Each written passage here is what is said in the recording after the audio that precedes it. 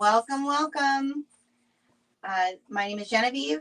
My friend Jordan, or AKA Apparel Sewing Teacher, has joined us this evening. And we are here to sew the Styla Salla Hoodie, which was the first hoodie I ever made.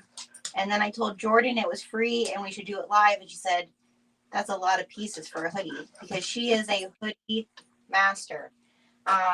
So we are going to sew this tonight, but just so you know, as we get into these apparel sews, we'll pick patterns that Jordan says aren't as many pieces. This one might be the most pieces I've ever made in one hoodie. So, but it turns out really nice. I've made it, and I'm not a master apparel sewist. Like I said, it was one of the first that I ever did. And I think, like I said to Jordan, probably the hardest part for me on mine was where all of this met up. But it was before I had started using my cutter on my surgery. So it might be that was the issue. Hey, Jackie. So we are gonna sew this tonight. This is the very beginning. Let's start at the very beginning. Julie Andrews. But one of the things that I really do is sew more apparel, and Jordan, being one of my strike team members and also becoming just a really good friend, she just inspires me so much in the apparel sewing that she does, and I'm like, I want to learn all the things from her. So as we started talking about things for 2026, I was like, let's start doing like every other month an apparel sew. So if you're someone who's watching this live, if you're someone who wants to learn to sew more apparel, let us know in the comments. And let us know what you're wanting to learn how to make, because we're primarily going to try to stay with tops to begin with, just because we think like that's probably beginner confidence can come from there. But who knows? If you guys want something really specific, maybe we'll go down another rabbit hole. So if there's a specific type of apparel you want us to do, let us know in the comments. We would love for you to like, subscribe, share this video out with your besties. Jordan does have a YouTube channel. I have a link to it in the details. All right. And we want you to go follow it, because right now Jordan can't go live over on her YouTube channel. She needs at least 50 subscribers over there. So I don't know, Jordan, do you have the link handy? I might have it here. Hold on a second. I sent it to you yesterday. Yeah, but pulling it up from my phone is going to be there is currently nothing on it, but yeah, hopefully we can put more on it. Yeah, as we go. I got it. I can get it quick. All right. I'm going to put it in the comments just so that everybody can just go over and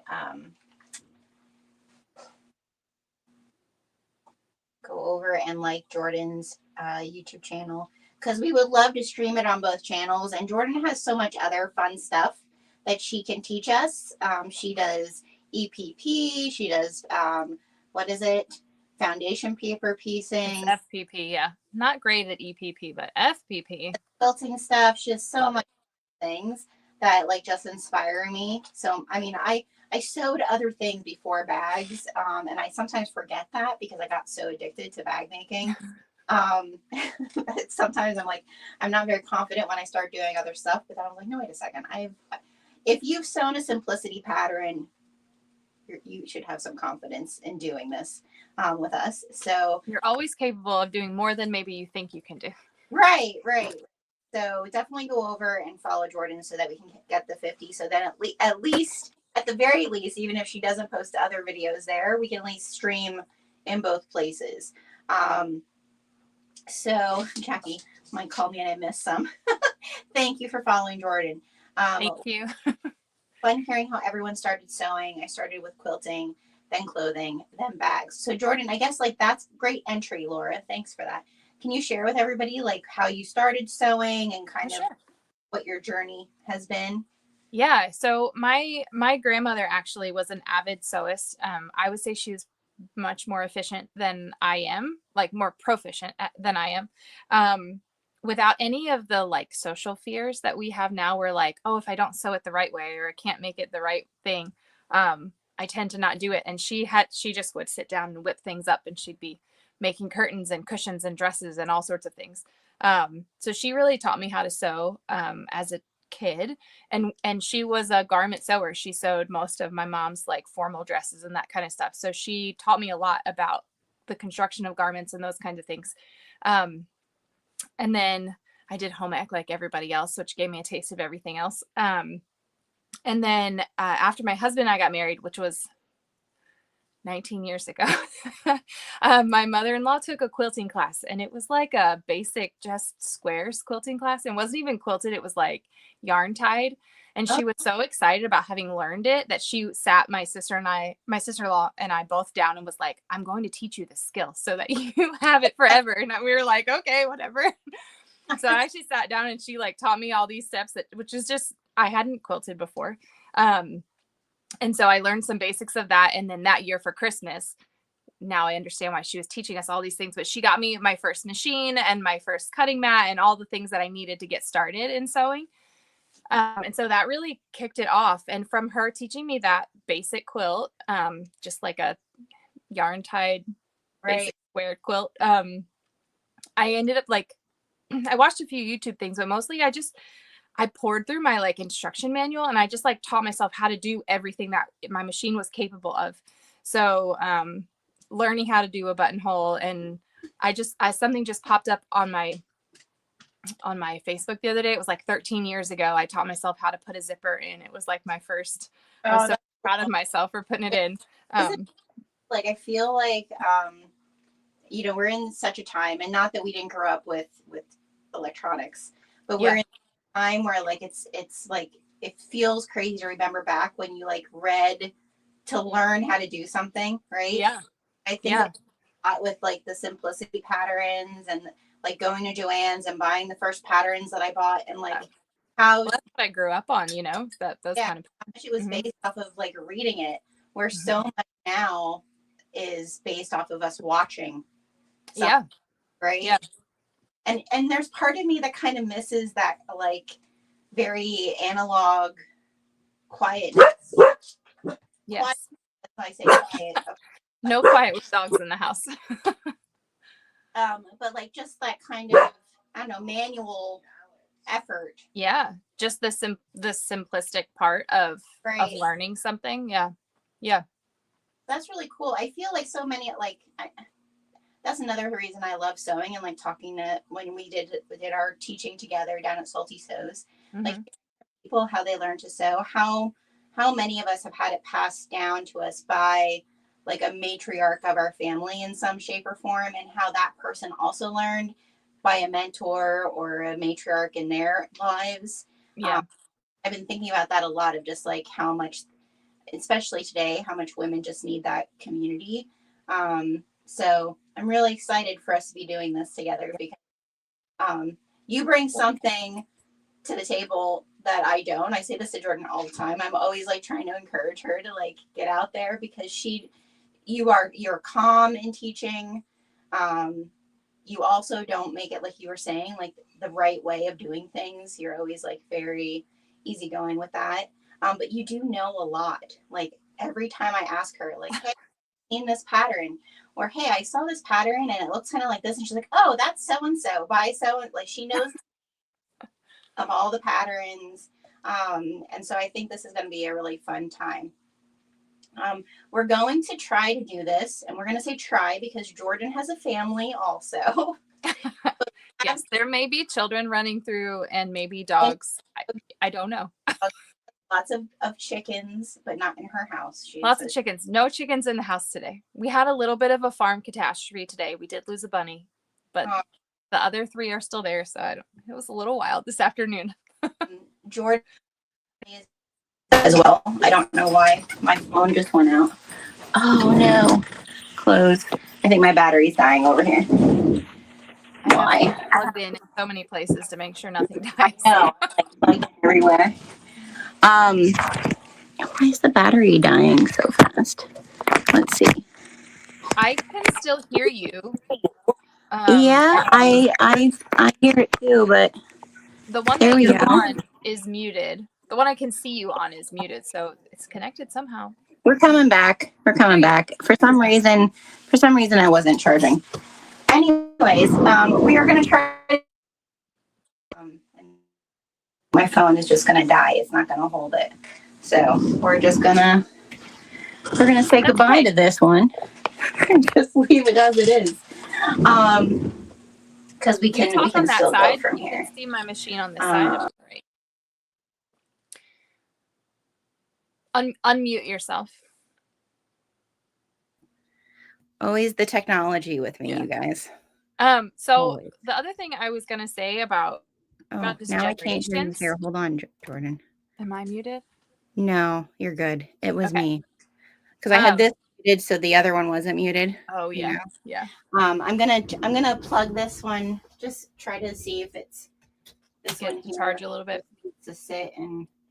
Well, while you're doing that, I'll just say, like, I think one of the nice things about, like we were saying about it being passed down, sewing being passed down from different matriarchs in our families, I think it's nice because my grandmother, she sewed out of necessity.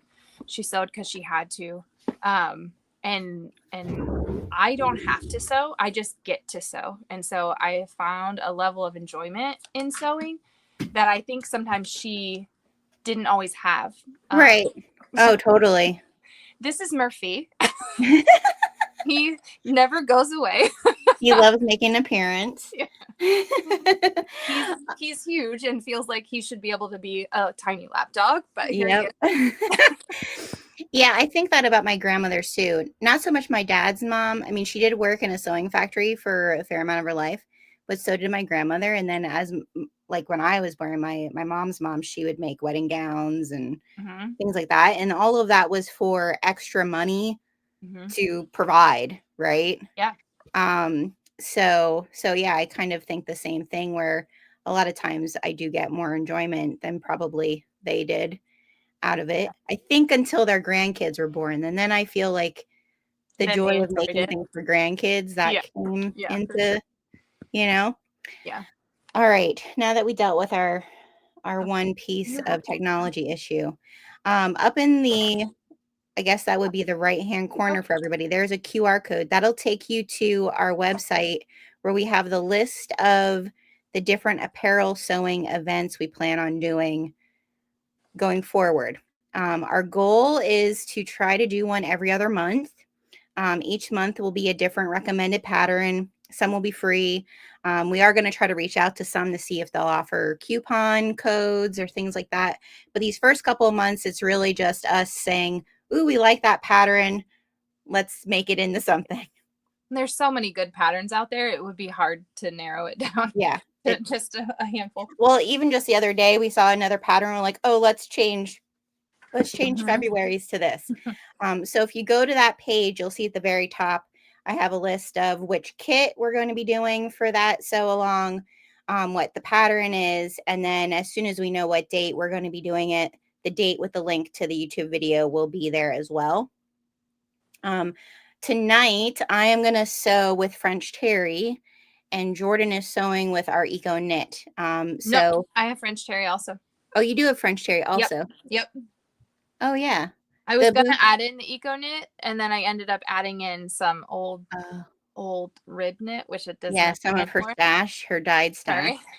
Sorry. That's okay. Jordan owns more of my dyed fabric than I think anybody, because she hoards it and doesn't use it. And then I tell her she has to use it. Has a lot. Yeah, true. So we're both doing French Terry tonight. Do you want to show everybody your Villains hoodie? Jordan sewed her Villains hoodie in like no time. So that's the hoodie she made with the Villains kit. Each of the apparel kits and I think there's Tomatoa left, right? Yep. I think so. I don't know. Maybe. I think there might be one. I just sold one, so there might be. Okay, might be gone. But each kit comes with 2 half yards of the main print, a yard of the coordinating print, and then the panel is a half yard. So that's how, at least for now, all of the kits will be that, especially for hoodies, because we wanted to make it that we could try to be as size inclusive as possible. So if you're, you might have extra of this, so you can make scrunchies or whatever with it. But I those think are I up on the have my website. cut pieces left. I have my leftover pieces from my kit, Mhm. so I could pull it out and show you kind of how much is left. And I cut out a size 16, if that's helpful in the Yeah. Salla. Yeah, mine was an 18, so I still had some extra left. Hi, Sarah. So we do still have a few of the villain hoodie kits left. I think I have one panel by itself left. So I did have extras of those panels. We took these kits to Salty So Something, and some of them sold, and then so I thought tonight would be a good night to share them since it's Halloween. They're so Um, I yeah, get so it's many really compliments every time I wear them. Yeah, it's really, really cute. And there were different villains in each of the bottles with different sayings. I'm doing Uzma. I'm full Uzma tonight. Yuzma, or Yzma, Yzma. Yuzma. Gosh, you guys. But I call her Uzma. I don't know why. Is it because isn't Eartha Kitt the person who voices her? I think Eartha Yeah. Kitt is the and I think of the instead of what her That's name is. okay. I don't know. But I'm doing her. And then Jordan, she got one of the kits from Sewist Day. That's so cute. I almost kept one for myself. I think I have one more of these left, and it has the sewing boo crew on it. So it has little ghosties sewing.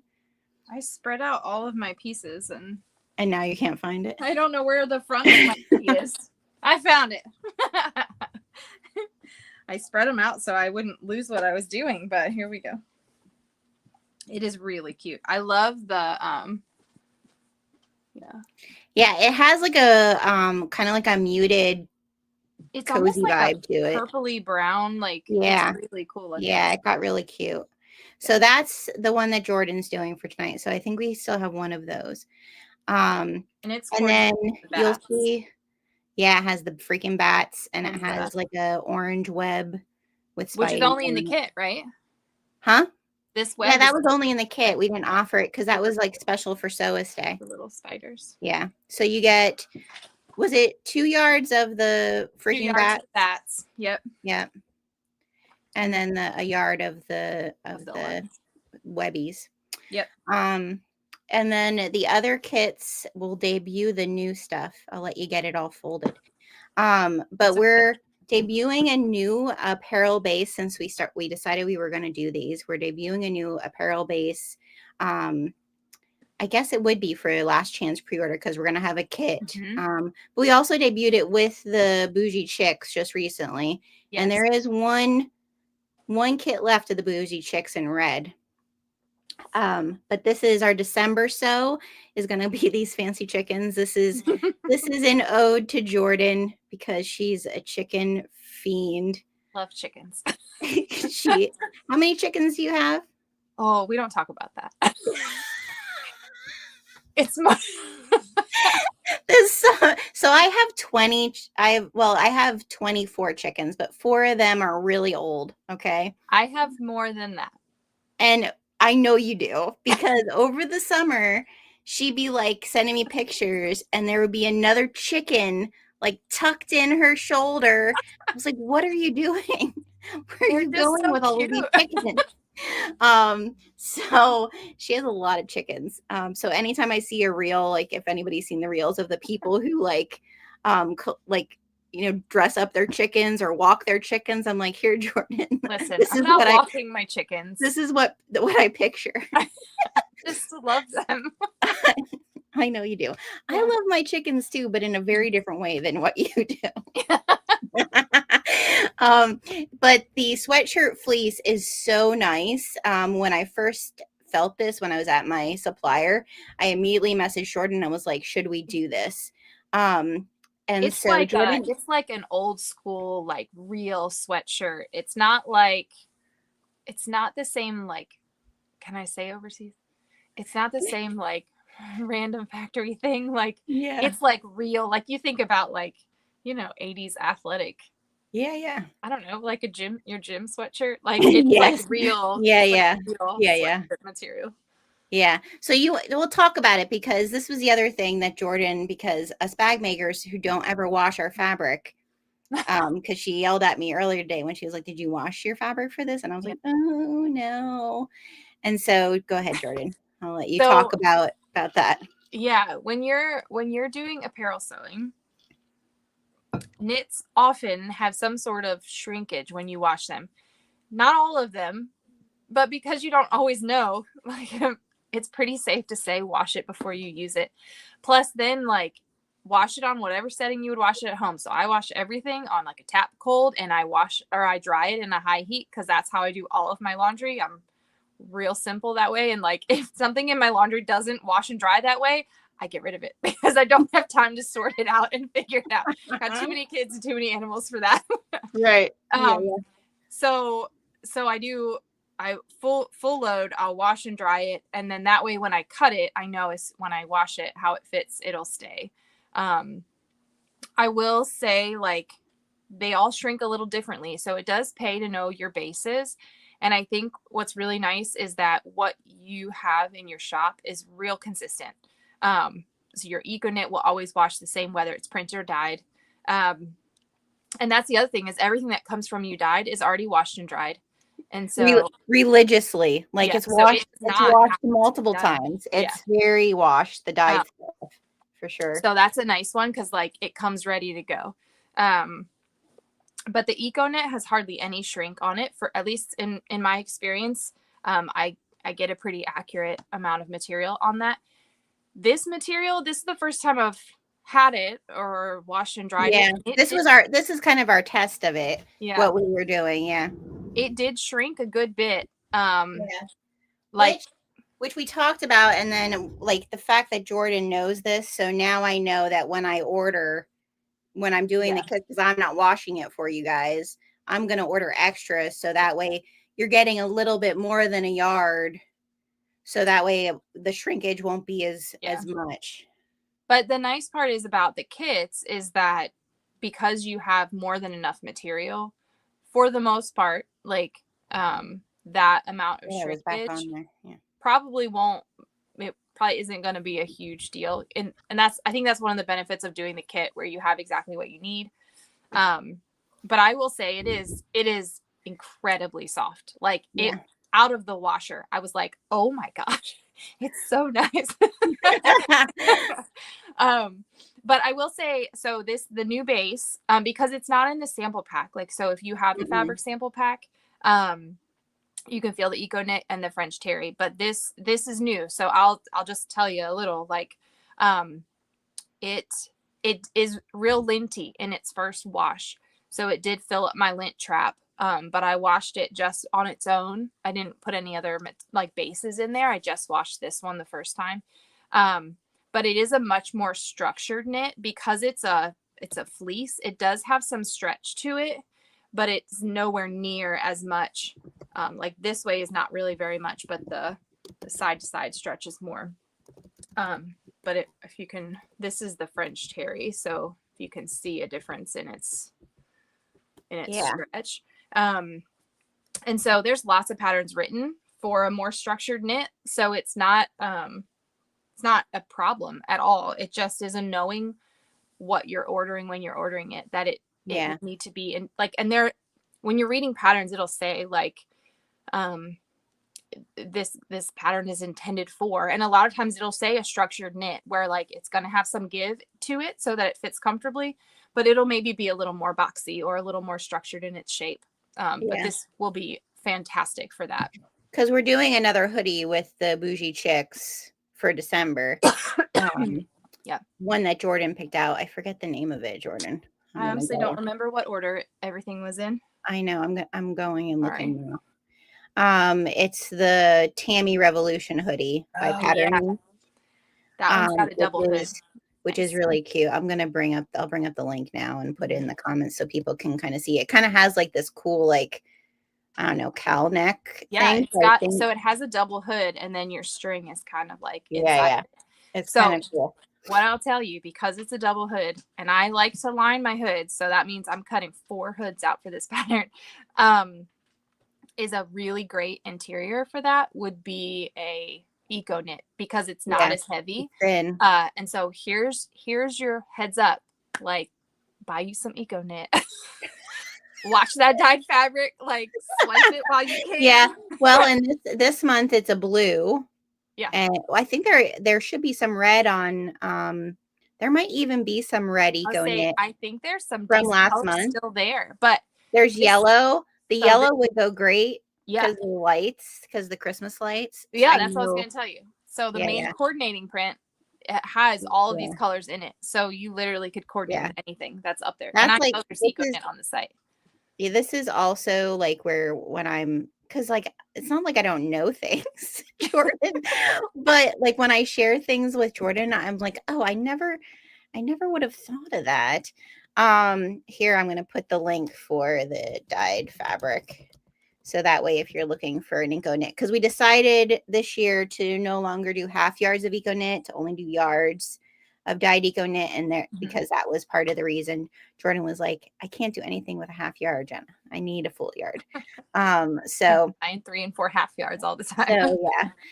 And we have the new Hush Winter that releases on Saturday evening. Yeah. But yeah, so I'm excited about the Bougie Chick one because it's cute. I'm doing it. I think all that's left is the red panel. The green one sold out. So there is still one there. Which is this shade of red. Yeah. Hey, Sibby. Hi, Sybil.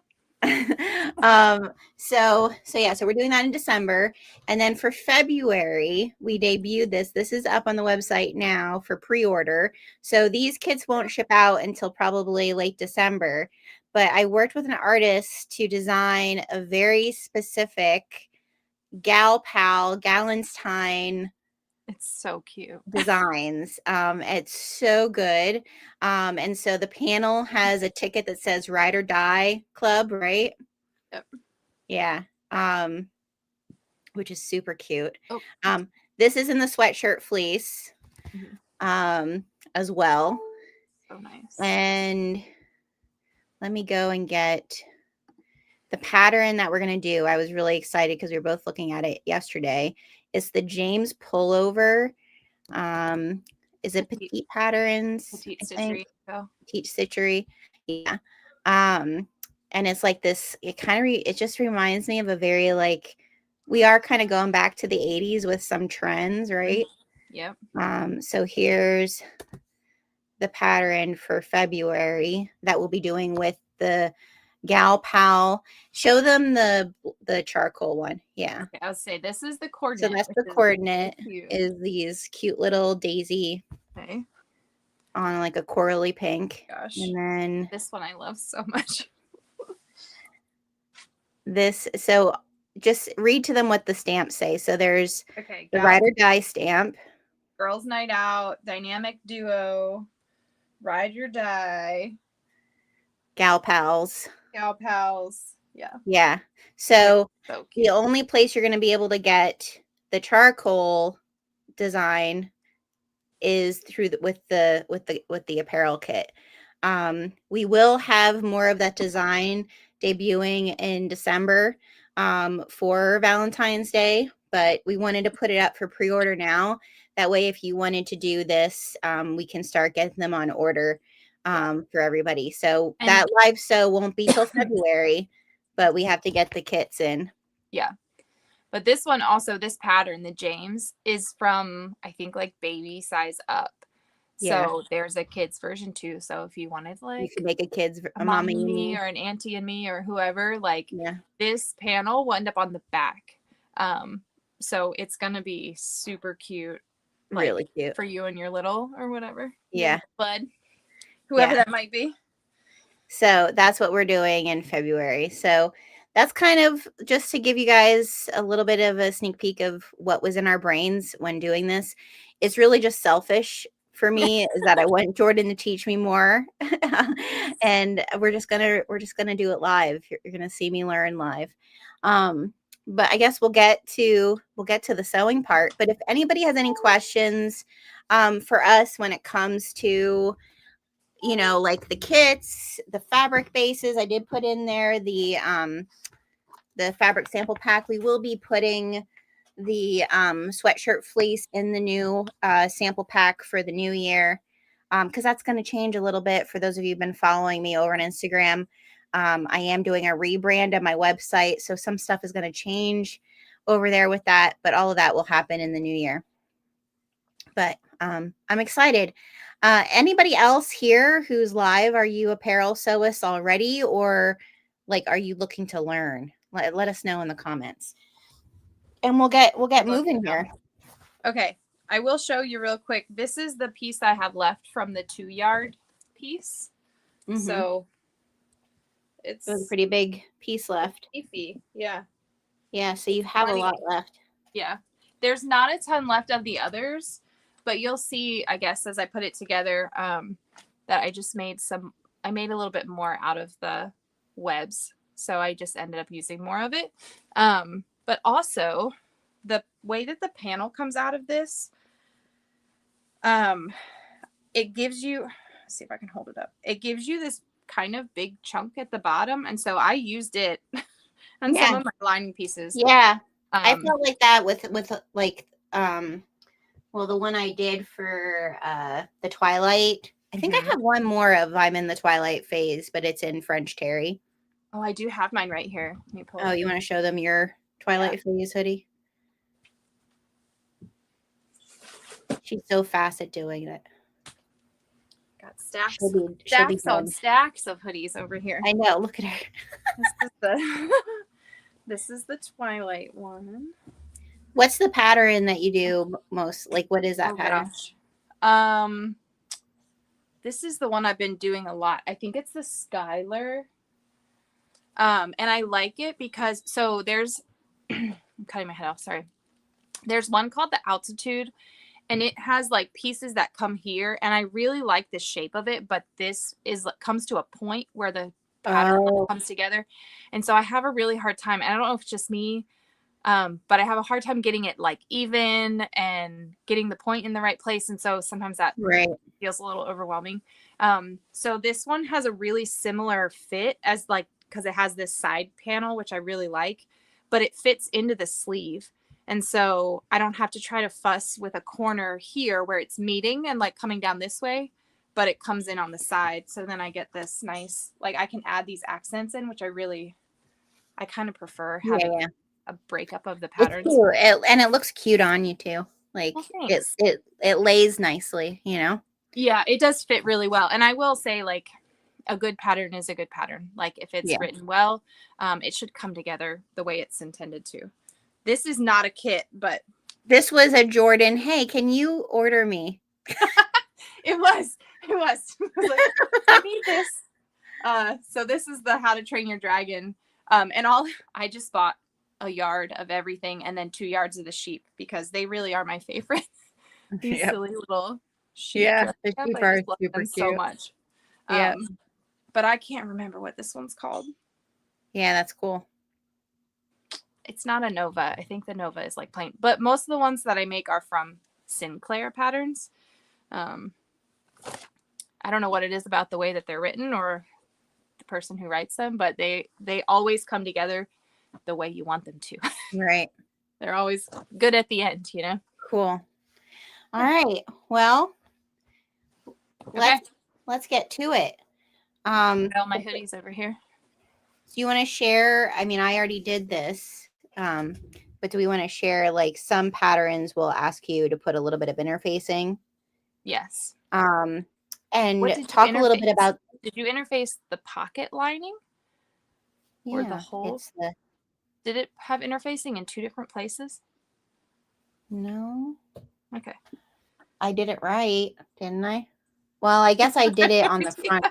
I did it on the front, not on the pocket part. Oh, what did I do? I feel like maybe I did it differently. You probably did it on this piece, which is what you were supposed to do. Okay.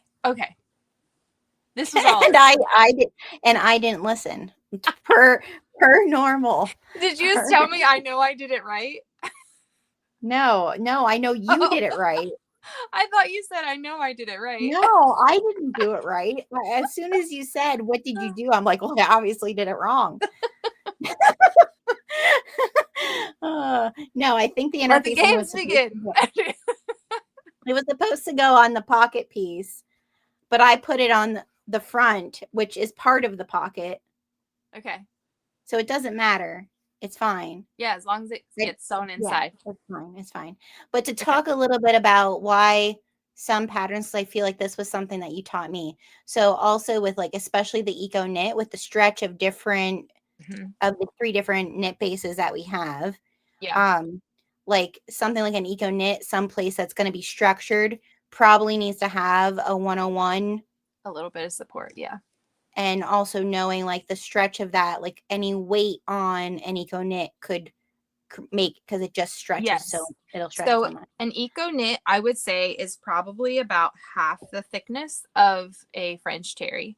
It's not see-through, but it is thin and lightweight. So it's not a cheap thin. It's just a lightweight material. Yeah. It's actually, what is it? Wood pulp, right?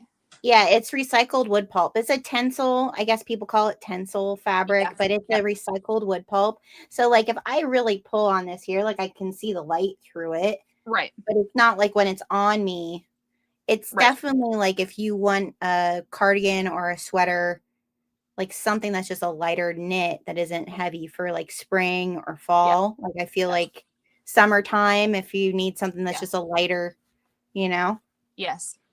But it also, because it's so soft and light, if I have something that's a lot of layers, because like there are certain hoodie patterns I have that end up with 3 layers in the front part, where it's like the outside, the pocket, and then the inner pocket. That's kind of how this one is.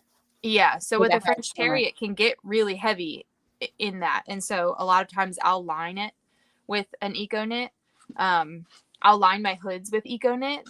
And that's just because I don't like the exposed seams on a hood. So not all patterns call for a double hood, but I always make one so I can line the inside. Often I'll use it on my cuff because it's so, like, the elasticity on it is so great that you can get like a more fitted cuff, but it's not too tight. Or the same thing on the binding. Like, so I tend to pull it in, but I will, it is like, it's real stretchy. Yeah. And it recovers really well. And it's one of my favorite ones to sew with. Yeah. I just wanted to talk about that because I know, like, for people, even on the little fabric sample pack, you cannot really, like, it's hard to tell, a 4x4 piece of fabric, I would say if you're going to use this for something like a whole garment, your pattern will tell you, almost always it'll tell you, like, if you want to add support here, now's the time to do it. So often it's like at your shoulder seams, or if you have any sort of neckline, or if you have like a top bust and you're going to sew a skirt onto like your empire waist or whatever it might be, it'll talk about adding in a support. And that's just adding in like a clear elastic or a bathing suit elastic or anything that's going to hold the weight, so that the weight is then pulling on that piece of elastic as opposed to stretching your fabric. Right. Great. Yeah. So that makes total sense. You may not need it with a heavier knit, but with an eco knit, I would. Yeah. And I feel like for this pattern, the reason that it's asking us to do this here, one, it makes the pocket lay nicer, but also this pattern has a fair amount of top stitching. Yes. So we're gonna top stitch this. Yeah. Yep. Right. And like if you were to top stitch a pocket, so I don't have what's the top stitch machine? It's not is it? I get them mixed up because there's like 3 names. It's like there's a serger. Mine will become it. I forget what the name of it. But there's like my serger can become that, but I don't ever use it. It's because you have to change your thread to do it. Yeah. So there's like a serger and a. Yeah, I don't know. I forget. An overlock and then an overlock. Yes, an overlock stitch. Yes, cover stitch. Cover stitch. Laura got it. A cover stitch. Yeah. Cover stitch. Yeah, mine can do it, but I don't ever. I get them confused all the time. So I don't have a cover stitch machine. I use a very basic very, very simple brother serger. It's the Lock 1034D. I have used the heck out of it. I was just telling Jenna earlier, I was like, my handle doesn't have a screw. It just sits in place. Sometimes it's a little shaky. Occasionally it falls off, but it does what it's supposed to do. So if you're doing that like formal top finishing, stitching, whatever, like I'm just using my domestic. Yeah. And honestly, my domestic is not what I make bags on. I have a different machine for that. That just does top, like straight stitching. Now, for people who don't have a serger who want to learn how to do this, what do you recommend that they do as far as like stitch or, you know what I mean? Like, Yes. can you So talk about that a little two bit? options. So the nice part about the Eco Knit, especially the French Terry, and I haven't sewn with the sweatshirt fleece knit yet. But it seems like the same, is that you're not going to get any fraying inside of your garment because of the type of knit it is. So you can go with a zigzag stitch, or most machines have a basic stretch stitch. I am not one for patience, and so I don't use my straight stitch because it like goes forward and then it comes back a little bit and then goes forward and comes back. Yeah, a little that's bit, how mine does too, and it just takes Yes. too long. It takes so long. And so while that's probably the best way to finish it on a domestic, I am nowhere near patient enough for it. So I always go with the zigzag. This is also why we're friends. Because I feel this is also why I want to learn apparel from you, because you're just like, yeah, no, we're gonna not do that. It takes too long. I am like the master of winging it, and every time something's finished well, I'm always like, oh, it turned out. Yeah, so that's totally fine. It's totally easy to do. I would make sure you're using a bit of a wider zigzag stitch that's a little bit closer together in length, because you have to remember that you're then going to turn that item inside, like right side out. And so your stitches, every other part of your zigzag, is what's going to show on the outside. So if you use a really wide stitch, you're going to end up with these little like puncture gaps almost in between where your stitches are. Yeah. So you just have to think about how it'll look. Yeah. So you want it to be narrow. The opposite of the top stitching. So you want it to be a bit of a wider stitch, a little bit closer together. A little wider and a little bit closer. But then when we're top stitching on our domestic, we want it to be wider. You want it to be narrower and a little further apart. And a little further apart. Yep. Yeah. If you do it too wide on your top stitching, then you get these like buckles. And the fabric will kind of push up in between your zigzag stitches. It's better to be a little narrower and a little bit further apart on your top stitching. I think I have one. Okay. Well, let's do it. Let's do this part, because we have to sew our panel piece. Are you already pinned? To our pocket piece. Yeah, I was pinning while you were talking, but I'll show while you pin. Okay. So I'll talk while you do it. So we have our panel piece and we have our little pocket piece. Okay. Helen is new to apparel sewing. Yay. Join us. Welcome, Helen. Welcome. All right. So this was the thing that Jordan says she doesn't do, but I do, because I would totally not remember. And that is to clip where your pattern says to clip, so you know where your pieces go together. Because I feel like I don't know if I would remember how to do it from like taking it off the pattern and just walking to my sewing machine. Like I would literally forget. So right now on these two pieces, you have two marks where we're going to serge that pocket piece to our panel piece. So, or stitch that pocket piece. Now, when you are using a domestic, do you use, so you're using a tinier zigzag, but then do you zigzag the edges? No. That's what I was saying, is that because they don't fray, you don't have to do that. You don't need to. Okay. On a woven, if you were doing something with woven, yes. But on a knit, no. Gotcha.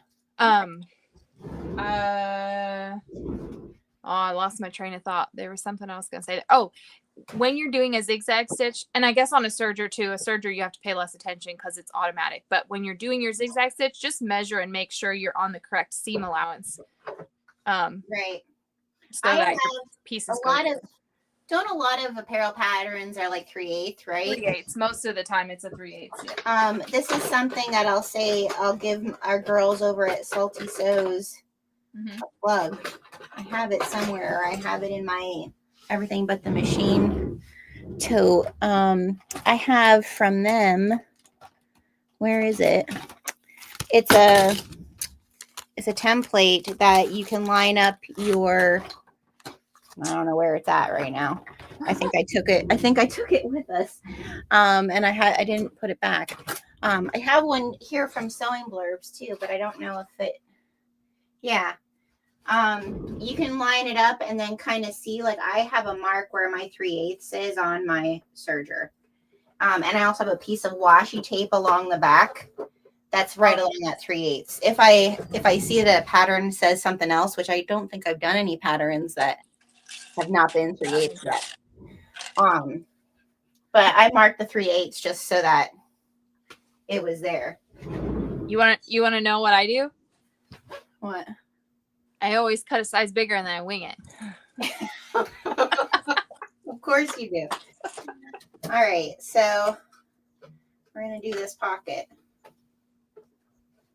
and I'm actually using my cutter. Okay. For everybody who doesn't know, I use my serger. I got my serger during the pandemic. I made all my masks with my serger. My serger is a Singer Professional 5. I only really knew one way to thread it, which is the basic way. I didn't realize that it did all these other fancy things. I still don't do all the other fancy things with it. I just use it as a basic serger. But until I met Jordan, even though I took 2 apparel sewing classes with Sarah and Debbie, and I'll continue to say this just to dig at them a little bit, is I wasn't using my cutter on my serger for like years until Jordan was like, "What do you mean you don't use your cutter?" It's a game changer. Yeah. So it takes away all need to have to be accurate when cutting. It's always going to sew straight.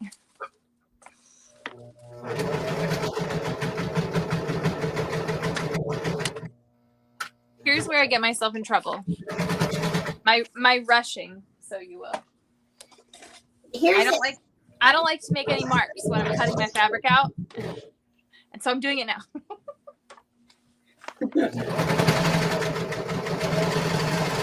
So the other thing about, I know, like I was really scared of my serger when I first got it. Oh yeah, me too. I didn't use it for almost a year after I bought it. Really? Yeah. I was really scared of it at first. Yes. But Singer was actually, I was trying to figure out how to thread it, and I was looking at the manual. Nothing was working right. I just posted on Instagram. It was like, I can't get this to work, Singer. I don't know what I'm doing wrong. And they sent me like full video tutorials and Instagrams to like help me, which was really nice. That is great. Honestly, what I did to get over my fear of my serger is so this girl isn't in business any longer, and I think is staying out of the limelight, so I won't put her on blast. But I just paid attention when she was sewing her things, and I would write down whatever her numbers were, like in her tension on her serger. Oh yeah. And so if she was sewing cotton lycra, I would like write down what the numbers were, and when she was doing French terry, I would write down what the numbers were, and I followed that blindly for a long time before I got comfortable enough to like adjust. Like I didn't know there were buttons on the side of my machine for probably several years. It's good to know how your machine works before you. Okay. I mean, I still have issue like with feeling confident. Like right now, even with the cutter, I'm like, oh, just let it go, Gena. Just release the control, because that's a lot of it.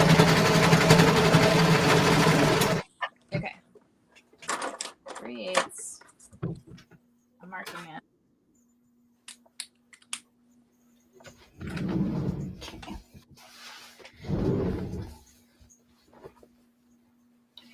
And then once we do that, then we have to fold these pockets over. Yeah. Does this pattern ask you to snip it?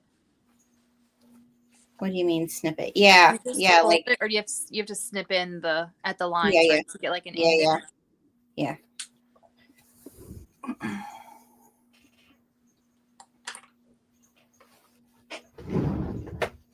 Okay. Okay. Here we go. Hmm.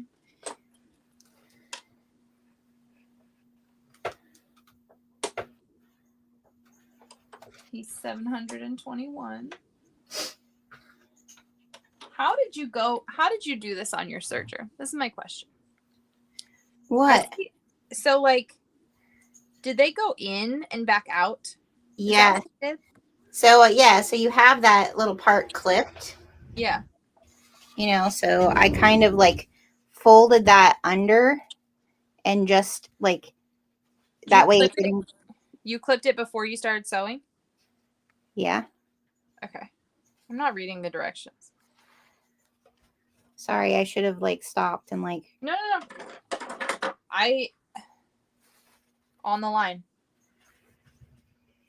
I mean, you could just mark those lines, stitch down that line, but you need to have like on the pocket piece here, the pocket piece, you need to have a little bit that's above it so that it's going to go in, like stitch into the back part, Yeah.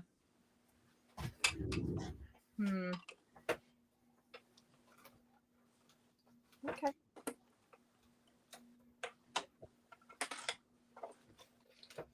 I did make this pattern before, but and then she threw away the pattern because she was like, that's too many pieces. And then I said to her, let's do that. It's a free pattern. And she was like, sure.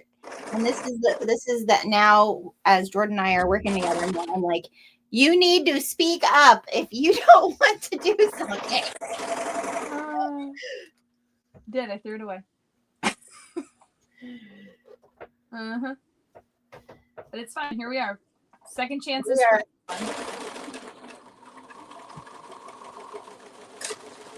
Okay. Okay.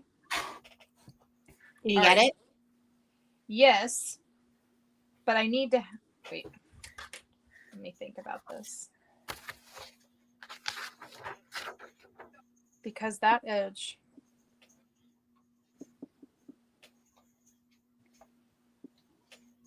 Oh no, it's cut. Right? Yeah. Yeah. Okay. All right. Perfect.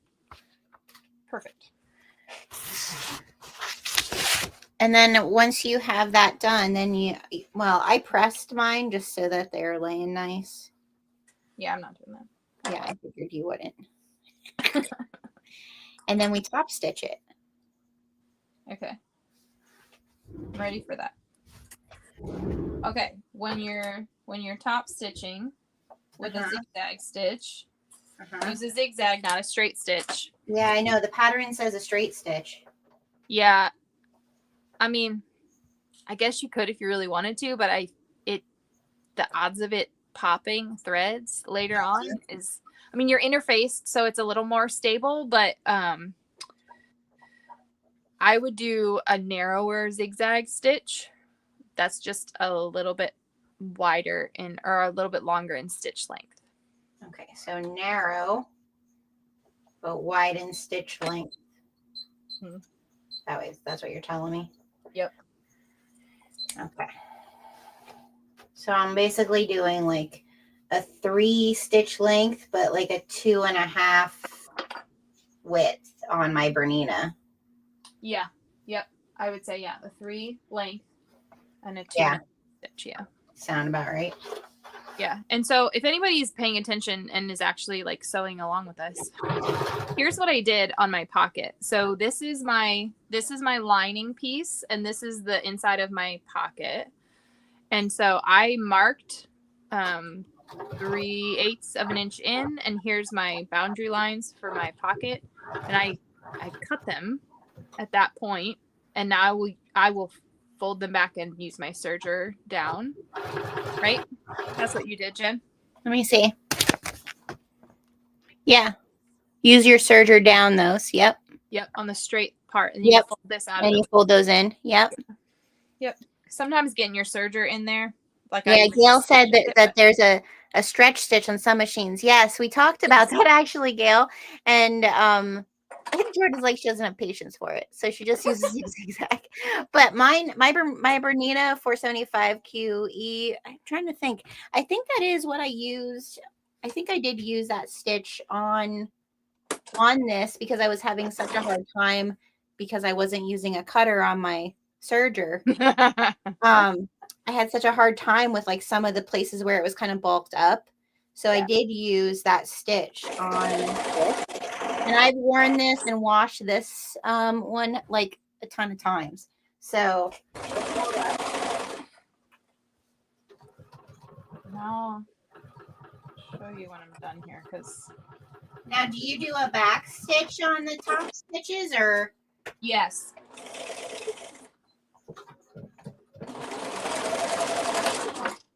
Sewing something once is enough for me. I don't want to have to go back and do it. Yeah. Okay. So I will, like, I am not dead on that line, but I'm pretty darn close. Yeah. You can see, like, yeah, it's okay. That's the nice part about knits, I feel like, and hoodies especially, is that they're made a bit looser, and with a serger and using your blade, like, they're just really forgiving. Or just sweaters in general, because like I did that sweater weather with the Twilight. Yep. It just is, it's a good place to start and like get comfortable in it. And then like I took different parts of this pattern because it has a crop top. Mm-hmm. And I was like, oh, it kind of looks like a Spirit jersey. Yeah, it does. That's the sweater weather pattern, right? Yeah, this is a sweater weather pattern. I like that one. Yeah. A couple times. The only thing I wish I wouldn't have done is the wide neck on this one, but I wasn't going to cut it out again. Yes. But, you know, like that's part of the learning process of it all. And then the one I have wrapped around me, Jordan, do you know what the name of I think this was a free pattern too. Remember, it has like that weird, like, I made 2 of these. Is it on an angle? Yeah, like in the back it has, see how it like kind of, and like the one sleeve is supposed to. Oh, you know what? That was, shoot. Who's that girl?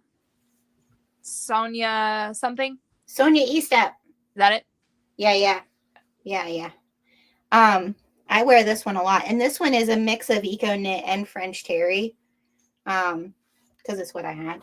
Yeah. You're about to see a kid. Here he comes. But I wear it a lot. Ta-da. You say that's an easy beginner pattern. Which one? The sweater weather or the Sonia Estep? Me? Sybil's asking. Oh, Sybil. I would say the sweater weather was really easy. Yeah. I would say sweater weather. There's really good starter patterns, and I can even throw a few of them up on the page if that's helpful, but give me just 1 second. I mean, we could even like maybe like this is a good way for us to like get ideas. Like if you guys would want us to just do a night of like beginner patterns, like our favorite beginner apparel patterns. Yeah. Like I feel like that might be a really fun live. The other thing that's kind of nice too to hear from other people is like why was this easy for you? Or like how did you do this a little bit differently to make it feel a little more straightforward? Like those are things that I wish I could hear people say is like, oh, you can just cut this corner here because it's not necessary to do 10 steps to do this one thing. That's the kind of stuff that I find really helpful. Yeah. Well, and I mean, that's what I that's one of the reasons why I like learning from you this, because you kind of do know some of those things now. No. Yeah. What you need, love? Right away. It's off. I know. You can kind of peek in. All right. So I did my top stitching. So I'll show. And I'm just using a Gutermann Don't take that. thread on my domestic and my top and my bottom from Waywack. Just a black Gutermann thread. I just have Coates and Clark dual purpose in mine. This top stitching, it's holding no weight. It's just decorative, Just or decorative. like to keep your pocket kind of in line. Yeah. So it doesn't. There's not a lot of weight on having like a certain type of thread. Right. The one thread that I think I used it on something for my daughter. I bought when Joann's was going out of business. Is I bought some of that stretchy like fluff thread. Oh yeah. And I actually it's like several strands together, but it's like and like when you pull it, it kind of like it looks like fluff, but it and I use that for a top stitch and something for my daughter, and it turned out really nice. Like I thought it was gonna fray because it just looks like it's gonna fray on you. And it worked really well, but I don't know if Waywack sells that too. It's just something Joann's had, and like I bet they do. All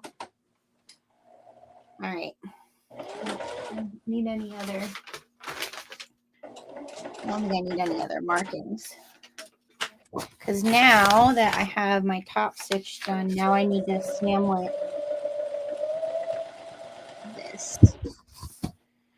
So this is basically the lining. So this is gonna be here, right? And then this is gonna be right. I have to read this.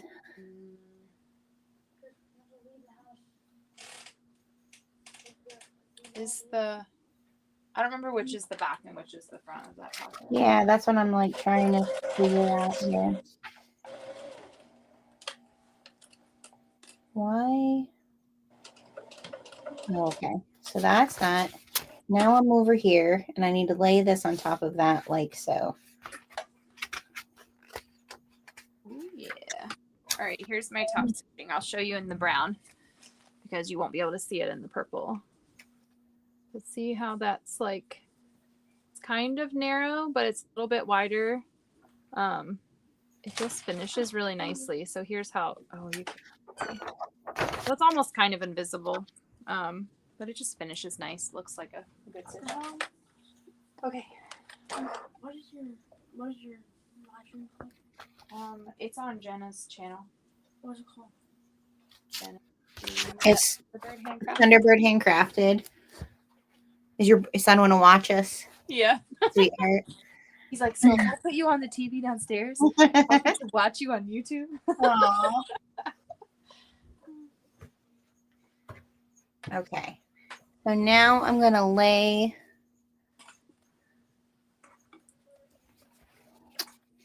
this. I probably should find my center on this too. Thunderbird Handcrafted.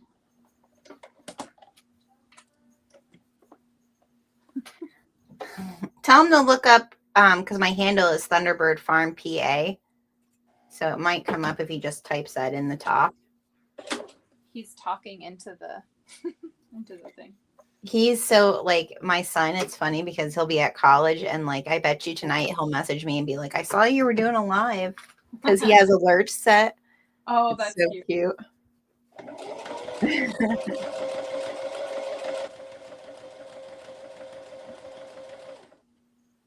When this machine is running, I cannot hear anything. It's so loud.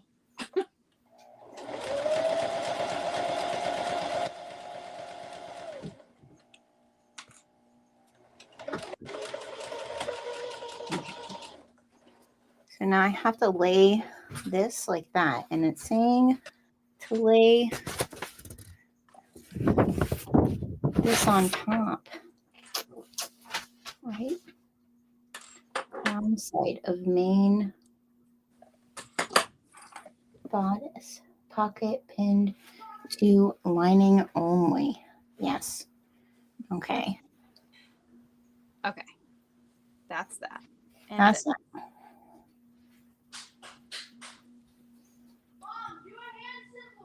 a hand symbol. I waved. he's yelling downstairs. I can see you. Okay. All right. So Center this is, bodice. yeah, this was the part that Side. when I did it the first time was really confusing. So like I clipped it to the top like so, because you have to make sure. The right side of the bodice lining will touch the right side of the pocket lining. The right side of the bodice lining. Yeah, I know. It's been a long day. 700 pieces. Okay, hold on. I think I have it Right? upside down. The right side of the bodice lining. Yeah, so you have to lay it. So here's your, what we just did. The arrow, I'm like telling you how to lay it down is like, bloop. I know. Yeah, so you have to lay it down. Arrow. Yeah, so right side's facing down of your panel. That's what you have to do. Right side facing down of your panel. My panel's down. Yeah. And where's you have your lining in there, right? Then we're going to take this way. Your pocket, yeah, and we're going to lay that also right side down.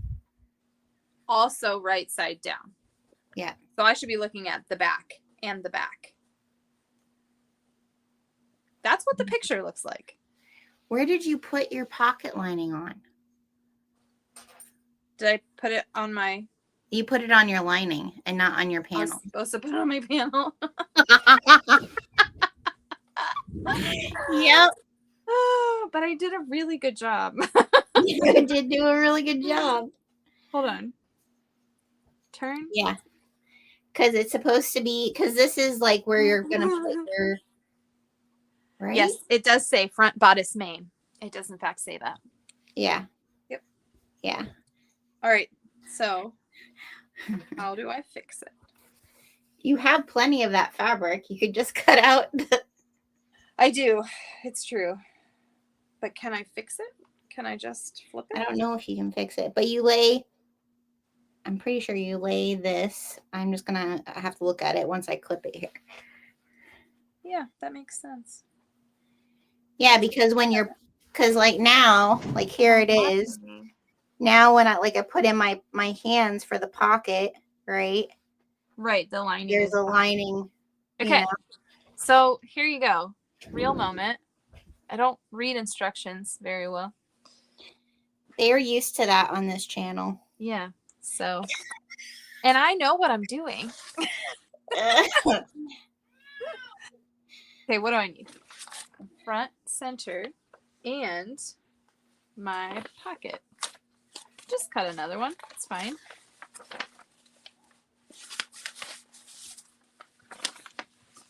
Okay.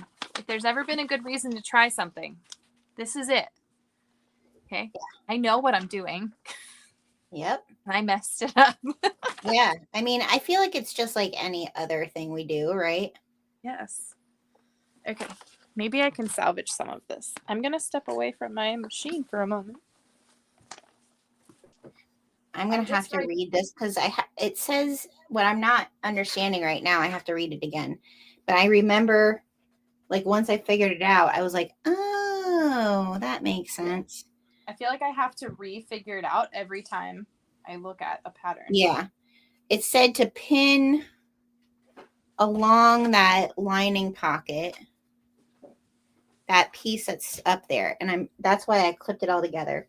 I'm going to turn you guys so you can kind of see. I'm going to be over here for a second. Because I think we have to stitch. You have to flip it and stitch it down. Yeah, wrong side. Yeah. All right. So I have to pin this instead of clips. So here we are. I'm going to just show this. Here's the panel with our pocket lining on there and top stitched. Then I put right side down the front lining. Okay. So that's right side down. But now I have to attach that lining to that pocket lining. So I have to pin that. Grab my pins here. In place so that I can take it over to my machine And I'm just going to use my domestic machine to top stitch that onto there. So then I'll have an actual pocket. So, but I needed to clip it so that it's laying exactly where it needs to be laying.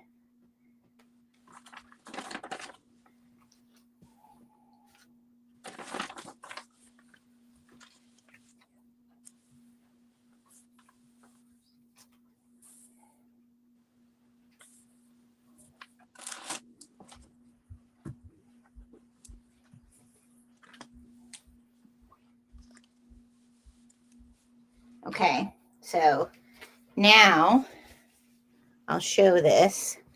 So these pins are only pinned to this lining piece, not to my front panel. They're only pinned to the panel lining and the pocket lining. Okay, so now I'm going to take these clips off the top and I'm going to put the panel out of the way, and I'm going to take this over to my sewing machine. And here, I'll show it from this direction. I'm going to stitch that pocket lining piece down to the lining of the sweatshirt, of the front of the sweatshirt. So then I'll have an actual pocket. Okay. And that's why I don't sew apparel. Sybil, you can do it. All right. You do it, Sybil. Does that make sense? That you would want to lay it down, make sure it's lining up right, and then you pin that panel lining to your pocket lining. And then we're going to stitch this down so that it's attached and it actually makes a pocket. Okay. So I'll move you guys so you can see me stitching it. I'm almost done. Are we still live? Or is my... Oh, I'm just... I must have hit the pause button on my... Okay. What's going on? All right. So I want to make sure this is out of the way. I'm going to stitch this to this. Take two. And you said if I'm using my domestic for construction, I want to be wider and a wider stitch, but closer together. Yeah. Wider stitch, a shorter length. Got ya. Just for your finishing, like your outer edge when it's finished. Yep. I forgot I have to re-iron on interfacing on this pocket.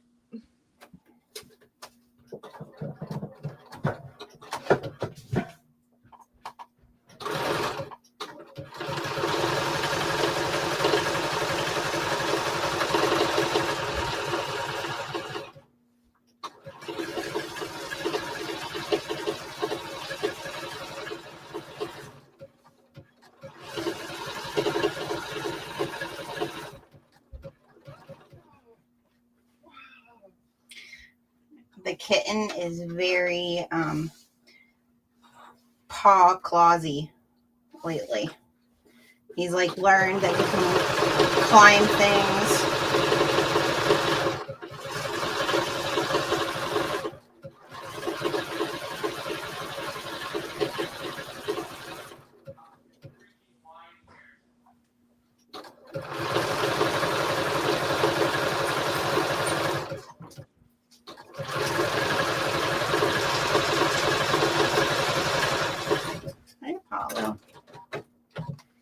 Okay, so now my pocket is attached to the top there. I can take my pins out. And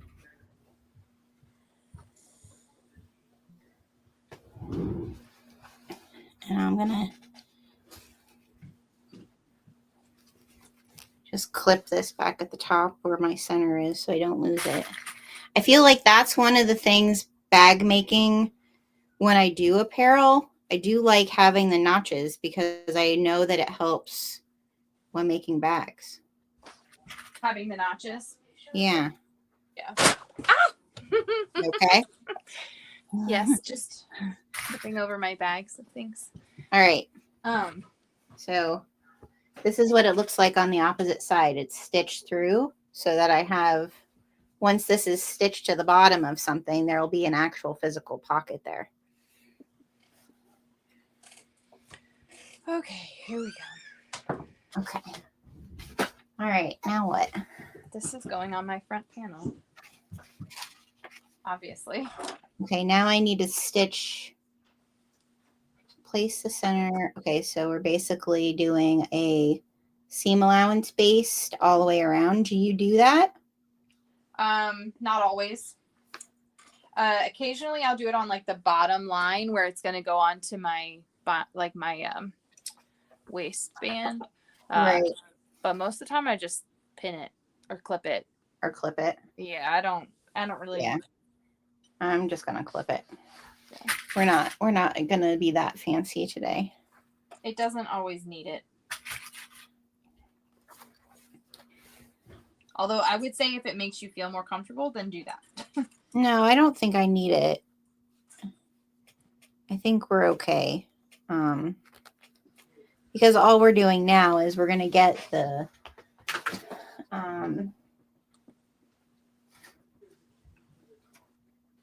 There's a key in my purse. Is it hanging up? My purse is not hanging up. side panel. On the coat rack in the kitchen. The black and white stripe one. Sleeve front. Oh, I have it right here. Back side hood. I just need to find the parts. That sleeve back. Front side panel. There you are. And okay.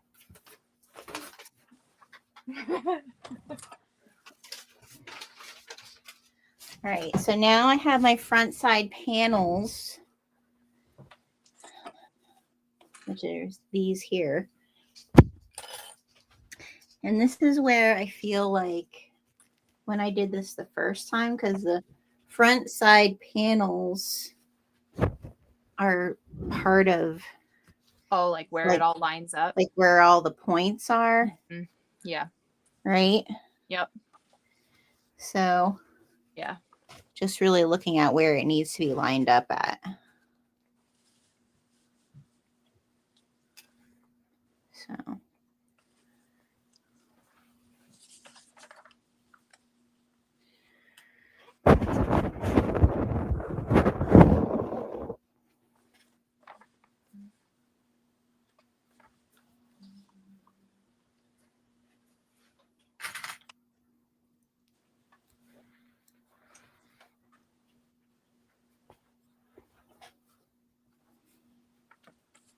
I feel like once you do like a few sweaters or hoodies, like I definitely feel more confident doing it this time.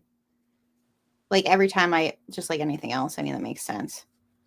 I think I just, like especially with like hoodies and sweaters, like I feel like I'm much more confident in being like, oh yeah, I can do that. Yeah. I think I have so many that I love so much, and I love how they come together and how they're made, that I erased this one's information from my brain. Just blocked it out. Because there's so many pieces. I feel like the reason that I gravitated to it was because it had like some really unique ways you could use like different blocking. Fabrics. Yeah, and it was free when I was first starting out, because I was like, well, I don't know if I'm going to like doing this. Like, I don't want to spend money to like buying a bunch of patterns and then I don't like doing it. Right. Yeah, that's fair. That's fair. Okay. Hopefully second time's the charm. Yeah. Don't need to go for thirds. This is my panel. And this is my pocket? Yes. Yeah. Okay. Just making sure.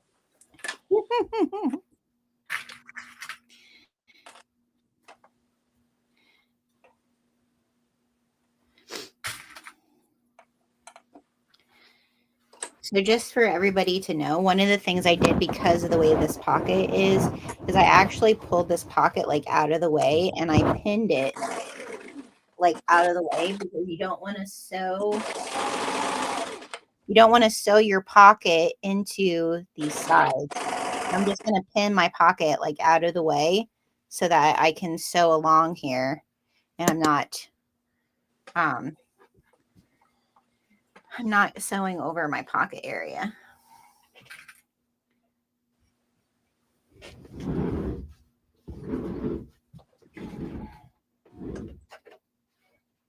Hmm.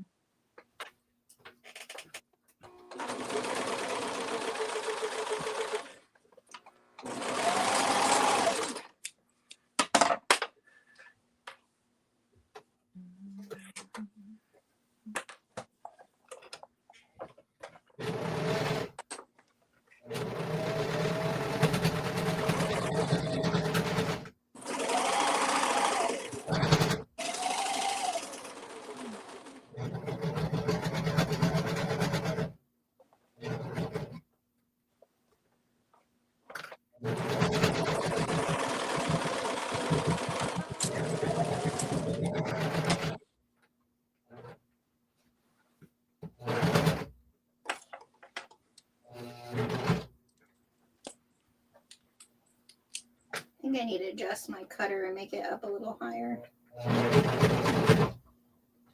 Is it still going fine? Yeah, it's working, but it's catching once in a while, like my top. Yeah.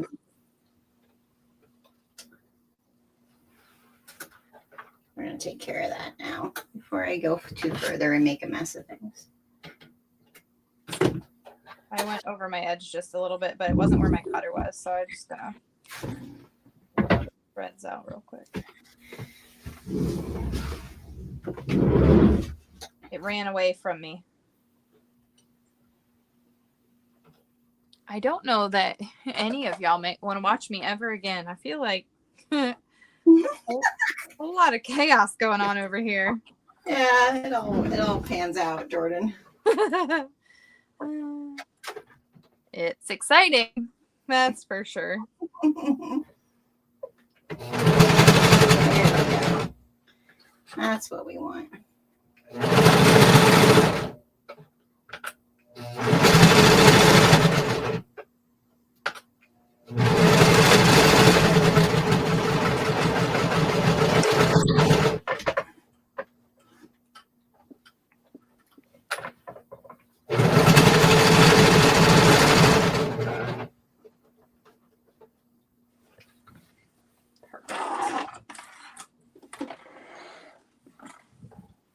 I mean, it was perfect.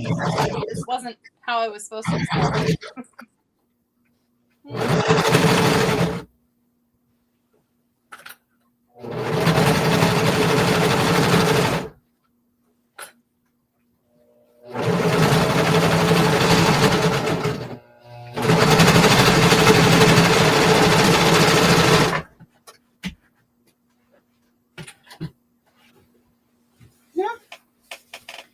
I did it. Ta-da! Ta-da. I am still doing it. Now, this is where I can't remember. I think she does have you do that then, but I have to do the other side first. So here's my one side, and then my pocket is right there. All right, now the other side.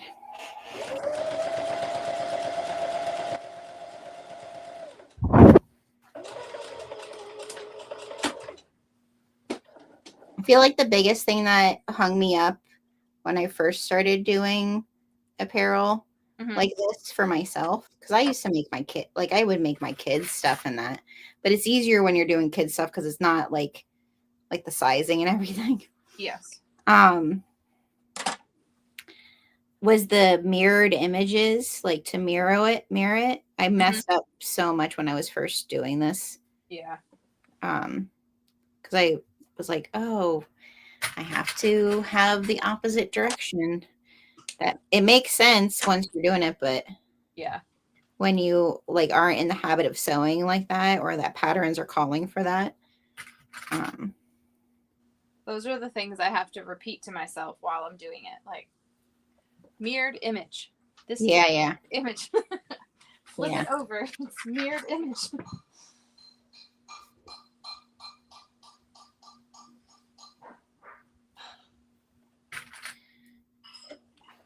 Yeah, and I feel like so my setting for my cutter was good when I was doing the eco knit. But when you have 3 or 4 layers of the French terry, Yeah, it's different. I had to definitely lift it up. Yeah.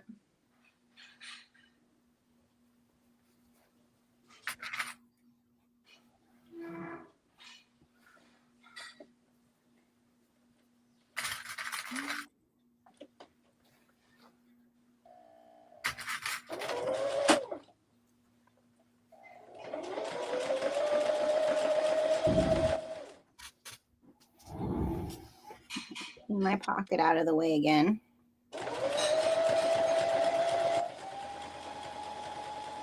Nice. So now we're going to go and serge the other side onto here.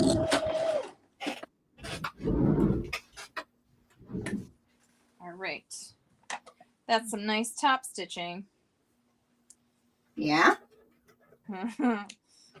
You're like, is it nice, or is it like, no? It's great. It's great. It's going super duper well. Okay. Did I do it right this time? There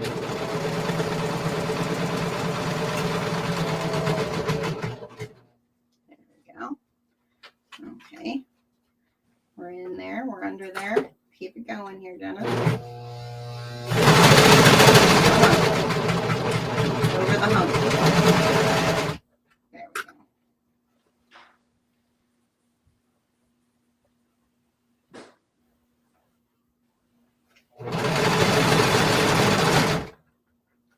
Okay.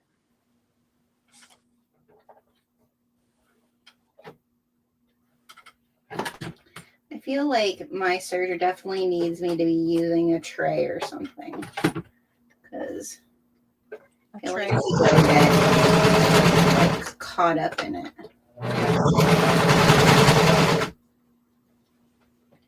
Or I see these other people just living their best life with no tray.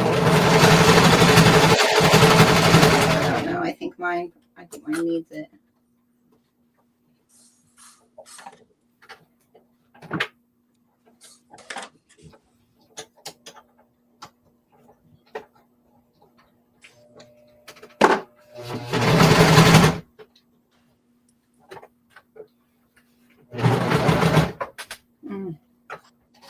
Oh no.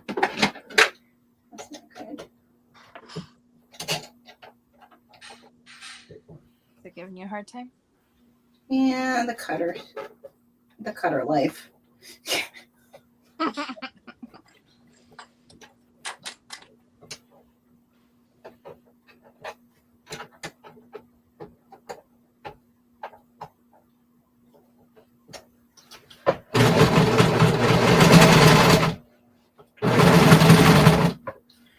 All right, why aren't you cooking?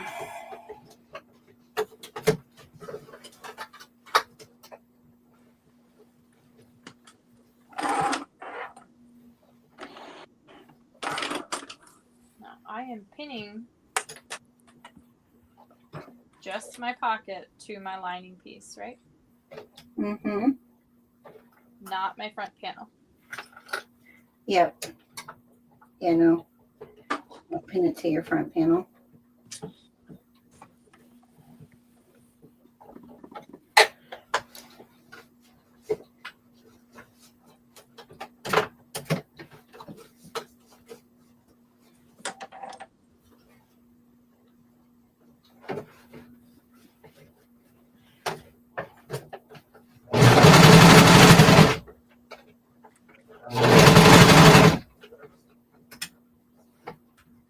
Ooh, this is getting.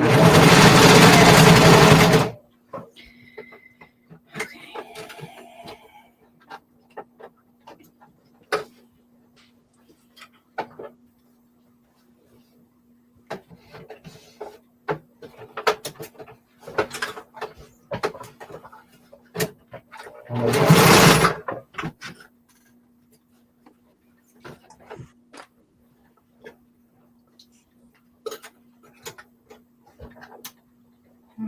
This is the issue.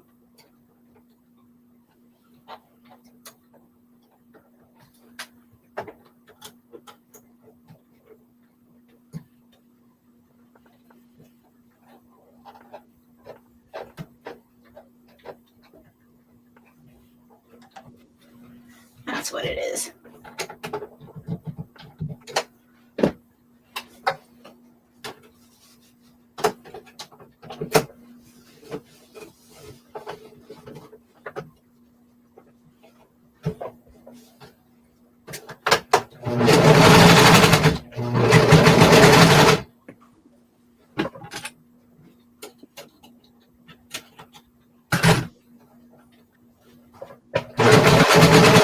There we go.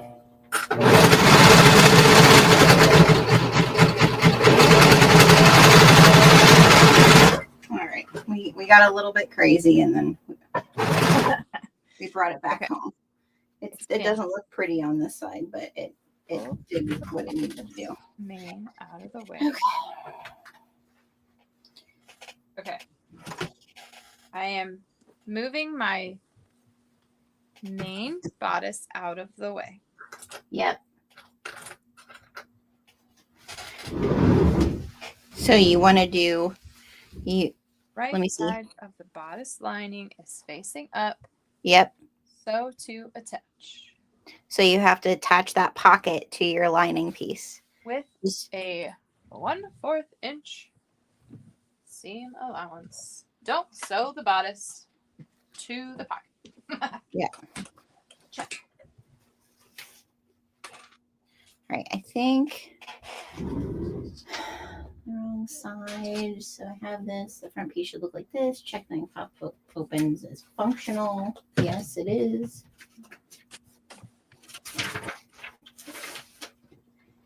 And then put the side panel away to make sure the finished pocket didn't come out.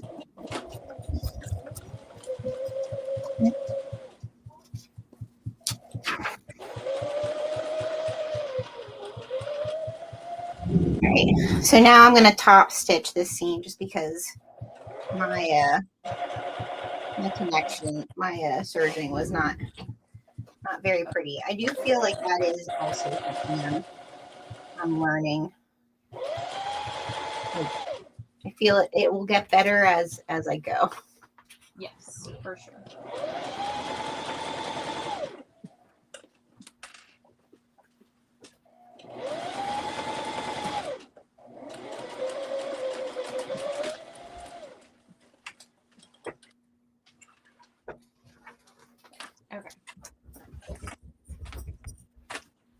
Okay, another thing that I will say, I'm not good at following directions, but I've got all the unnecessary resources in my brain.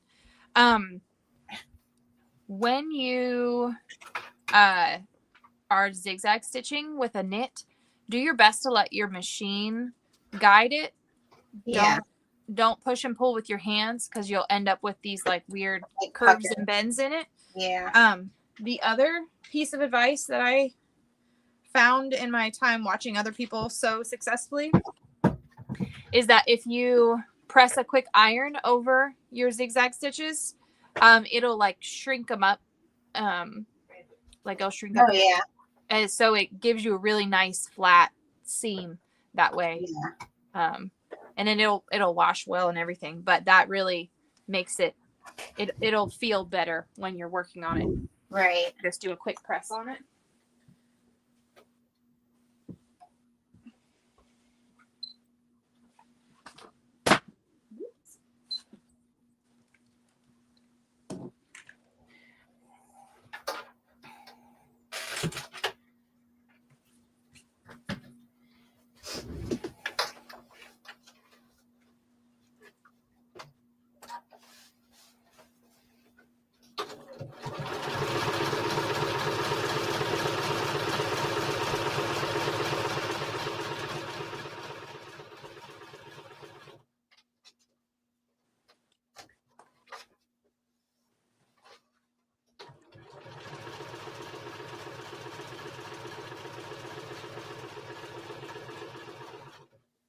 I do think I need to get a different foot though. I think I need For one. your domestic. Yeah, on my domestic that doesn't like hold as much because it definitely is pulling my top stitches, but we'll see.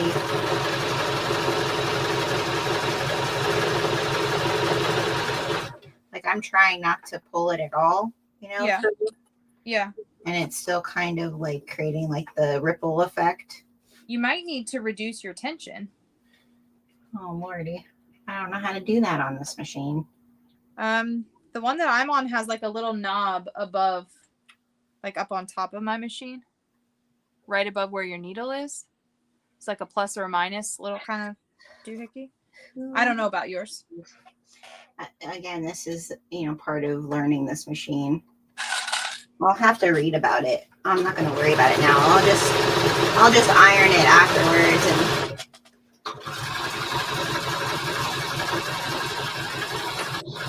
Okay.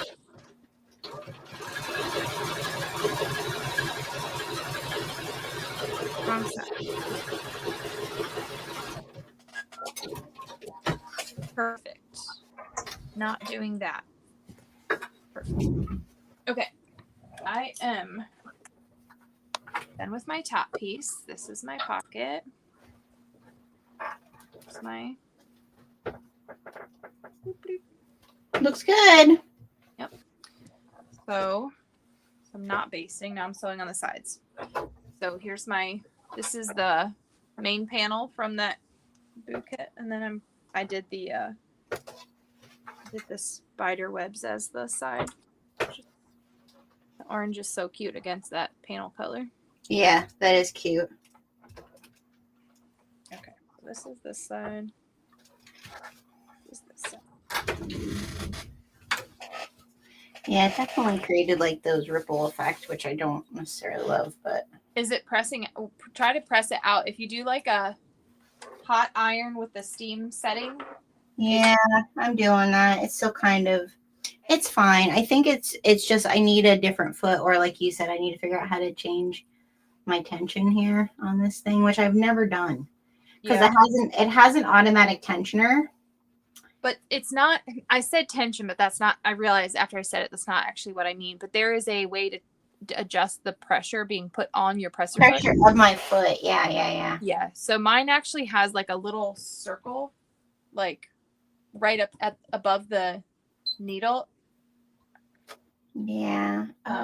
That has a plus and a minus on it that you just like jimmy one way or the other. Mm-hmm. I don't have that. Up on top of your machine. Mm-mm. Maybe someone in the chat has the same machine as you. I have a Bernina 475 QE. If anybody has it and knows how to adjust the foot tension, let me know. I don't have a Bernina, so I don't know anything about it. It's fine. I'm just going to do what I'm doing. Okay. So part of why I don't mark everything.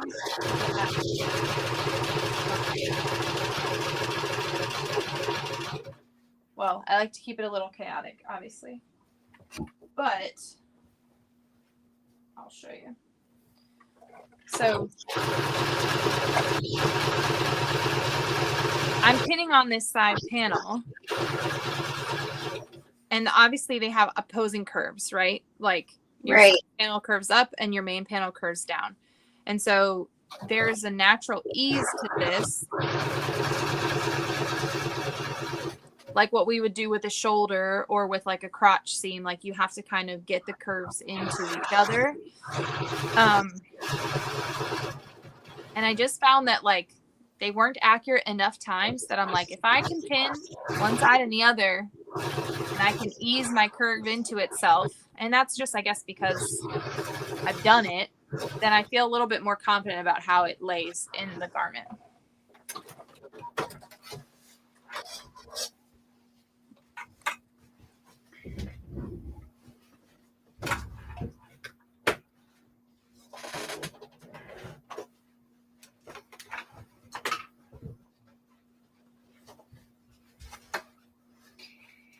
Yeah, Jackie, I'll figure it out.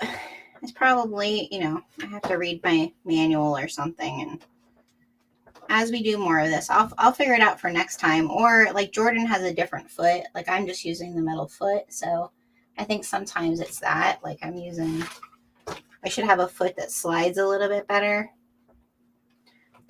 on knits. I am using a stretch needle though. I'm not using a universal needle. Okay. All right. There's my one. There I am, Jordan. I'm clipping mine on now. Maybe I Has can. the pockets there. All right. The next part is that top piece.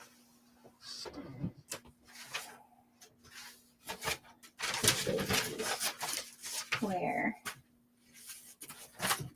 that back top, front top. Oh, did I? Okay, well. What? I cut this. I'm going to have to serge this, and it's going to have a seam in the center. Ah, you cut it as 2 pieces? Yeah. I almost did. I happened It's to fine. catch it just Because it's the line is there now that I see it. The line is saying, but the fold. arrows that But say the arrow, fold that get cut really off. that confused me. So Yep. that's all right. We'll just serge it on there.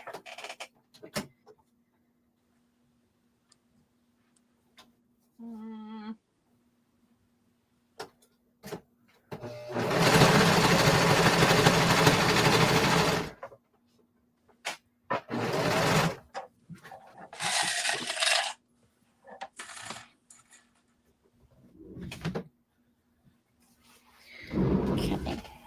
So now that part is going to go here.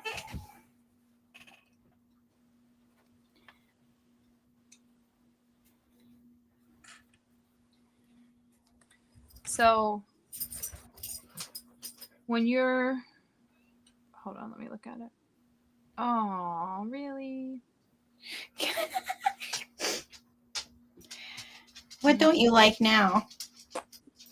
Just the layers of sewing. It's fine. It's fine. The next pattern is one you like. I like how it looks when it's all finished. Oh yeah, it'll look nice all done. It's just a lot of steps. It's so many steps. It's like every possible like sweatshirt construction thing I've ever learned is all in one sweatshirt. Well, that's a good way to learn sweatshirts. It'll make anything seem easy afterwards. Well, that would be per my personality to pick the most difficult thing. Yeah, but you've sewn before and you like it. That's great. Yeah. I don't know what I don't know, Jordan. I feel like you've just sewn so many. Right? Right. There are definitely some that are easier than others, for sure. Okay. Here's where this is why I got wrong. Because I'm just looking at pictures. Let's be honest. I'm not reading any of the words. Just looking at the pictures. So it's like, clip it all the way down. I'm like, sweet, I can just sew the whole thing. And then it's like, oh, no. Sew this little snippety bit. And then you can sew the rest. Oh, gosh. Oh, just baste it. No. Why? Why are they basting it together? Hi, buddy. What are you doing? You're bringing it over. What?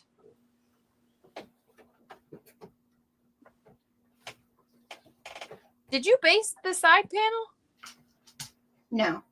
You said I asked you about basting and you're like, no, I don't do that. Yeah.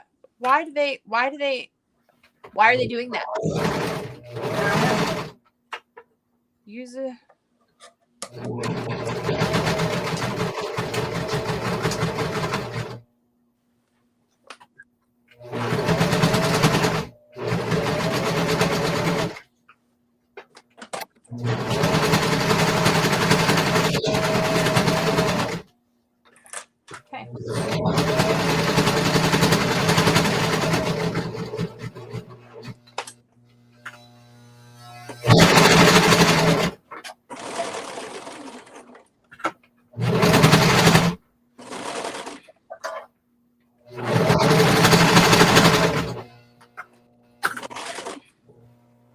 on that.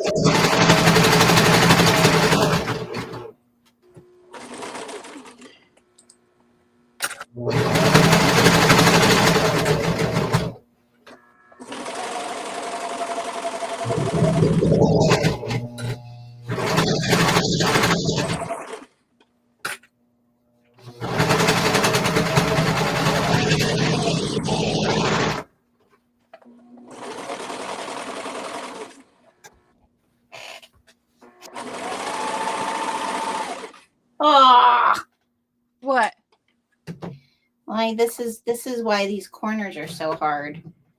Slide. Yeah.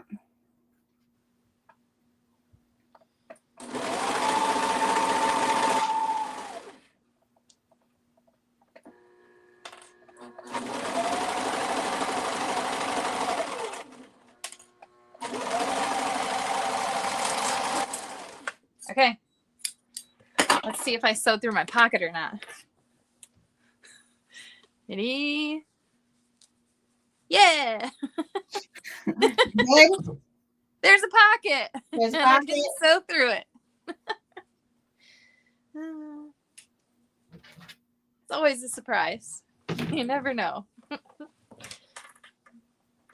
Okay, I think probably the best thing for me to do here is to do it this direction.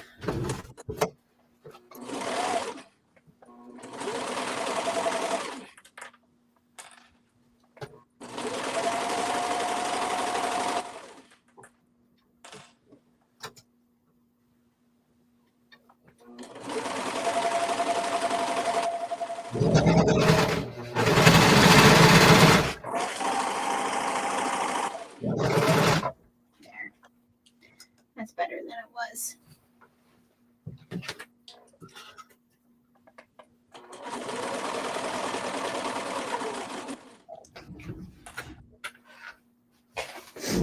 Okay.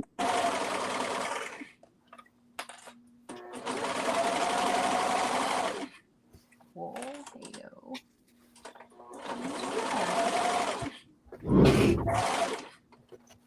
Ah.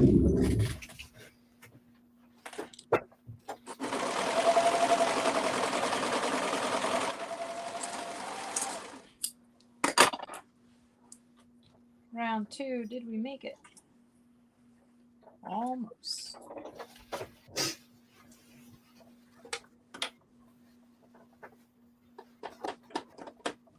Okay. You want to see? Good? You want to see mistakes too? Yeah. Okay.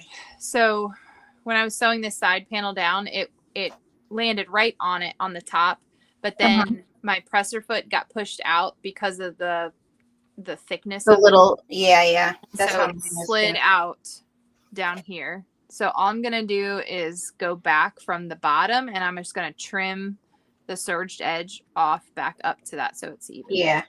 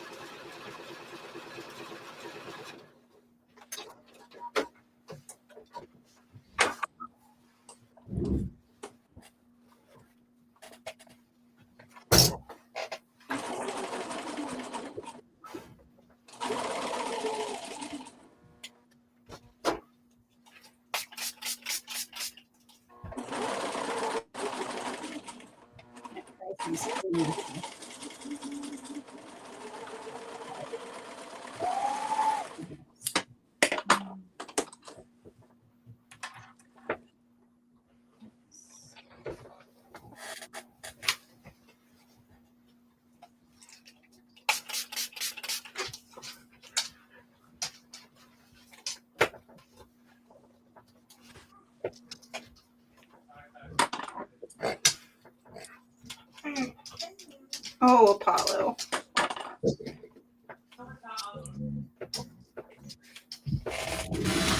All right. There's the top. Here's my, I have to sew the top piece on. Okay.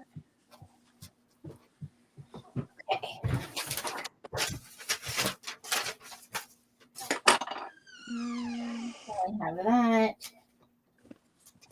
I sewed my, Now I will take the back. where did I put it? Why aren't why can't why aren't there comments on your? It's probably there. Maybe you just can't see it. No, I looked in there. Where are comments? You have to open it. You have to click on the section that says comments. Yeah, I went on it. It didn't say. Oh, I couldn't do it. I don't know. Side You have- pieces. You have a comment. Oh, The sleeves. Everybody what? Sides. like Harrison's message to everyone is to subscribe and like the channel and the video. Aw. He was trying to comment, but he couldn't figure out how to make it. Oh. Hey, Sheila. Okay, so I'm going to work on my back and put the side pieces on there. Find my centers. or like make sure to get there. Thank you, Harrison. Love you.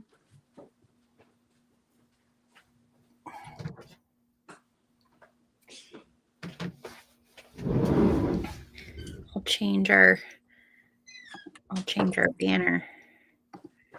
Here, we'll put the pattern details up. Okay.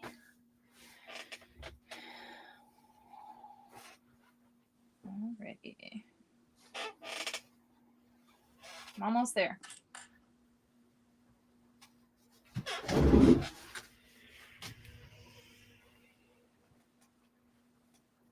What's after the top piece? The sleeves? Now the back. To get your back done. So.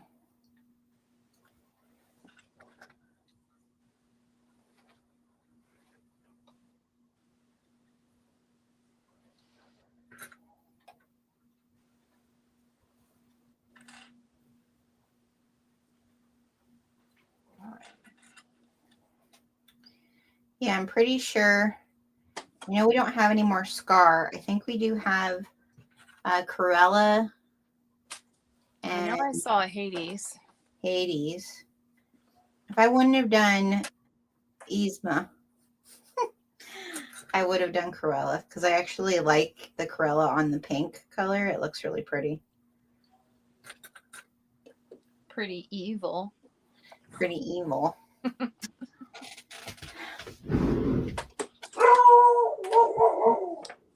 Are you a puppy?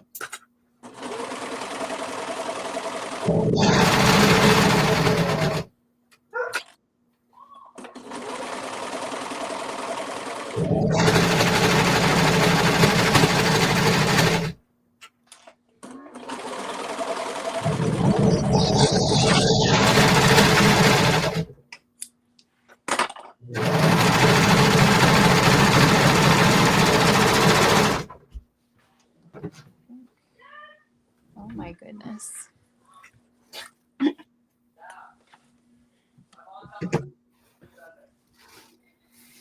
Okay, let me get the other side on.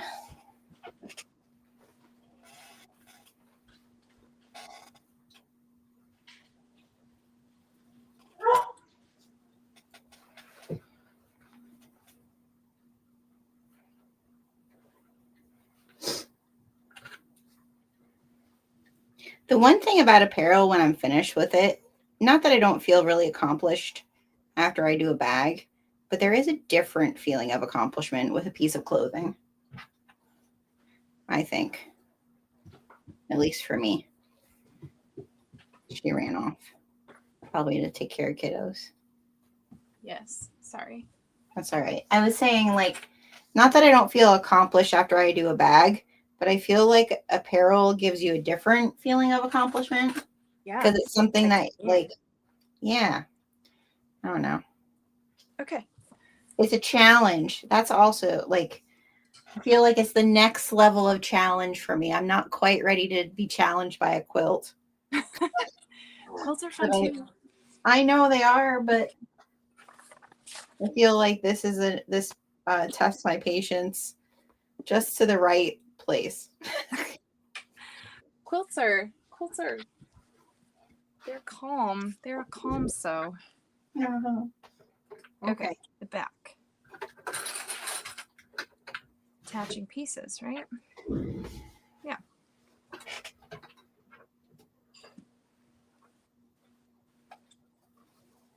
The sides.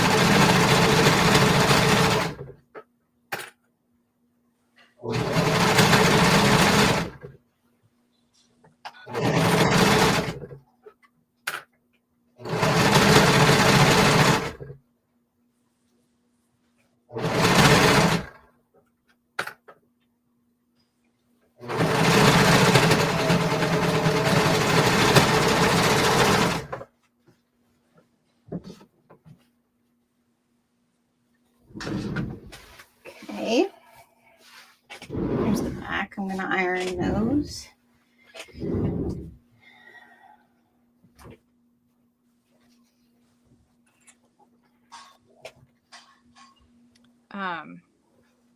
So my middle son, who's 14, had a foam mattress pad and it was sitting on top of my 12-year-old son. He felt like that was a good idea. Right? I went downstairs and he's just laying on top of the mattress playing on his phone. I'm like, what are you doing? It's like, sitting on top of your brother.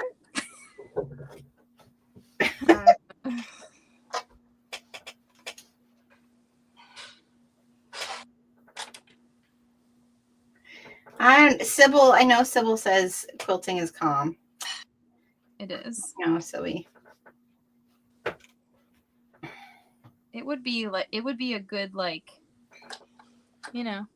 retreat activity. Okay, you two.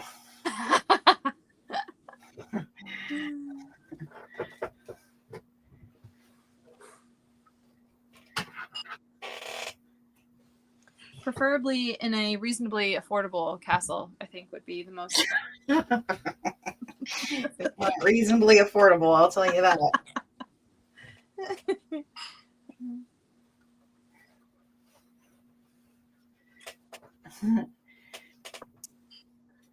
When I first started sewing, I said I would never make a quilt.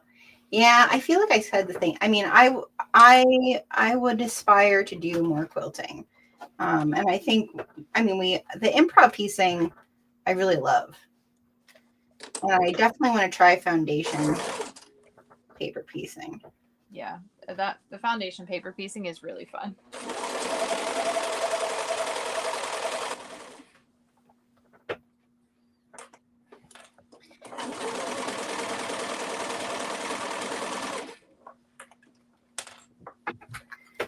Okay.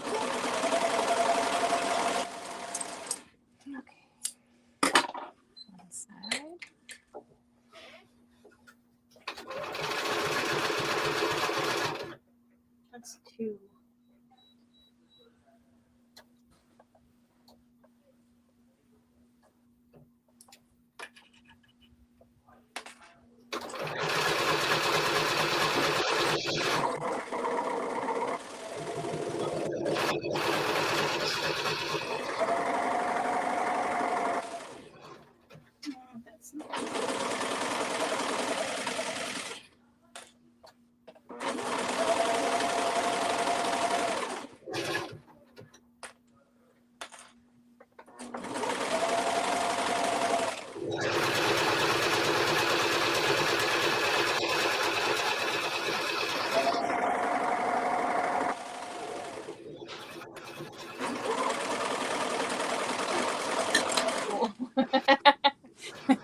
my handle just flew off.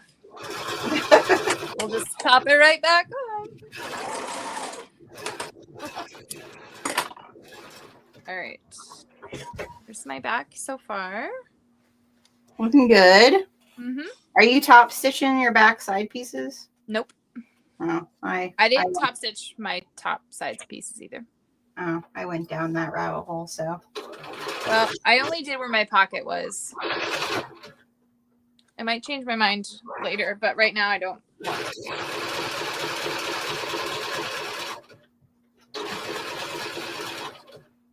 Why are you not going through?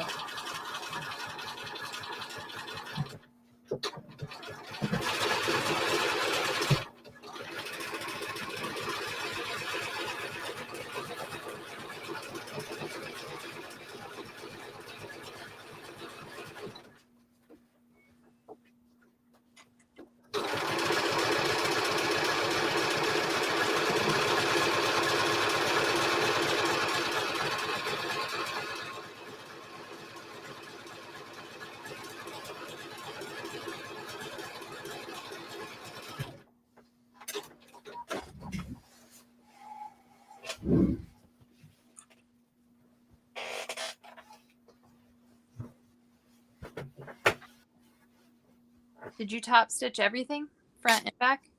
Yep.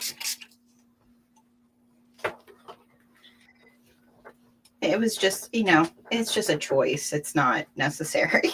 Yeah.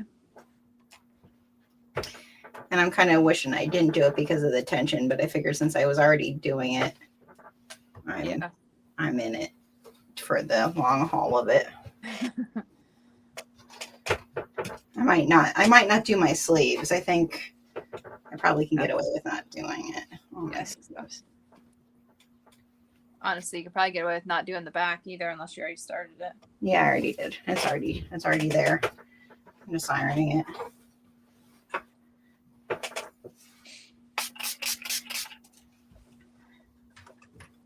Hello, Doug.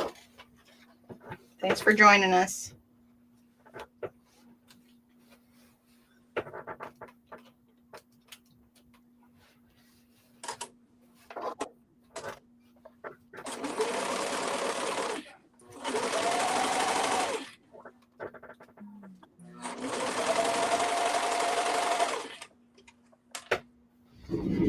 Okay.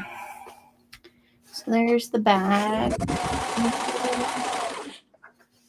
Oh, and now we need to do the two little side pieces. Where are you?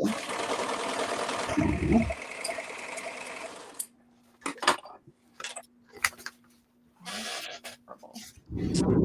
I really like this kit. The colors. Yeah, it's really good. That orange and that purple together is... Okay, Gemma. What?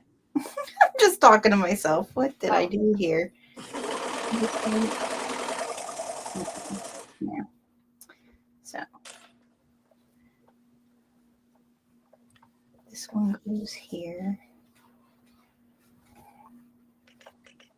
Right.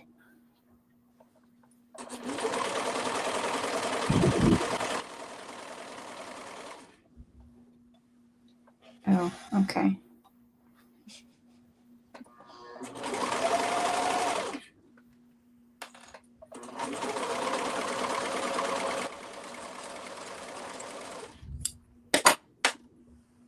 Okay. Ta-da! The back. Oh, you already have your top pieces on? Oh my goodness, you're Well, going fast now. I didn't top stitch it.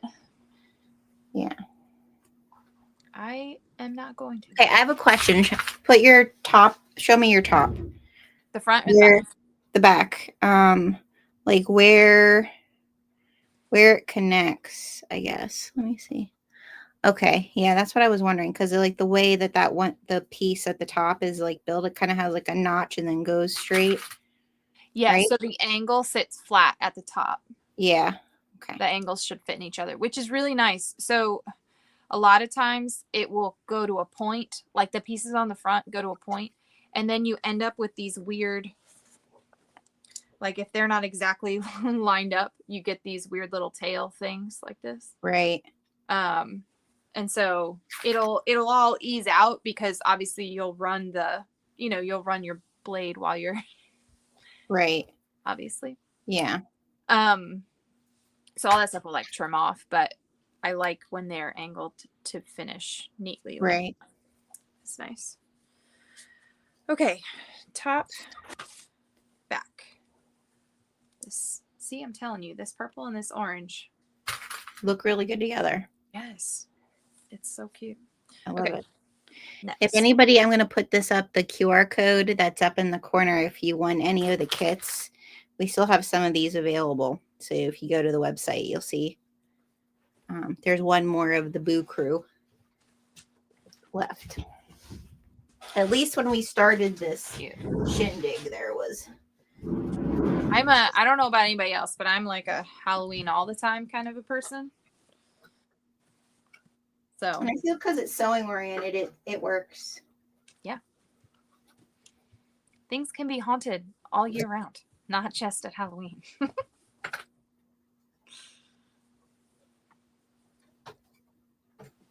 Haunted by your whip pile, you know? Yeah.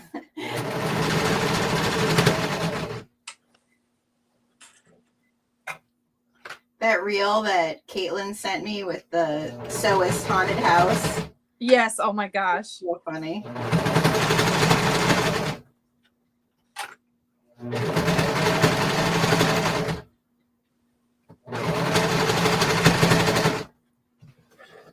I think even funnier is that, like, you know, that lady filmed it all by herself. And so Yeah. you are her sitting in there being like, not the fabric scissors. Yeah. Oh, goodness gracious. Really? This? Okay. Okay. Now listen, hear me out. I'm hearing you out. Okay. So I've made a lot of hoodies in my time. Uh-huh. And there are certain aspects of construction that I prefer. Uh-huh. So I think are legit just a preference. Okay. So typically when I finish a hoodie, the ones that I enjoy finishing, I sew the shoulders and then the sleeve into the shoulders, and then sew all the way down the arm and all the way down the side at one time. That finishes it. Yeah, that makes sense. This one wants you to finish the shoulders and the side seams, and then finish a complete sleeve, and then try to ease your whole sleeve into the seam. Is there a reason? Is it because of the way that the sleeves are constructed? I mean, I think it is just a preference. Well, because the sleeve has multiple different pieces. Is there a piece that's like underneath? I mean, there's a seam underneath, but that's the seam. Oh, there is. Well, that's what I'm Isn't saying. it like, I think that the sleeves are. Yeah, I guess it is. Yeah, there is a seam. Well, let's do it your way. I mean, Because that makes a lot of sense. I don't know necessarily why. Why we would need to do it the other way? I don't know. I mean, and I guess maybe somebody in the comments has a better answer.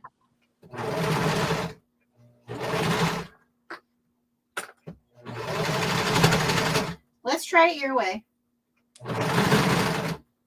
Going off foot. Because as long as there's a seam down the center, it shouldn't matter. Yeah. Okay.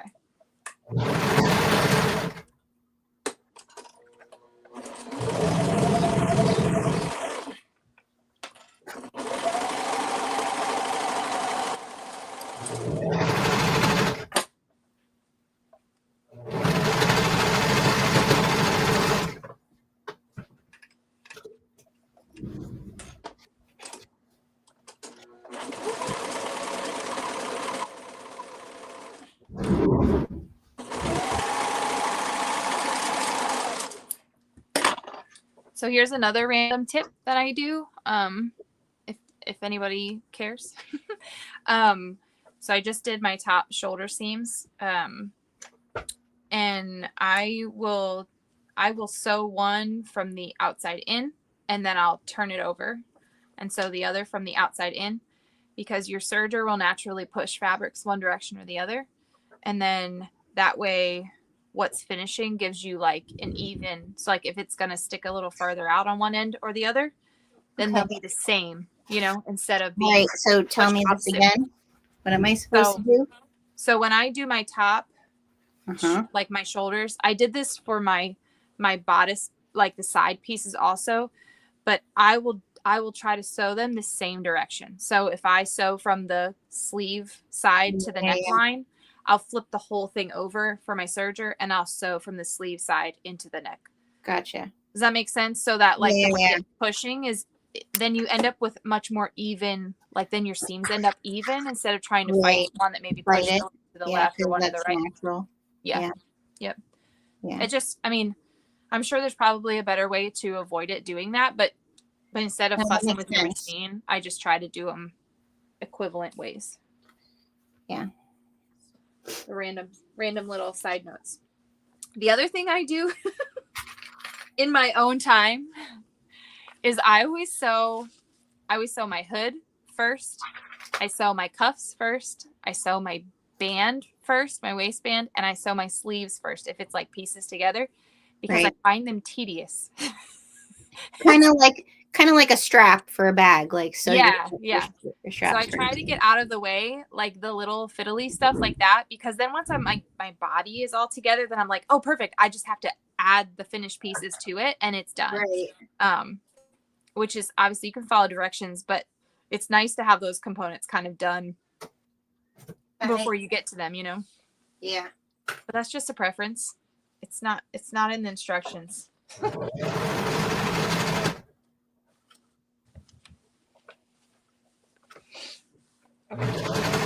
Is the back.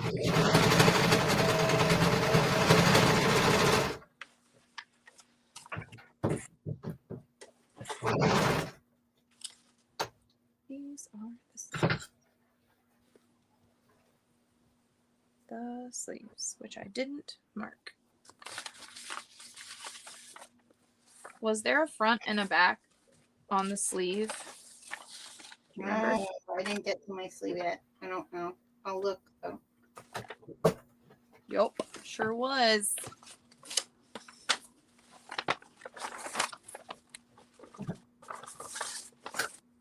This one was do as I say, not as I do.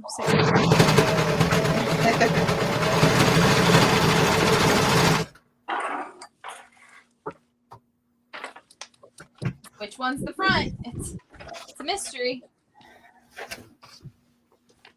Okay.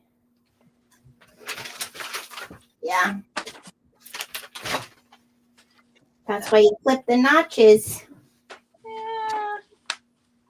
Yeah. That way. Well, unfortunately, they feel equal.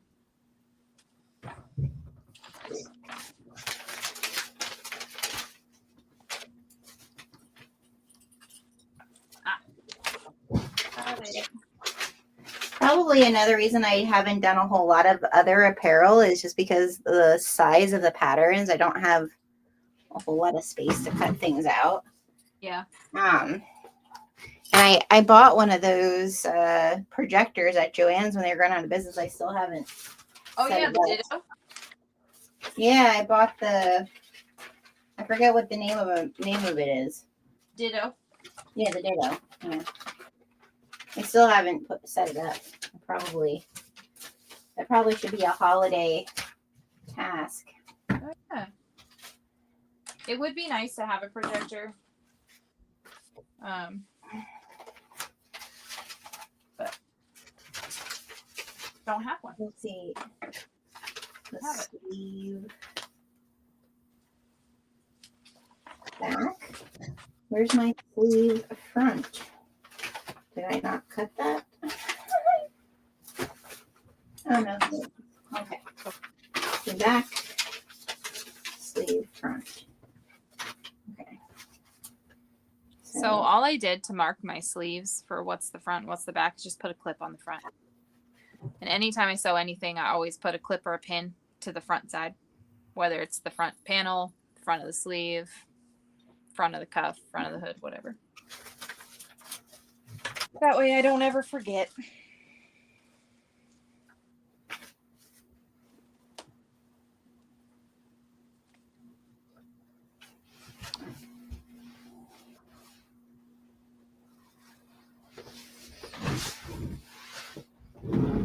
Ooh-wee.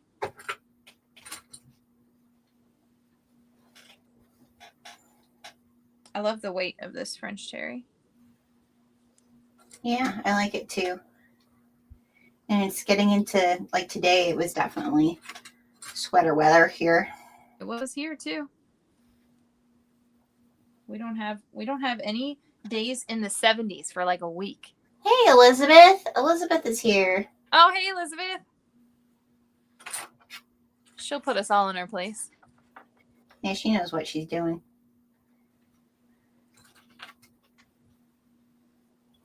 Elizabeth, how are you feeling? Can't see your comments, but Jenna can.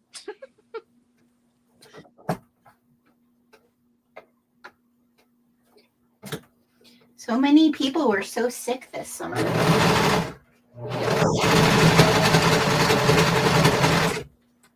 Hopefully My it mom doesn't- ended up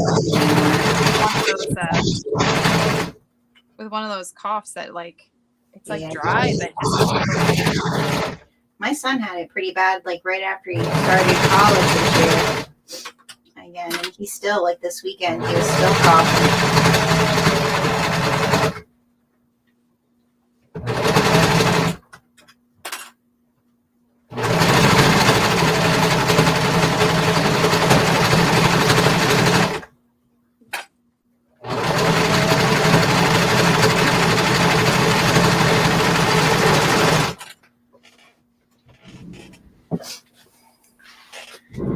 She said just dandy. Still has a cough though. Yeah. I think that cough Lots is of things just to not hang going on. away.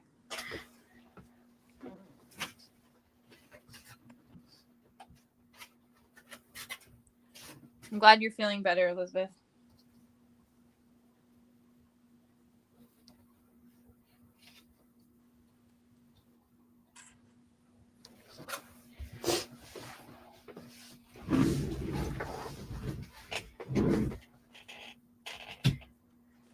What have you been sewing, Elizabeth? I saw you were sewing some bags and stuff.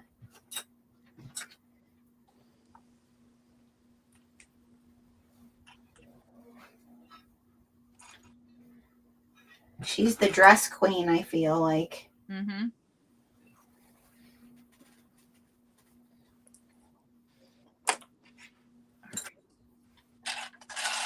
Well, you know those pajama pants I made? Well, not really pajamas, but they were the cherry scalloped pants I made myself with the goose. What pattern was that? Was that the cozy pants? Yeah, I don't know. I'd have to go back and look what the name of it is. I don't know. I can look up in my cabinet. But it has a nice trim like down the front, you know? Oh. Mm-hmm. Yep. It's the I'll look. My daughter stole them. I can picture it. Oh, maybe I didn't. Did I print it out? It's Patterns for Pirates, right? Yeah. Or is it Made for Mermaids? Patterns for Pirates. Maybe. Yeah. Did you know that Patterns for Pirates and Made for Mermaids are sisters? Yes, I did know that actually. That's the sweater. What is it called? Made for Mermaids. The Winnie pants. Winnie, that's it. Yep, they're so pretty. Yeah, my daughter like confiscated them. They're no longer mine. They're the Made for Mermaids one.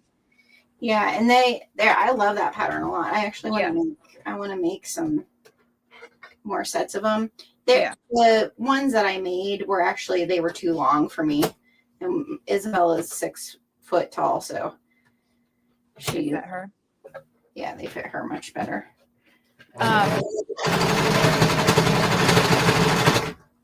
Patterns for Pirates has one that's called Cozy Pants, I think. But they're like a wide leg.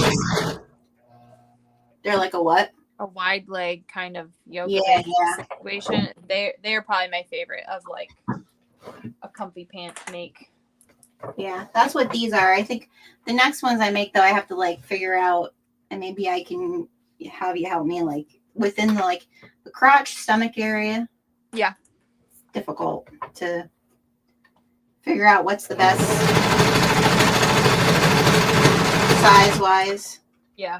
I think that's the thing that I get so hung up on with like pants is like knowing how and where to change, like to alter your pattern, because it's a different curvature to like get right. I feel like I just need to scale it a little bit more.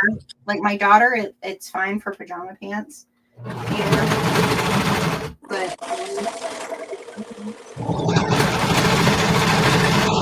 But I feel like those pants with the sweatshirt fleece. Oh yeah. Structured would be so nice. Walk the plant. I just don't do pants. Like, don't wear them at all.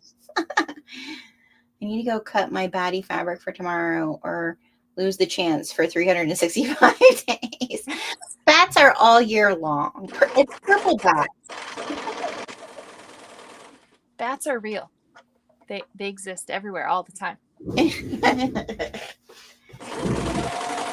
really likes that print. So that's one that's staying for next year.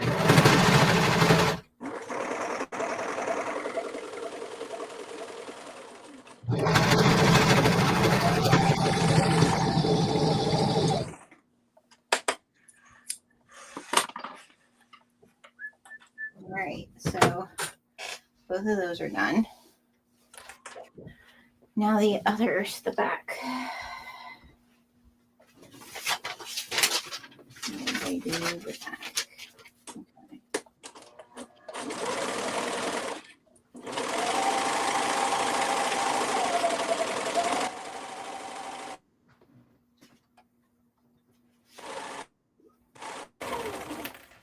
Oh, this is going to be a fun.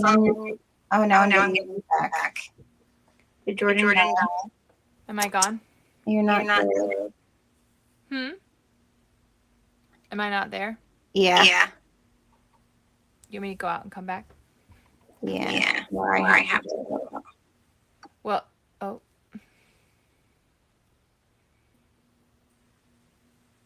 Okay. Can you see me? No.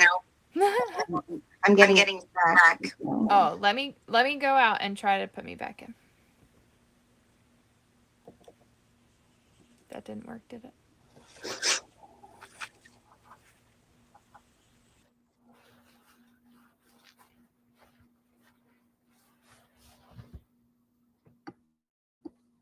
All right. Hopefully you guys can hear me.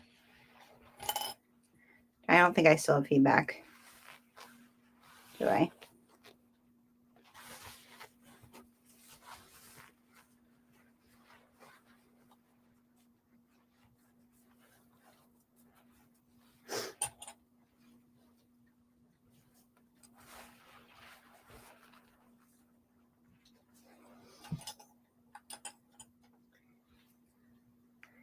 Yeah, I think her phone was probably, that's the problem when we're using our phones. We tried to do it with my camera setup, but for some reason, I think my camera setup, like they've changed like who they sync with. Here she comes. Did that fix it? There you are. Oh, but I still have feedback. Oh, no, maybe not. Maybe just for a second. Is it me? No, you're good. Okay. Yeah. I don't think we have heel back anymore. Weird. I don't know what happened. It on this side, it got kind of weird, and then like where the live color is, like split in half, and like half of it was missing. I don't know if it was just the scissors got weird or what. Who knows? Who knows?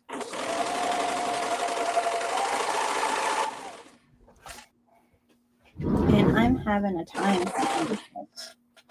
You're having what? I'm having a time with my back, like under part of my sleeve here. So, like What is it's it doing? it's not big enough. But I think it's just me. It's gonna stretch a little bit because it has to fit the curve. I'm breaking all the clips too. Like pin your bottom and the top. Yeah, that's what I was doing. And then That way it would be give it like a too big of a stretch. Mm-hmm. And then it should ease kind of into place. Because it's on, it's supposed to. Yeah, it's like it's on a curve. Yeah. That worked. Thank you. Especially with having not been washed. Because you didn't wash You hear this, Elizabeth?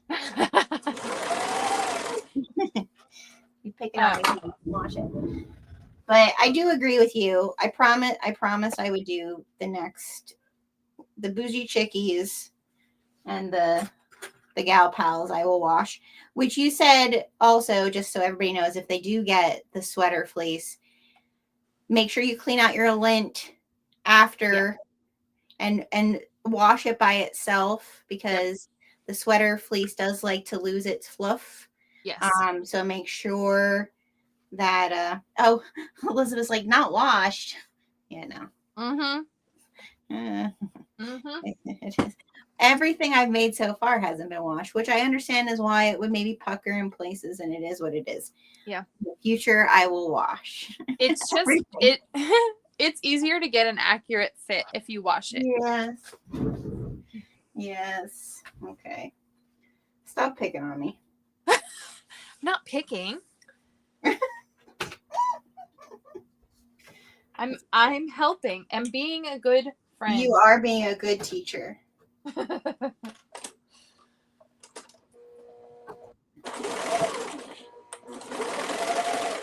I had to teach 10 students today. I teach 35 kids from grade ranges 4th grade to 12th grade. And in one of my classes, I happened to have a 4th grader all the way through an 11th grader. These were like the overflow kids. And I was trying to teach them how to hand stitch a ladder stitch today. And it was something extra.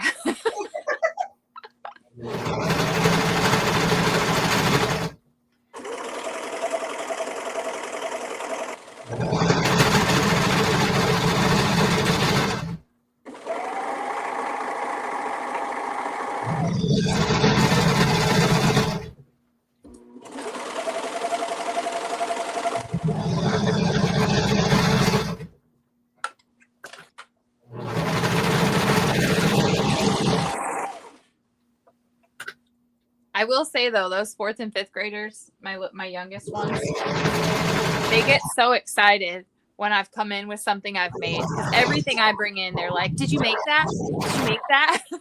Yeah. It's cute.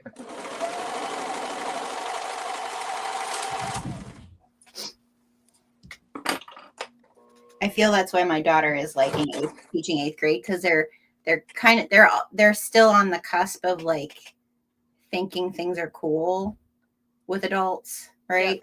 Yep. Like if she wants to do something like fun with them, like right now she's making Jello in petri dishes with nerds that look kind of like a science experiment, like a petri jar. That's so cool. For their Halloween thing tomorrow. She has some great ideas. I feel like she would be a really fun teacher to have. Yeah.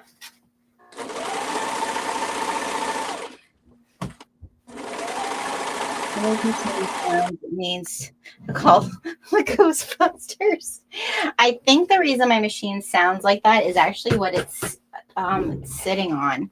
because it's sitting on a piece of plywood on top of my old Singer sewing machine table. And I think because it's like hollow underneath there, it echoes a lot. Like it sounds like it's gonna like it's like really like a jackhammer.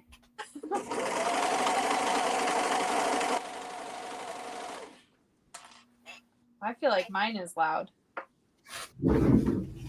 Is yours? I think I'm probably a little louder.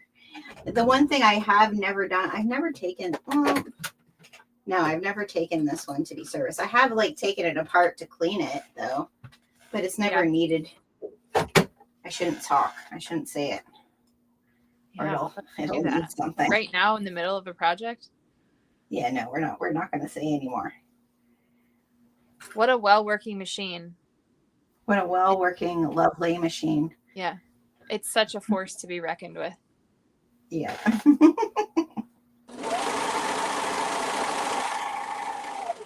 It doesn't have any falling off handles or anything. It's amazing. Nope.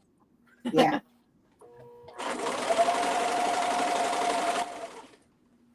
I bought this machine off of Amazon. Like I said, it was during the pandemic. I just think it's wild that you didn't know it was also a whatever the other machine. A cover stitch. Cover stitch, yeah. Yeah. Yeah. For the longest time, like after I took the class with Debbie and Sarah, I was like, oh, I kept saying to my husband, like, my next machine is going to be a cover stitch machine. And then like one day, I don't know if it was, I don't know what we were doing, but I looked it up. Like I looked at my, it wasn't that long ago, right? Yeah, no. And I was like, oh, but then I was like, oh, then I have to unthread it. And who wants to do that? Yeah. That to have a cover stitch is high on my list of things I want. Like it would be cool to have a separate machine where you can just take it over to it. I definitely don't have the space for that. Yeah. Right. Unlike some people, an entire hallway library of fabric.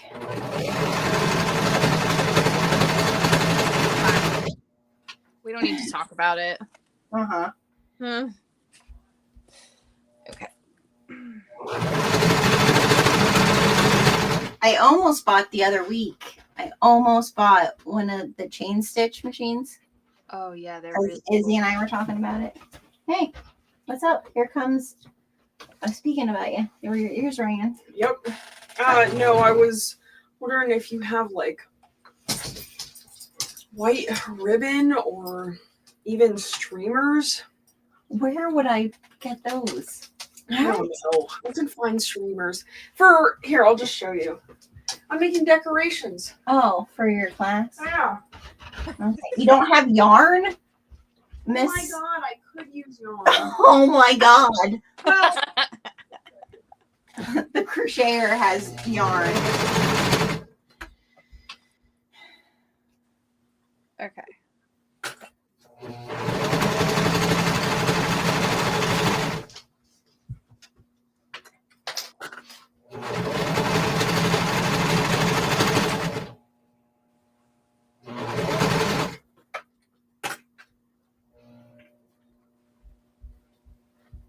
Today was Red Ribbon Week at Izzy's school. Mm-hmm. And she had to have a band t-shirt for today. You know, like a rock band t-shirt. Yeah. And I don't have anything. I mean, God, any band t-shirt I would have has long been sent to Goodwill. And then she's like, I have a Big Time Rush t-shirt. Do you know who Big Time Rush was? Yes. On Nickelodeon. My kids. yeah, do you want to see my big shirt?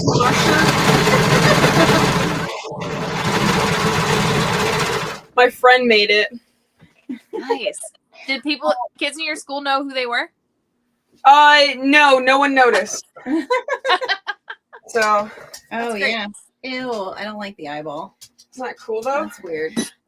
Now that you're saying yarn, I'm gonna put red yarn on the bottom of this. Yeah, and yeah. then look at the ghost. Tastes good. Yeah. Perfect. Yeah. I forgot to tell you the other day, I get so many compliments on my Soot Sprite earrings. Oh yeah. Mm-hmm. I'm glad. They're I pretty liked great. making those. They're very fun. What did I tell you? Oh, we have an idea for her to make some more, but I don't know if she's so busy teaching. She doesn't have any time to do it. What? The little tomato, the Yes, you were pincushion. saying that. I really like that idea. Okay, here's the thing.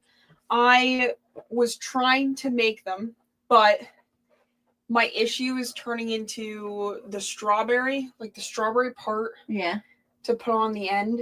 Uh-huh. Has to be so tiny Uh-huh. that it's very difficult Yeah, to do. So I think I might just scale it up a little bit. Yeah, you could, because it was fairly tiny. Yeah. Because my soot spray ones, those were decently large. I don't mind large earrings. Yeah, if they're dangly, they're super cute. Yeah. Yeah. And they're not like they're heavy, so. That's a good idea. Nothing. That's a good idea. Elizabeth says use felt for the strawberry. Make a little felt strawberry. Oh! That would See, be That's genius. That's why you get crafty people together. Very true. Because I think of things that you would never think of. Yep. While you're in the middle of it. Yeah. Felt would actually be a really good idea, because then I could just. Yeah. Just Cut it out, glue the little green top onto it. Yep. There you go. That's so smart. Thanks, Thank Elizabeth. you. Align the sleeve. All right, yeah, use yarn. Yeah, I sounds good. don't have anything. You want to see the sweatshirt I'm doing? Oh, yeah, definitely. So I'm doing Yzma. I like the splattery. Yeah. That's very Yzma. And then this is a sleeve. That's what I'm doing next. That's good. Oh, it has all the villains. Yep. That's so sick. Fun, huh? Yeah. And then Jordan, you want to show her yours? She did a different kit. Oh wait, not this one. No, you're the one you're working on. This one. She did the one that I did for Sewist Day. I did a special kit. And it has a sewing boo crew. Oh, that's cute. It's a good one. I like the colors of that one. Yeah. Very fall. Yep. Very Izzy's good. an orange girl. She likes orange. Yep. She looks good in orange. I've been noticing that more and more. You gravitate towards it. Yeah. All right, Jordan. Now what? How do I know what my center is? Oh, I guess this mark. I did clip my notch on this. So which direction is that? I did too. I had to go the notch. Ugh. With the notches towards the front. All right. All right. See you later. Yeah. Notch. Yeah. I also made little brain crispy treat Rice Krispies. What? Yeah. You're crazy. Like little. And then the Petri dish Jellos are in the fridge too. Are they soliding up? Yeah, I think they're already solid. I only had enough to do one scoop of the Jello in each thing. Oh yeah. Okay. Well, it's good enough. Yeah. So where that notch is goes where our seam is, right? That's what I was trying to figure out. It looks like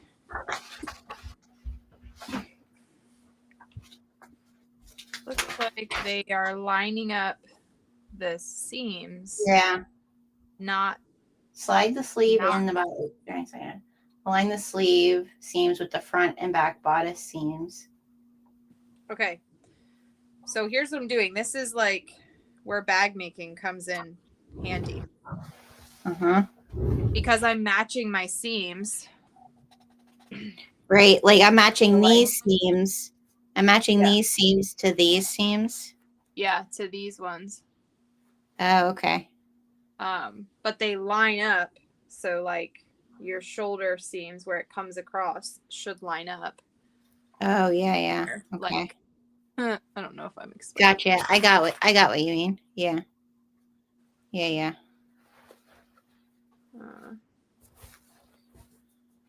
Yeah.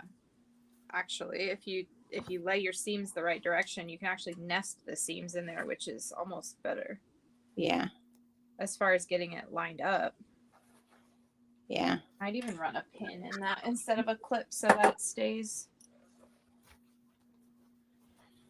Yeah, that's smart because it's pretty bulky there. Yeah.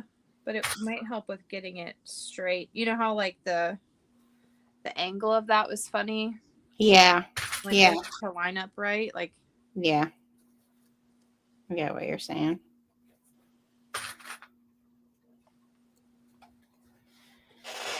is that right? Yeah, because those, hold on. Those seams line up with the ones that run straight across. Did I do that? Yep. No, I did that right. Yeah. Right? Yes.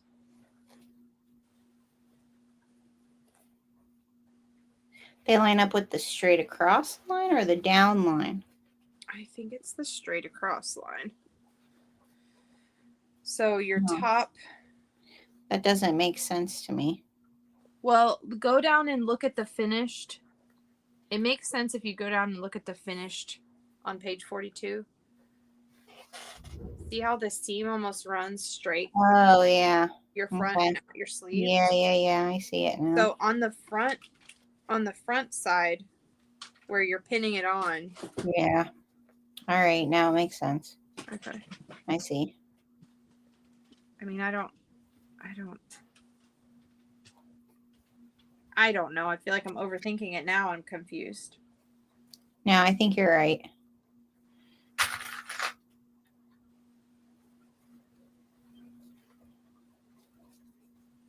But you can't nest the seams because it has to line up, right? Mm-hmm.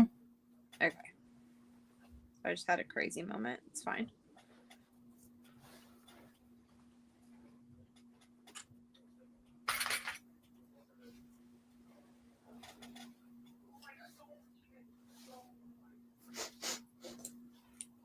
I love hearing Isabella and her boyfriend like talk things out. It's really hilarious. And like in a good way. It's Yeah. just like The age of it. mm-hmm.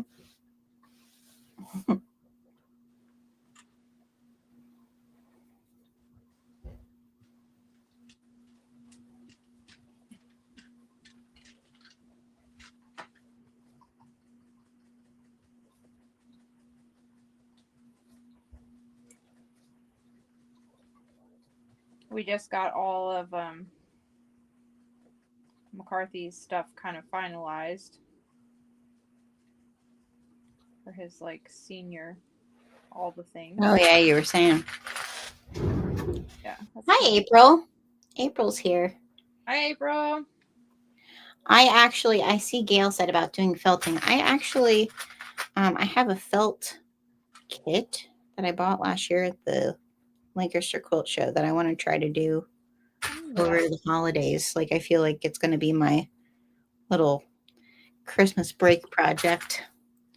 My mom does felting. She's like a crafty of all crafts. Mm-hmm. Can do it all. All right. Now I feel like this sleeve here feels very much like I don't have enough. Like I'm really stretching the one side out. Like where that notch was, did you put that in the center? Yeah. Yeah. I did. Okay. All right. It's probably It didn't say. no. I think we're right. It's just on a curve.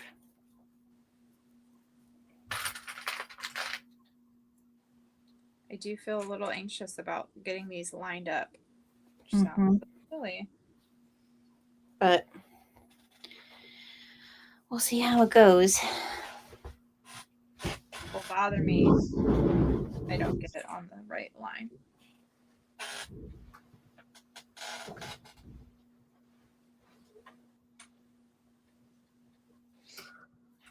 Let's see.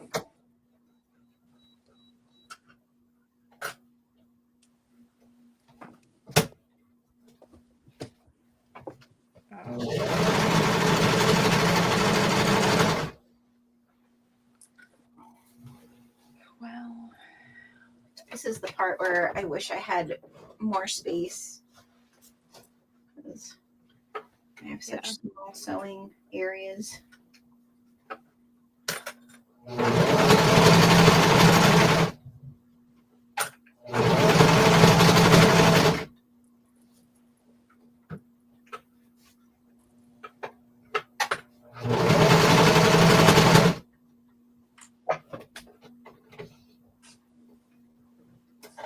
Get in there, clip that off.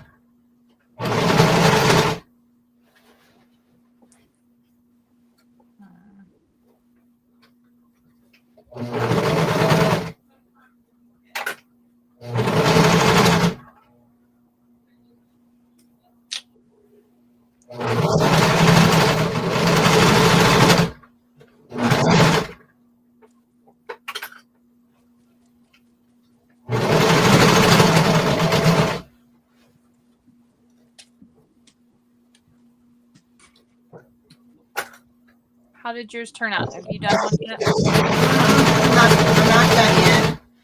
We'll see. I'm getting there. I mean, it seems to be working out.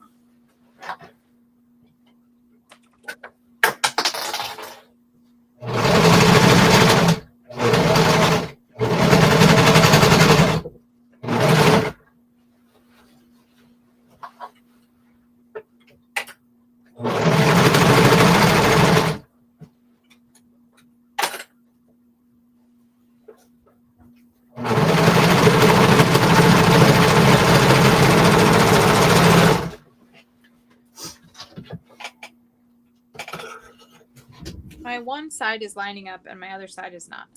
Yeah, my front. The front is you have to stretch it. To get it to fit on there. Yeah, That's what's not fitting for me. I had to stretch it out. I had to like. You moved it over? No, I kind of like stretched it and pulled, like kind of what you told me to do with the other stuff to go around the corner. Okay. Trying to like pin it so I can see where it's gonna hit before it's. And that worked. So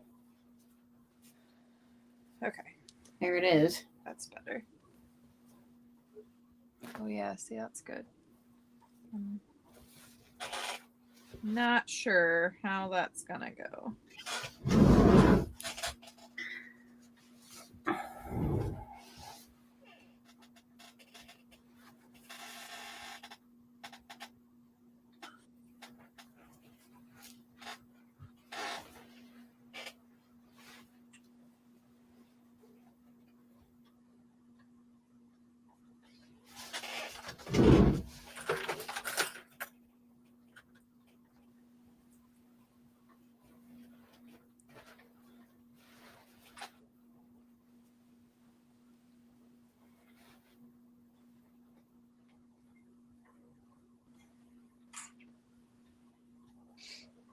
Okay, that'll be close enough.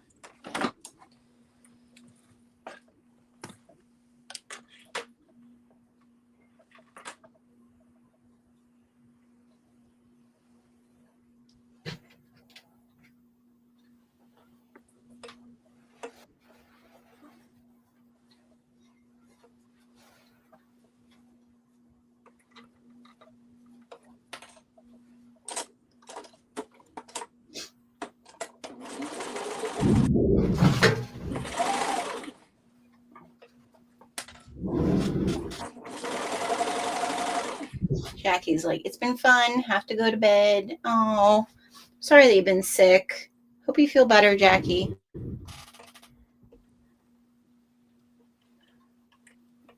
Oh, well, we're going to give it a whirl here, April. You need to join us if you want to learn. Like, let's figure this out together.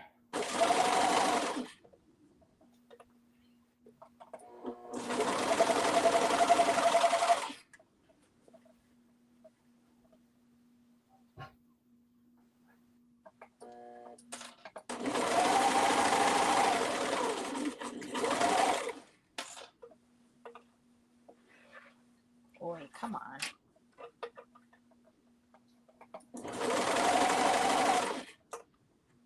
You should do one of the kits. Do you have a serger, April? Because you could join us on a live. We'd walk you through it. If I can do it, anyone can do this. Because I don't do it right, and it's bad. Go. What is this?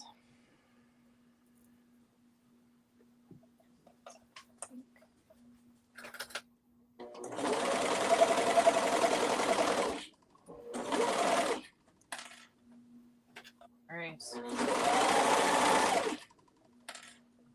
Go.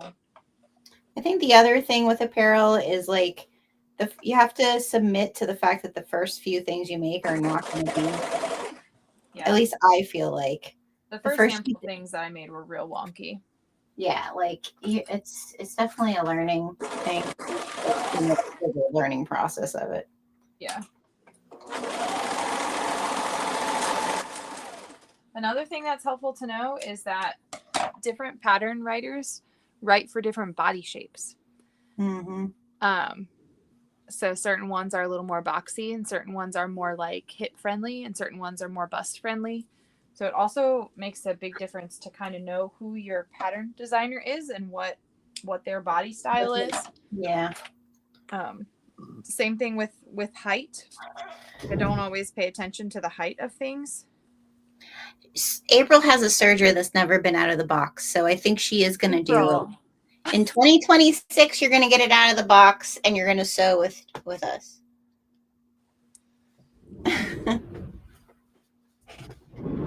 All right. Well, my front one ended up being nice and straight and my back one is not. Oh no. I mean, it's close. It's not terrible. You see it? What do you think? Yeah, no.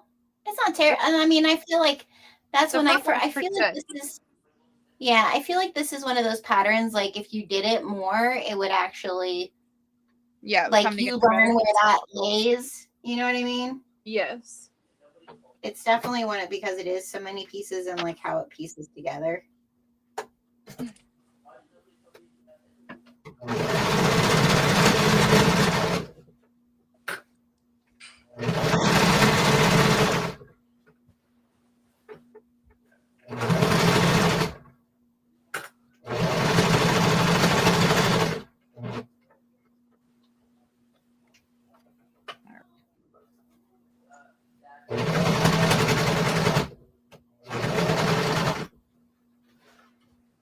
Are you on the second sleeve? Yeah.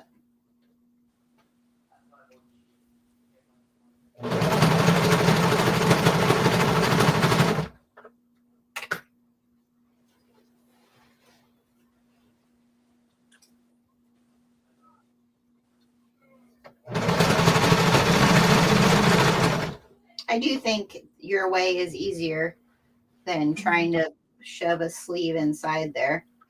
Yeah. But I'm wondering if like lining it up is easier. I don't know. I don't know that it is. I mean, I think it's one half dozen and the other, you know.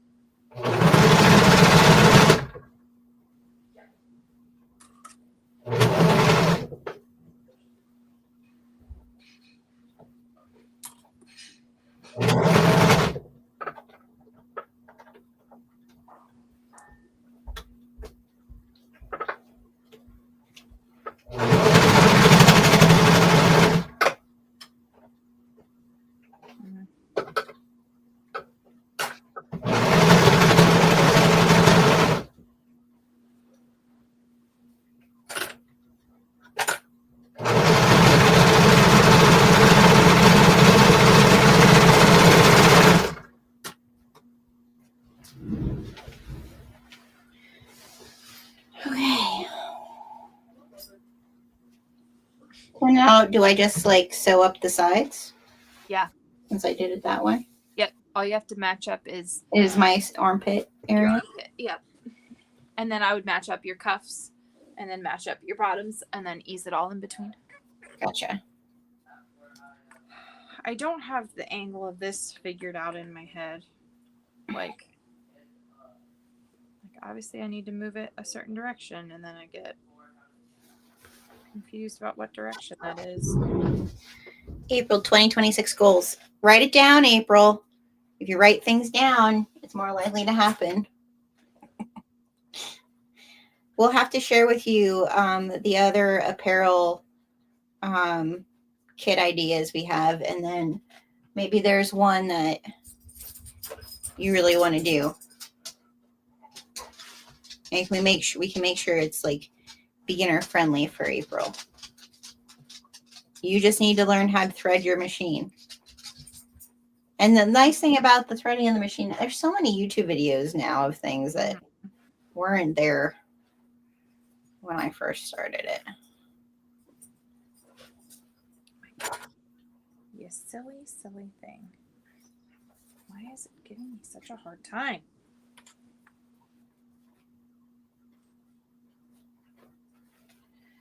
It definitely was, I had to stretch out stuff. So it's not that it's not fitting in, like the easement of it is fitting in fine. It's the getting the points to match up that's so like ugh. I'm kind of at the place where I don't care. We'll see what it looks like when I turn it right side out. Like I didn't even look at my points. I thought, whatever it is, I'm not ripping it out. That's the stuff that like stresses me out. That's all I'll see. I feel like if it was something like a hoodie to me is like, I don't know, if it was like dress clothes, like those pants I wanted to look like really nice. Yes. So I fussed over those. Yeah. I think I got at least the front.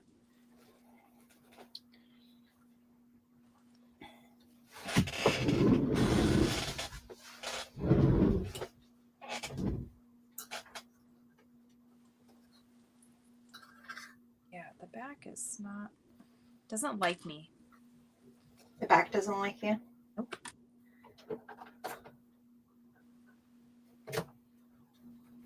We are definitely not.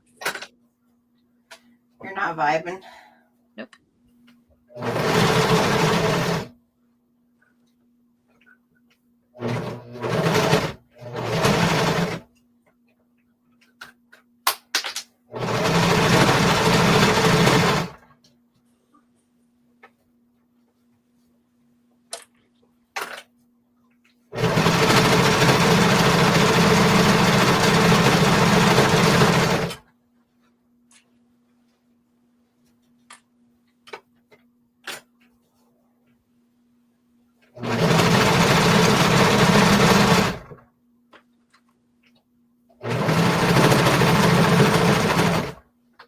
Like kind of my goal with sewing apparel is to get as fast at sewing apparel as like you and Sarah. Because like Sarah from Salty Sews, she'll be like, yeah, I pumped out 3 pairs of joggers. And I'm like, what? She was real fired up when I like popped in her class for a little bit. She was like, you made a whole freaking pair of pants and you didn't even ask any questions. What questions did you want me to ask?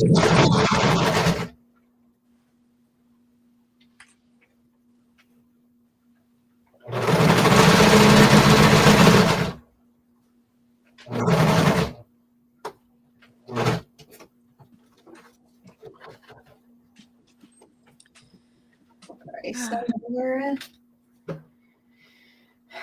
Thinking that's as good as it gets.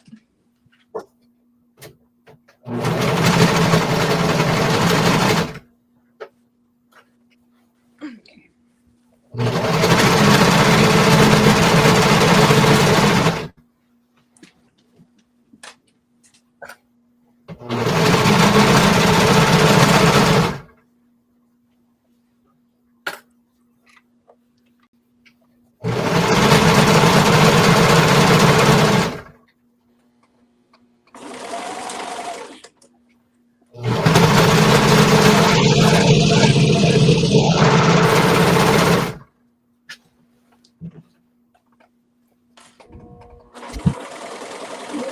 sleeve. One sleeve done.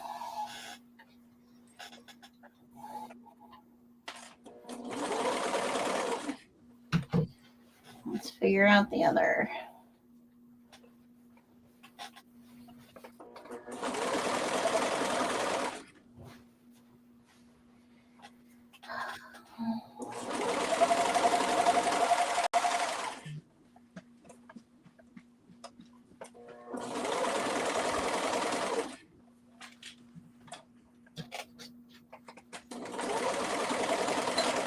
Oh, my handle popped off. It's fine. Don't worry about it. Elizabeth cut into her bats. Elizabeth cut her bats out. Oh, good. What are you making, Elizabeth? A dress? Oh, I have a really bad. That's not gonna go away, is it? Maybe.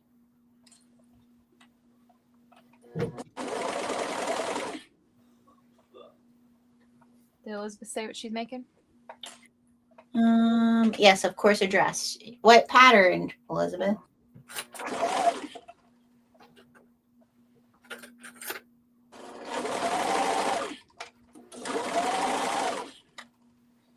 The only dress I've ever made is like I lie. I made 2 dresses.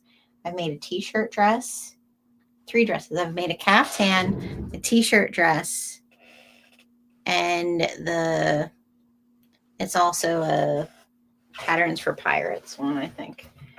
Yeah.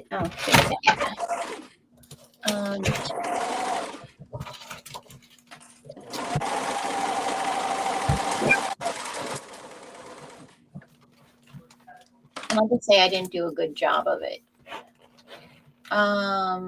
It's the Olympia dress by Love Notions. Yeah. Well, it's just not perfect, but it's not bad. A Camilla bodice, puff sleeve, Ooh. and plain gathered skirt from Sonia Estep. Nice. Nice. Elizabeth, do you have one that you continue to go back to? Like you pull different parts of different dresses into what you like, what fits you nice? I know when I used to sew little girls' costume dresses. That's what I would end up doing is I would really like a skirt of one dress and the bodice of another, like how it came together. I feel like that's pretty. And I just like pulled them all together. Yeah. I feel like that's how I do hoodies now. So you just do like a different neckline or yeah.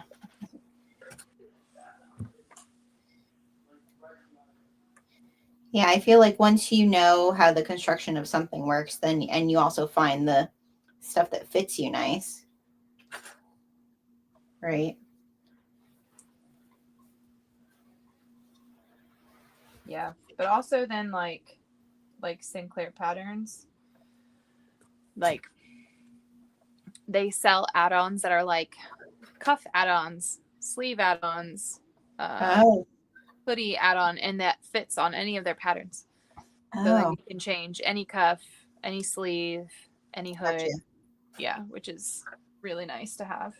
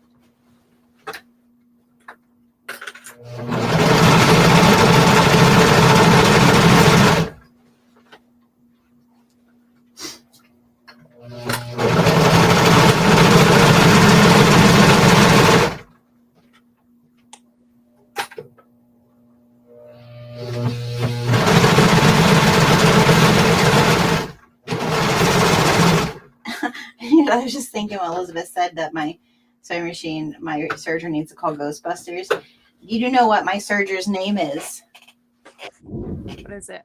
Mo. Do you remember in Wally, the little like cleaning? Oh yeah. That's awesome. That's what it reminded me of. My serger doesn't have a name. Doesn't. Nope. Okay. Should I turn it around and see how she looks? How my corners look? Okay. Fingers Okay, crossed. let's see what happens.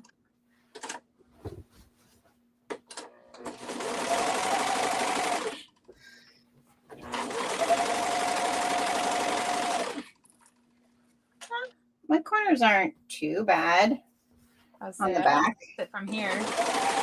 Yeah, my front corner is the same thing as last time. My one corner has like a spot there Yeah. where it's like not in the corner. And then my other one is like perfect. It feels like it's a seam allowance thing. That's like it almost needs a thicker seam allowance or Yeah, I something. don't know. I don't know. Telling you, It is. because there's 700 pieces. Yes. It's Right, like now- only 10 of these are allowed to fit correctly. I need the thumb hole piece. The bottom of the thumb hole.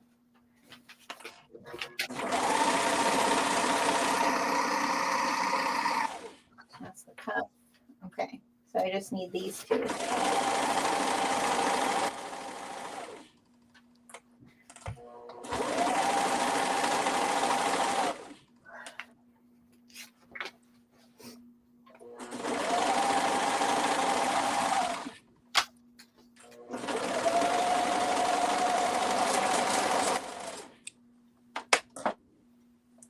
Okay, there's one. And a two.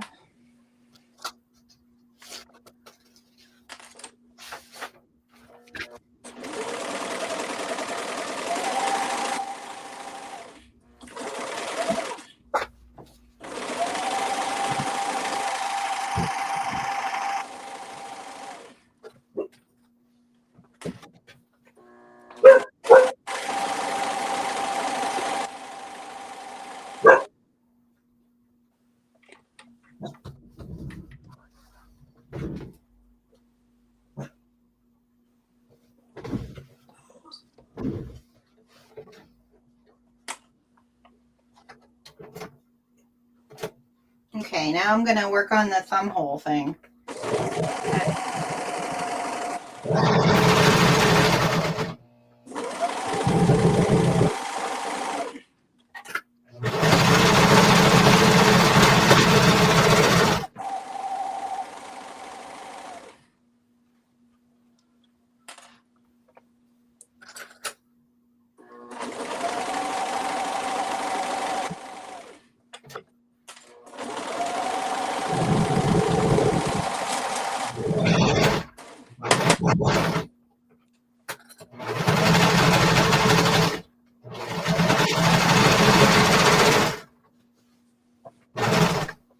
Here's mine. There we go. Looks good. I like the orange with the Yeah, I front. think the front's okay. Yeah. Back's a little bit wonky, but it's all right. Yeah, no one's going to see it. No, I don't think so. We're mean, the ones. We're the ones that are going to The know. orange does come to a point. Like, it's not the same line, but, like, it does look the same on Yeah. both sides. You know what I mean? Yeah. Fine. As long as it looks the same. You know? Right. Yeah. Oh, if you wanted to add a piping line in here, which would look really nice, like if you wanted one on this side, all Yeah. you do is cut like a 1 inch wide. No, yeah, about a 1 inch. You could do a 1 1/4 if you wanted to, like long strip. You fold it in half, wrong sides together, and you just serge it into your seam when you sew it down. And then when you Right. undo it, you get this little tiny, like Like a piping almost. it looks like piping. It's like a trim line. Like the Eco Knit is perfect for that because it's real It's lightweight. thin. But That's it just what I was adds like thinking. a detail. It's kind of nice. Yeah, you could. I feel like I wouldn't want to use the French terry because you're already like going through so many layers. Yeah, I would definitely use an Eco Knit. Especially at those points. Yep. You know? Yeah.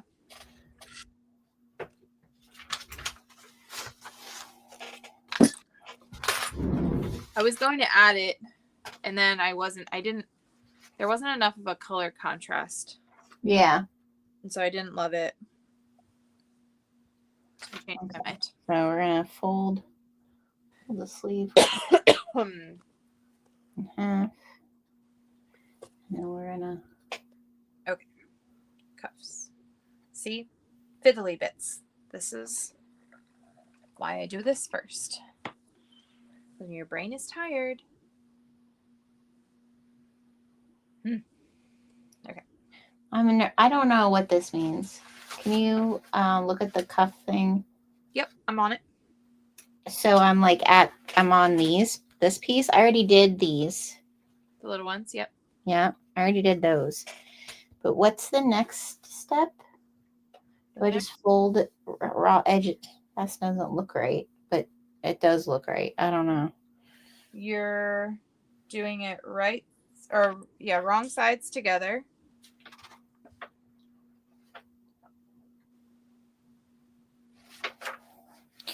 Okay, so this because you're gonna sew. Here, let me pull one out. here you show me how you're doing yours. Yeah. So this is the correct side. This is gonna get stitched into your cuff. And so you don't need to do it and flip it. There's no top stitch line. This is the bottom of your cuff, and this is going to get stitched in. The right side. So I need to do right side like this. Right side facing out. Like that. Because then this one, which is, and this isn't a great description because I've got the both sides. Here, let me use this. Let's say this is the cuff. You're going to do this. With the wrong sides because you're going to put this inside of this like this, and you're going to stitch it and then flip it with the other piece. Yeah. Oh, I see. Do you see it? Feel like sort of. Yeah, so when you stitch this down its sides, then when you turn this right side out, you'll end up with a cuff like this, and the seams will be inside. Does that make sense? Okay. Maybe. Sort of. Let me play with it here. So your two pieces that go on your thumb are right sides facing out. Like this. Yes, but your curve is going to go down towards the rectangled fold. Yes. Okay. Okay. Yeah. And then also remember if it's directional, is it directional? Your top of your thumb piece.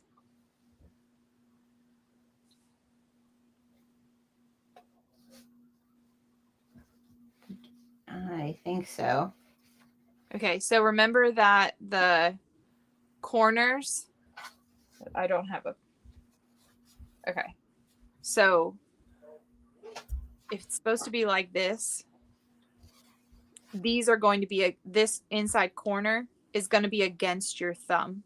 So what's facing outside is going to look. That's where I feel like I'm confused. Like, how is this supposed to lay like these two pieces? Yeah, so if you turn it, the side facing you is what's going to be against your hand. Right. Okay, so I have one that's finished. Let me pull it up and show you. I need to look. I have one right here. I need to just look at it. Oh, I did it.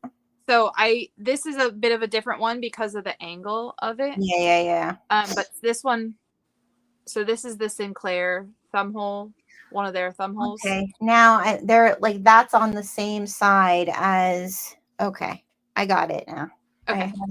I had to look at my own to like understand what I was doing here. Okay. I got it. It computed. Just took a second. That's all right.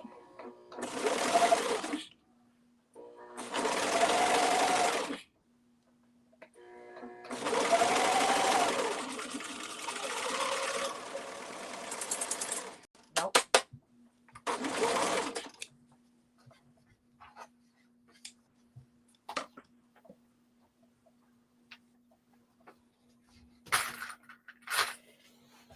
Okay. Is anybody actually making the Salla?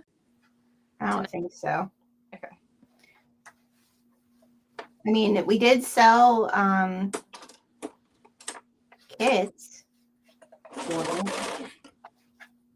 I know Jeannie bought the the booth.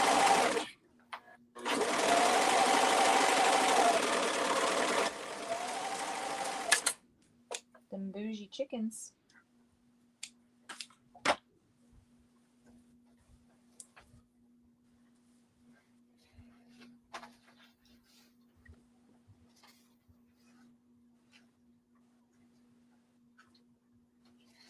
Yeah, because I'm going to sandwich it all inside of the cuff and Yes, stitch down just- both sides, Mhm. and then Yep, pull it and then through. flip it out.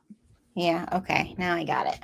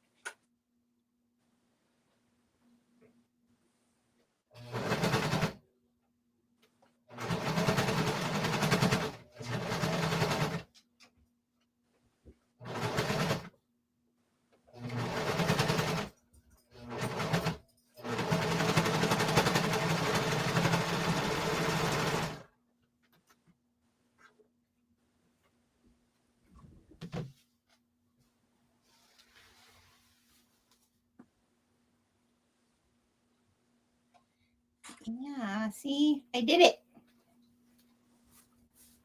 Ta-da! Lovely. I love a good thumb hole cuff.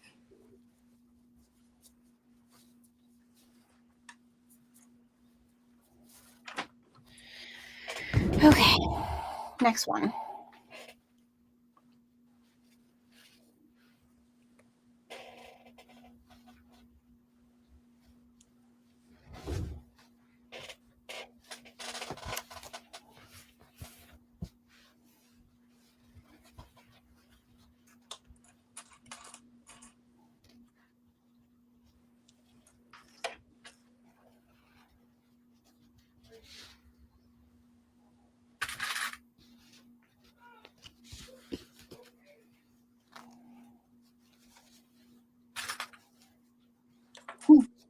Paulette went downstairs because he heard my father-in-law is here, so he's assuming there's food involved. For priorities. Yep.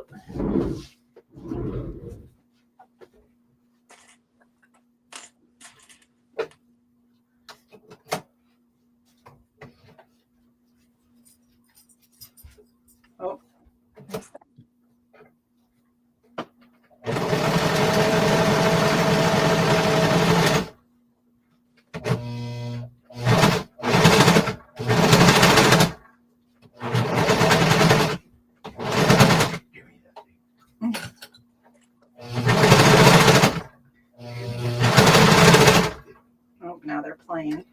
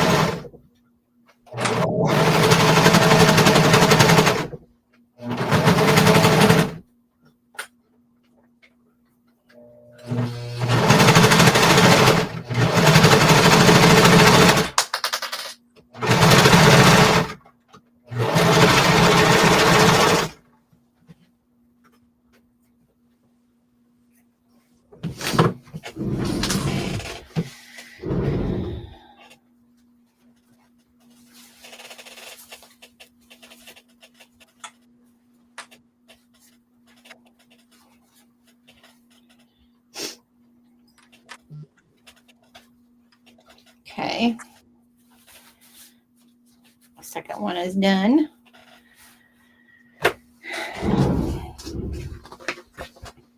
Oh my gosh, what time is it, Jordan? Almost 10. Oh, it's way past my beddy time. All right, so I have to turn this inside out.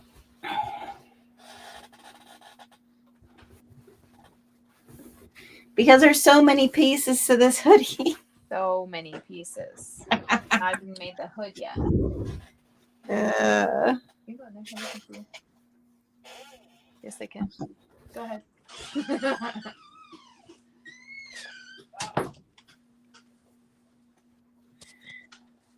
Here's Murphy. Coming up to be nosy. Top of this. This is the bottom. That's the top. And the top goes in this direction.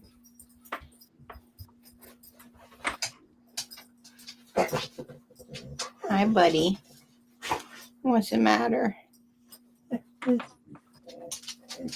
Yeah, I know. It's past beddy time. I know.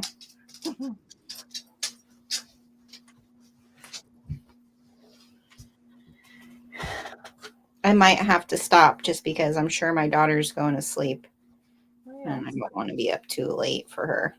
But Totally fine. We're just on the last bits of the I'm pulling it together. cuff and the hood. Let's get the hood. The band, I think we can pretty much explain. Yes.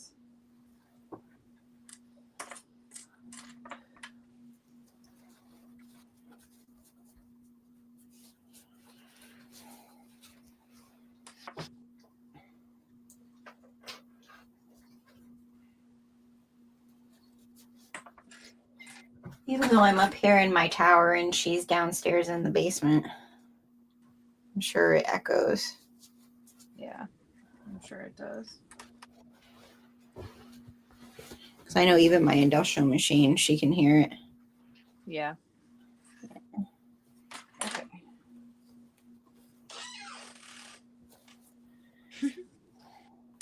There you go. Thanks. You're welcome.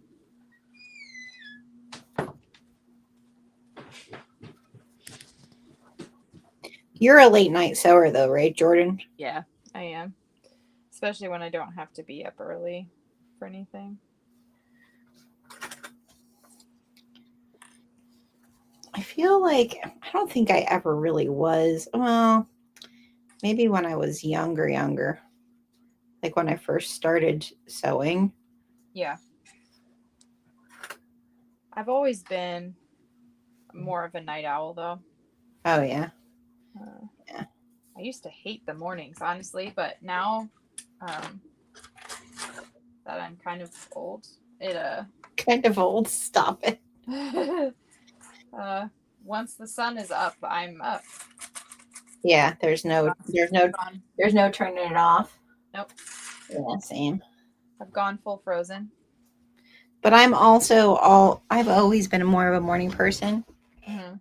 than a Does night. do you think that attributes to 8s? Like, do you feel like they're probably traditionally morning people? Oh, Enneagram stuff? Yeah. I don't know. I mean, I think some of it is I was just very much like raised that way.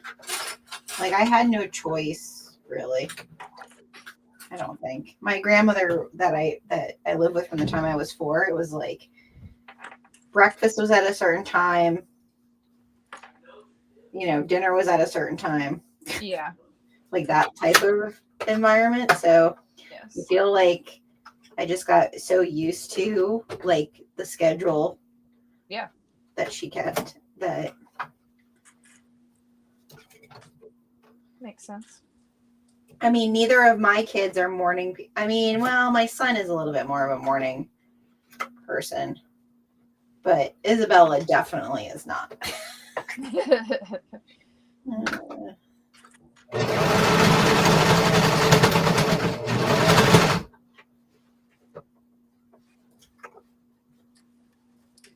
Okie dokie.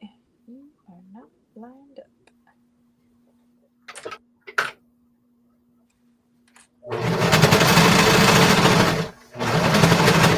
I think college, though, a little bit like changed that because you know when you have morning classes, you just you got to do it. Get up and do it. Yeah, especially now that she's 3.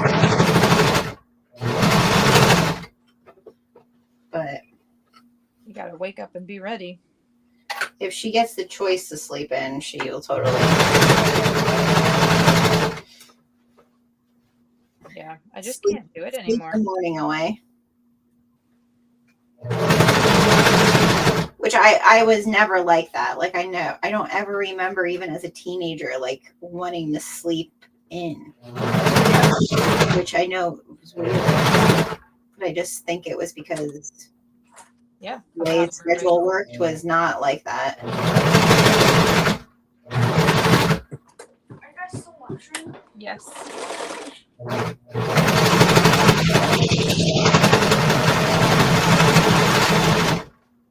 You slept.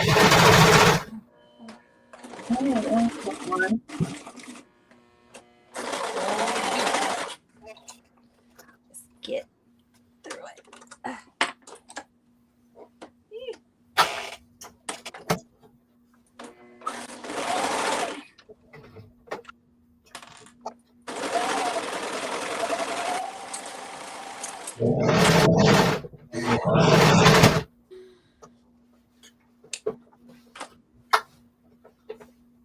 I'm too tired. No.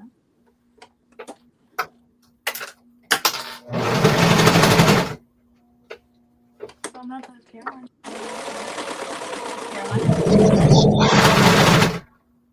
Nice.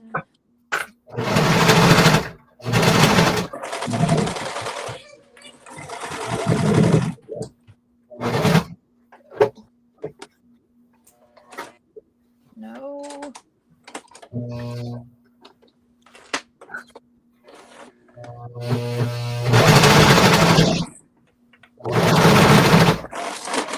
Oh no. Oh no, what? Not sure it wants to go. Your what? I said my machine is not sure it wants to go through it. Oh no. Let it go.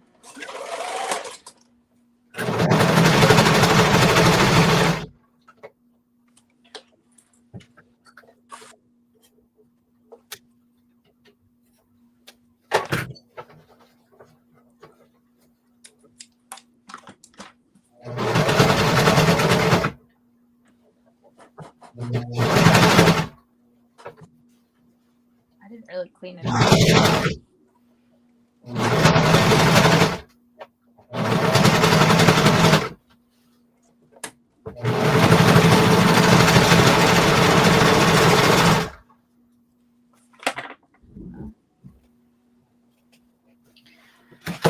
Okay.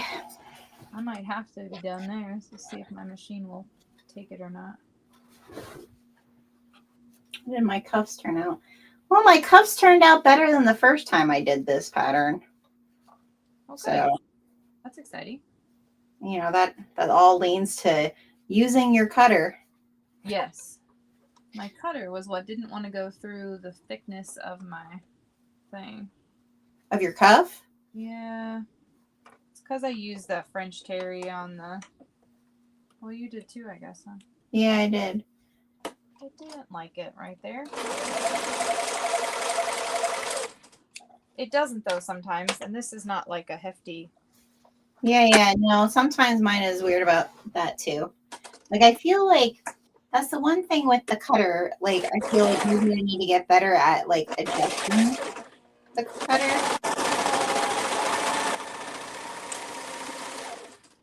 That did it. Just had to go the other direction. Okay. So there it is so far. Oh, yeah. Here's my little cuffy do. Watch out. Freaking bats. I like it. Oh, I like it. Yeah. This rib knit's lovely. Just Oh, yeah.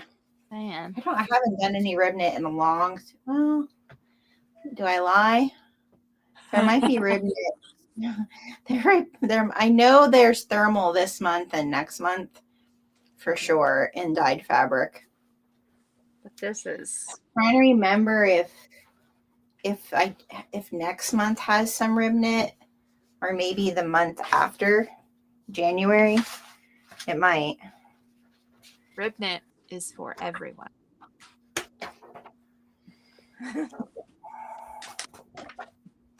Finally the hood. Finally the hood. I had a lot of lint down in my machine. I'm cleaning it out a little bit. Maybe that'll be better. Yeah.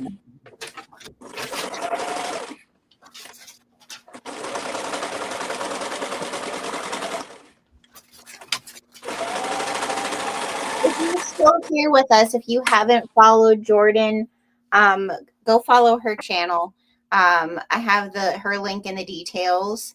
And I did put it up in the live chat a little while ago. But she is trying to get to at least 50 subscribers so that we could also stream on her channel as well. So make sure you go over and follow Jordan's channel so that she can do that. Thank you. I'll get a little more coordinated. You can't actually see what I'm doing. Huh? So I did cut a lining. So if I'm doing a lining for this hood, I just make 2 hoods and then sew the top together. Yep. That's all I do is just make a second What one. do you do? Yep. Oh. Ta-da. And then there were 2. They're adorable. Yes. I am definitely going to need more rib knit. It's so good for cuffs. All right. Well, I'll keep an eye out.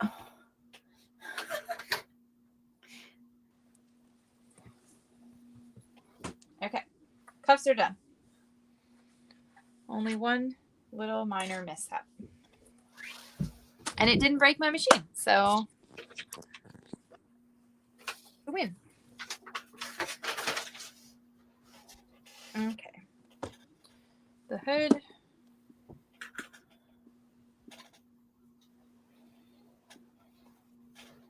Fiddly things. The front is flared.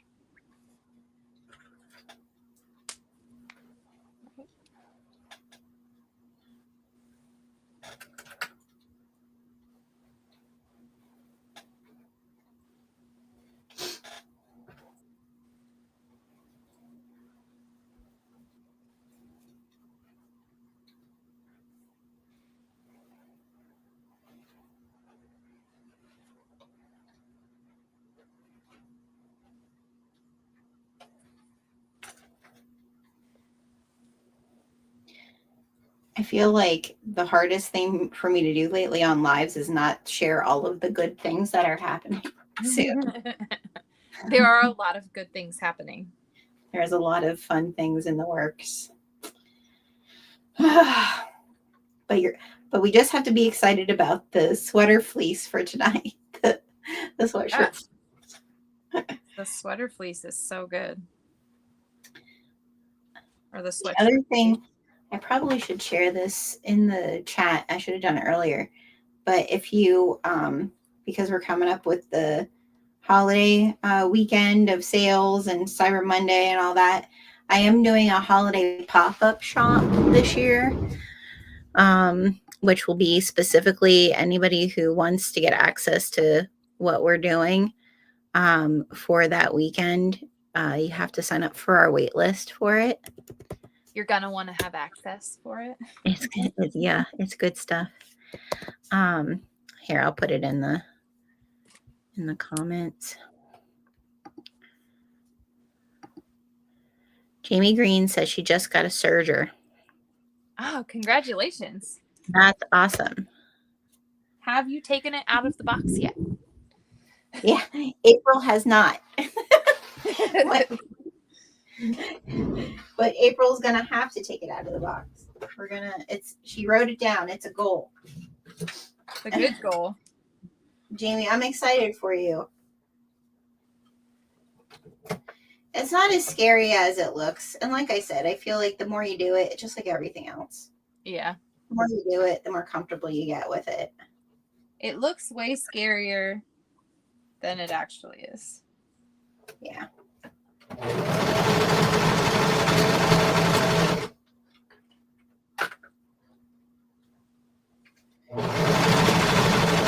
We also have to talk with Debbie and Sarah about what they want to sew with us, because when I told Sarah that we were doing this, she was like, we want to join. So That'd be really fun. we'll have to have them join us. They're another layer of chaos. They are. Good chaos, but chaos.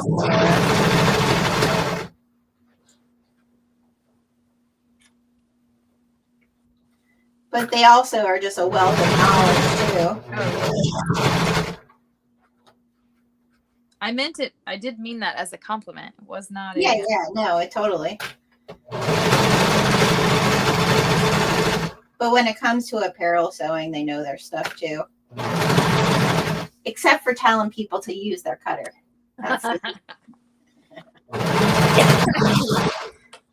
I would think they would assume that you might know. Well, yeah, of course people would assume it. Like now that I know it, I'm like, of course, that's why you have a serger. But I was making masks and I was literally just using it to like zip around.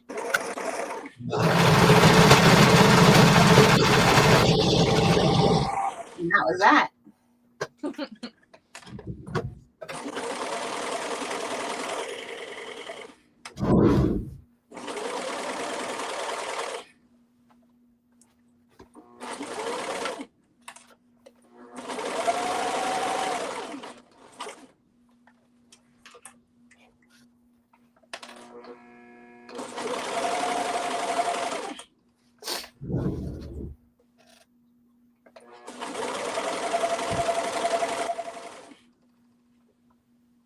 She needs to rethread it. April wrote it down. Yay, April. I'm so glad. We're gonna get with you and share with you the different kits and the different patterns. And you can see which one you would like to do with us.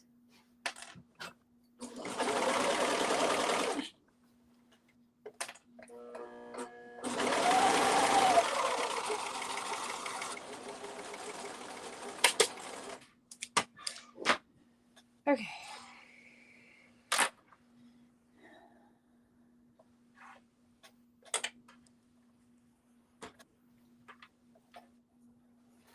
I need to go down now and after you said about the eco knit for the bougie chicks, For the what? for the bougie chicks. Yeah.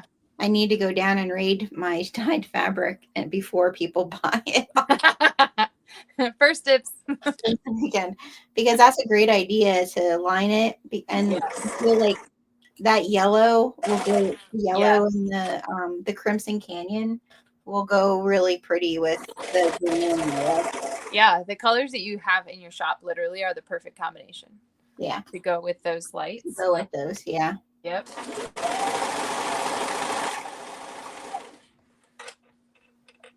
Hot tip for anybody that's still on 3.5 hours later. Yeah. Jenna's fixing to go get it out of the shop to go buy what you need now. Also, if you want some.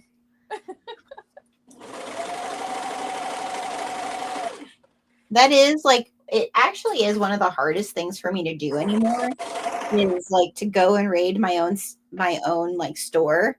Yep. It like, because you spend so much time inventorying things and packing things and then I'm like, oh, I can do what I have. But I'm excited for the drop that's coming on Saturday. the Hushed Winter. Yes. It's very pretty. And the dynamic fabric kit is super cute. I just have to say so myself. It's the and the like butterscotchy color is like a special fold, right? yeah, it's real pretty. Yeah, and there's actually a few pieces of that were like I had extra. Yeah, I had accidentally dyed extra, so there's a few of those pieces on their own.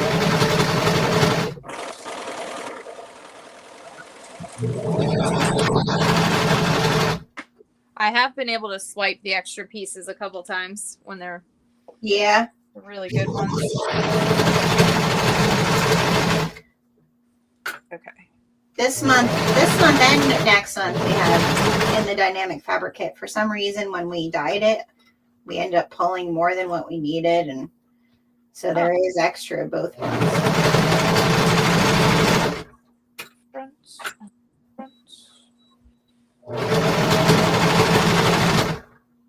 Oh.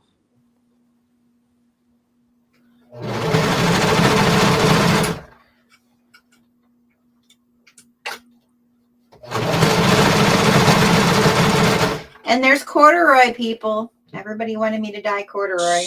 Stop telling people there's corduroy. There's multiple pieces. There's no corduroy. You can buy whatever Kona and brushed cotton you want. There'll be plenty of that.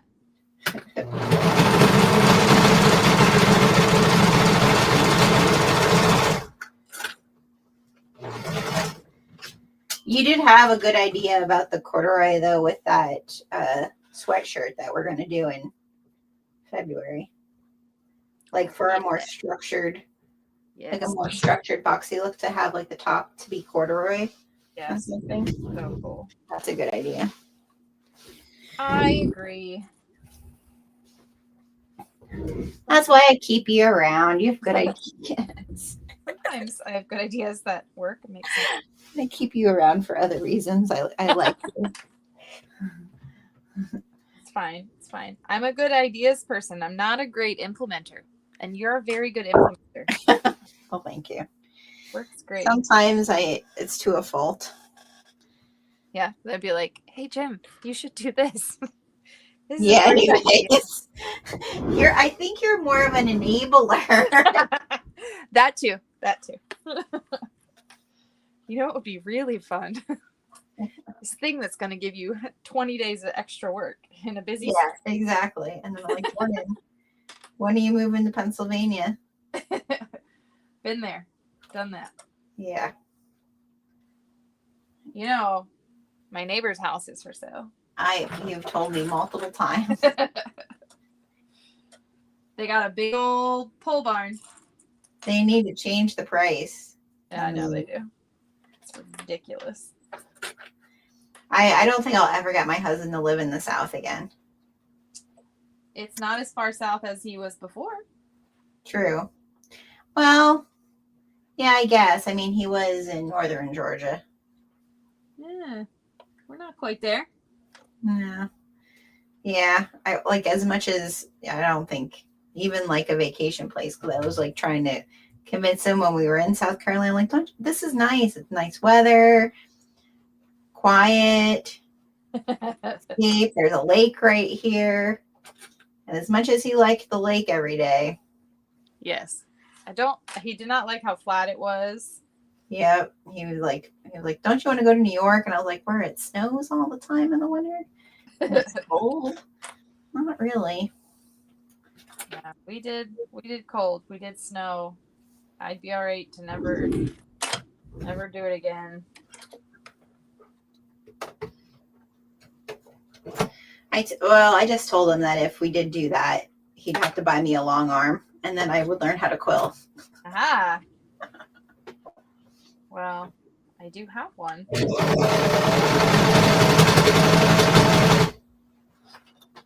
We could do buddy long arming.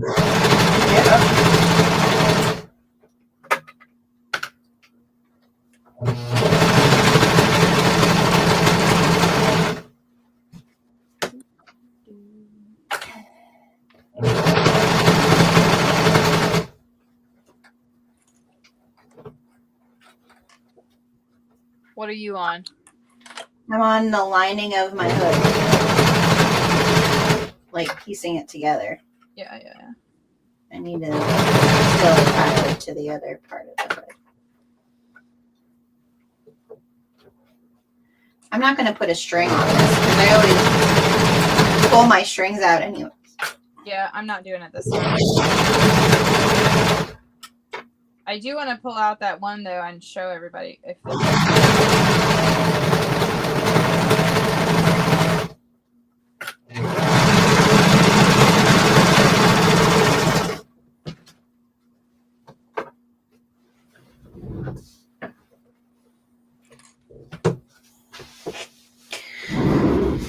Okay. because I used the binded and dyed for one of my these strings and it turned out so cool. I used binding and dyed for the pant strings that I made it. That is. Yeah. Well, I saw this really cool like tutorial thing and it wasn't from anybody that spoke English, and so I had a heck of a time trying to figure it out. But I did this little situation where it's got like a lip here, Yeah. a lip under here, and then the string pulls through. That's cool. But then it sits flat up in top of my hood, so like I didn't spin or anything. Yeah. It comes out and lays That's flat. cool. Yeah, it's awesome. It works really well. But this is like, so you have like one piece of fabric and you like fold it up on itself and then fold it back. So it creates these like bloops and then it gives you the little lip. you know, like just a bloop. Just slip it in there and Yeah. if I can have a YouTube channel that functions, You could replicate I that. could show everyone how to do it. Well, you could do a short. That's true. You could do a short. Just record it. I could do that. Yep, we could.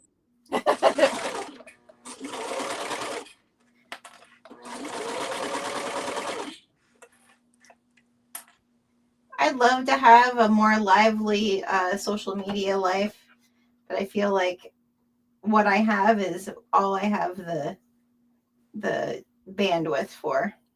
Yeah. I have a busy life. Yeah, you do.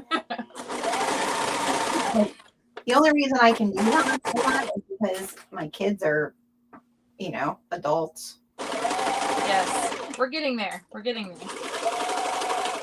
got one will graduate this year.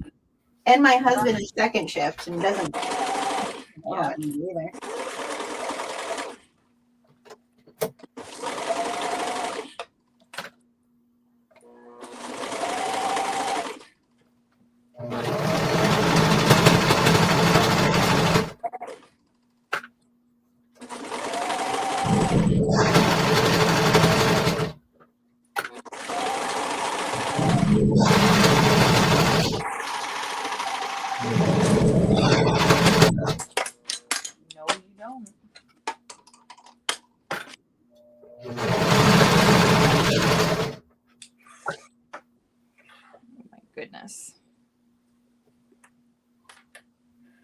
I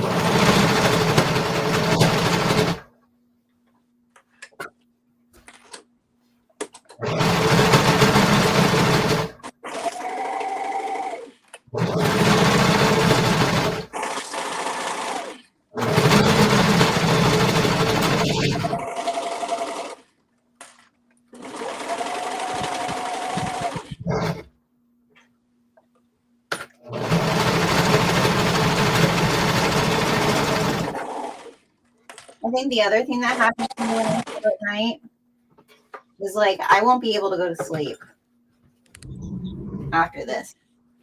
Because your brain's going. Yeah. Like I watch TV or read or something. Yeah, reading makes me more tired. Lets your brain shut All right. off. So I have these two done, Jordan. So all I do is I'm gonna put them right sides together and just stitch from here all the way around the front cuff. Like, Yep. Just the where your face goes. Gotcha.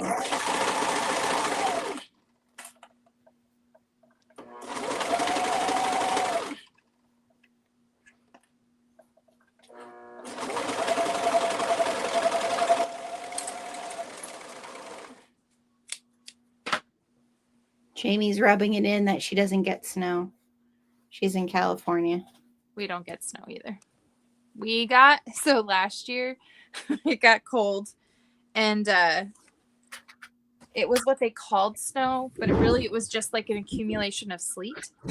Oh yeah. And so it was just like, yeah, it was layers and layers of sleet that looked like snow, but it was all just crunchy ice. It was weird. I mean, it was enough that my kids could like sled on things. But Yeah, no, we get snow. And I like snow. It's just I feel like I know we would never sell this property. So like Yeah. for me, I'm like, can we get a vacation place that is not if we're gonna splurge and say that's like a retirement goal, like let's not do weather that we already are used to. yes. Yeah, I agree with that. Right? I think South Like, Carolina would be a really good place. I think so too. I think we need to find one with a lake for really cheap. Yep. A little pond where he can fish. And yeah. Sounds perfect. The property next door is for sale. I know. There's a lake on it. And you're not far from the beach either. Nope. 20 minutes down the road, I can put my feet on the sand. The price has to be right, though. That's the only thing. The price is not right next door to you. Maybe they'll get tired of it sitting there.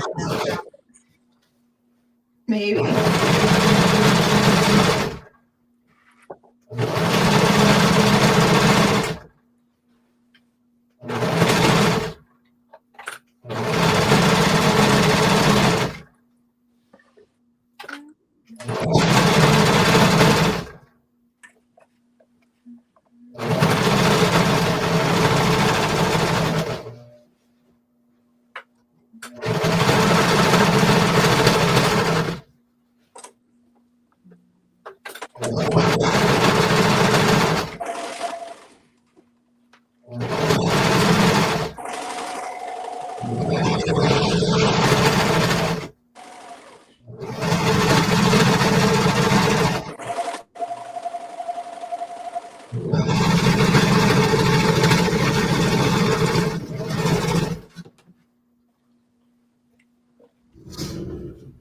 Would you top stitch this then? I don't usually.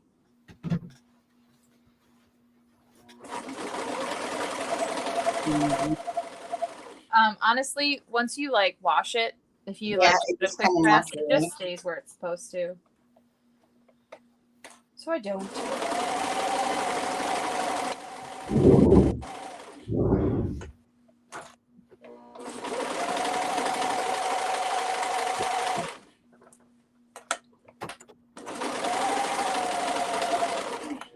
Jordan's in South Carolina. That's where she lives. Yes.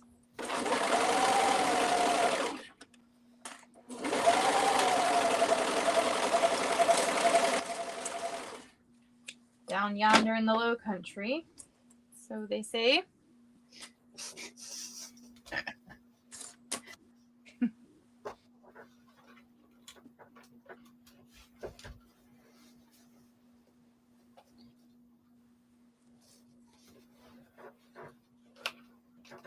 Okay. Okay. My hood is done. Me too. So now what? Now you attach the hood and the cuffs. Got you. Make sure your cuffs are the right direction, like the little thumb part. Make sure it's facing the right way. Yeah, I already did my cuffs. Okay. Also, well, I mean, you already attached it to your sweatshirt. Yeah, I already attached my cuffs. Okay. So your hood, because this hood is designed to have like a fold over for its string. I mean, it's designed to have like a hem. Yeah. So you have this straight part here. So you either need to attach it to the other piece like this and make it like a scuba. Oh, yeah. Or you need to make sure that this edge where the seam is lines up with your seam. Like you'll cut the bottom angle off when you run your serger around. Because if you line this edge up with your You'd neck, have a raw end then there. you'll have this part sticking out. Yeah. Yeah.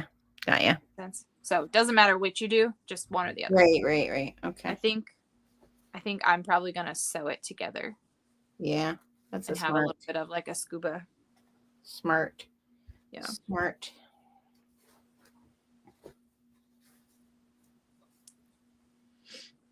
I like it to have a little bit more. A little bit of a neck. Yeah. Piece. The one that I cut that I use all the time from Sinclair, I don't remember the name of it now. It's in that pack, the add-on pack with hoods. There's one that's like a crossover. That's the one I use the most because it like kind of cowls at your neck, so it's a little bit cozier.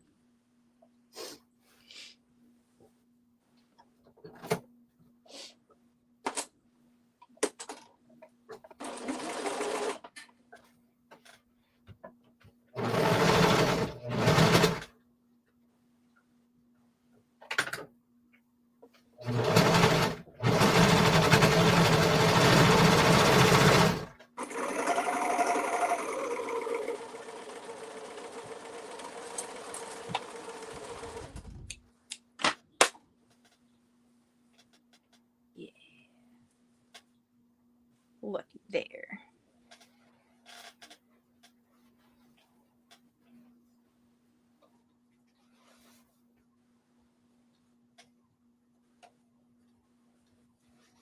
Okay, here we go.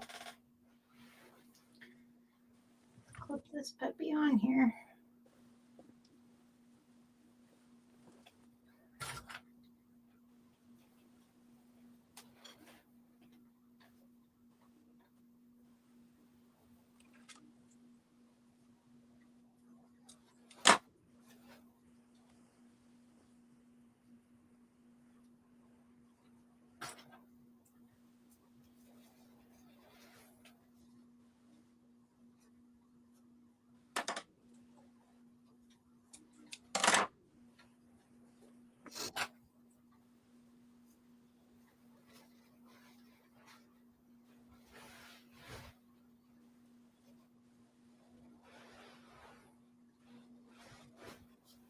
Okay, now this is where Gena gets a little confused, but I got it now. I feel like it's actually kind of good that I cut that thing in half in the front because I know exactly where the center is.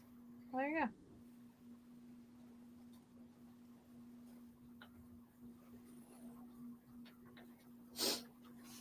So if I'm finding the center on this, then I don't like it's not quite exact, like being lined up and everything. Right. I would fold the seams at the shoulders together, and like there's my shoulder seams, and I would just measure, like I would cut that as my center point. Oh yeah.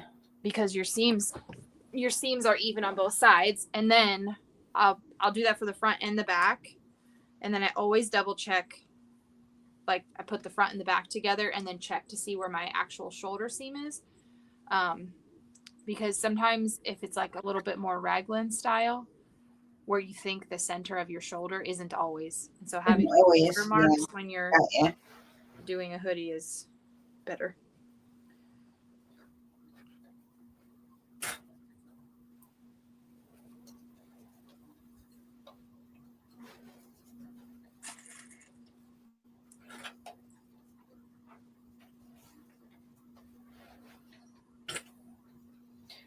I'm going to do some applique sweatshirts with some of our book lover panels. Oh, yeah? Yeah, I got some sweatshirts from Amazon, like pretty cheap. They were on sale. Oh, yeah, yeah. I clicked the link when you popped Yeah. up.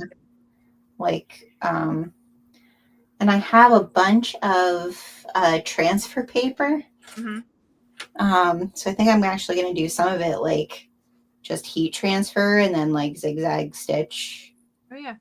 Do you know? Yeah, that's fun. I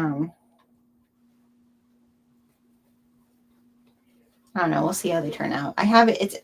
It's in my head. We'll see if what's in my head is what it actually turns out to be. I'm sure it probably will.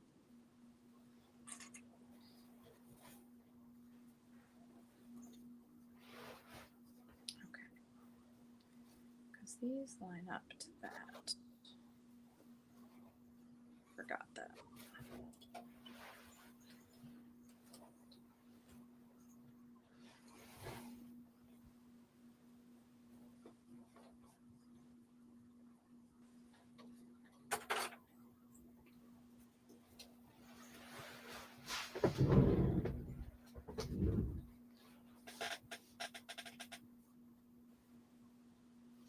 I figured those because we always we don't buy for a lot of people anymore, with the kids being older, or go to like holiday parties, but we still always have one with my cousin and his girls and his wife.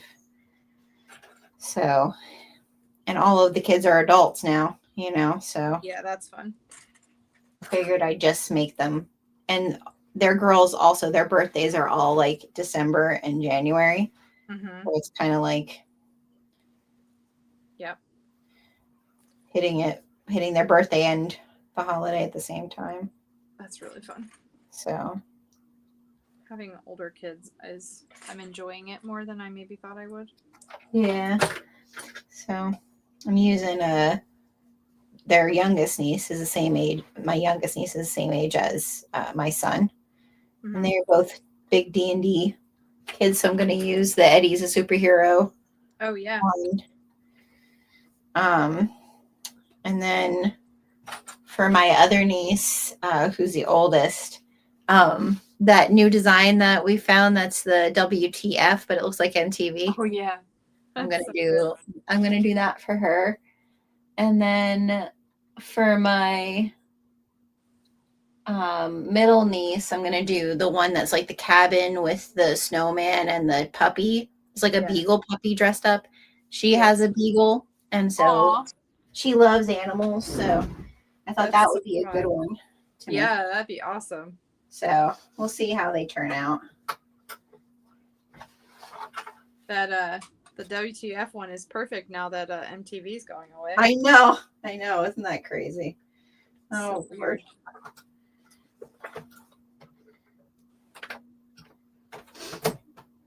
Definitely the end of an era. Yep.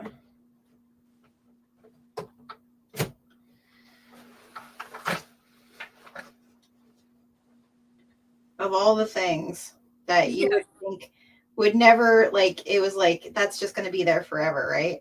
Yes. It's the thing that's supposed to be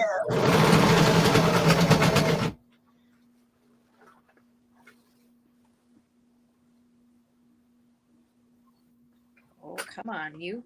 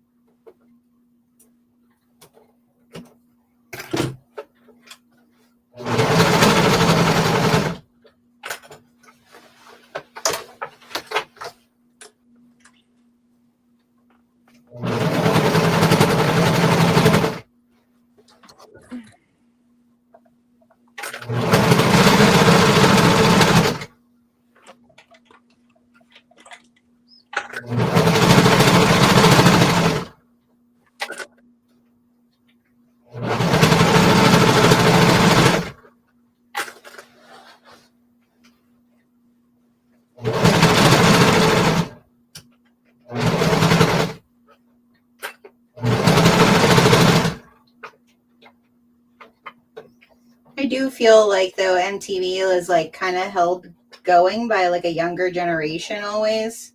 Mm-hmm. And like my kids, and I'm sure your kids, like YouTube is where they get. It just feels like it was like MTV was such a statement of like Yeah. against the, you know, the machine of it, and Yeah. like of all the times to disappear, like I know. now the time.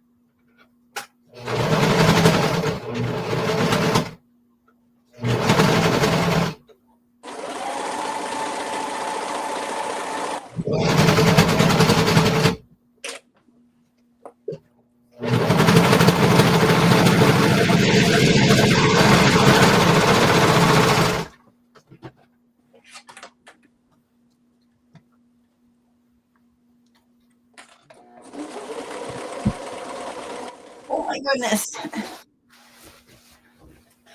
What you think? We have a hoodie. Yeah. Yay. All right. I can't stop here. I have to put it on. He's not coming up to yell at me, so. You're so close to the end. So closely.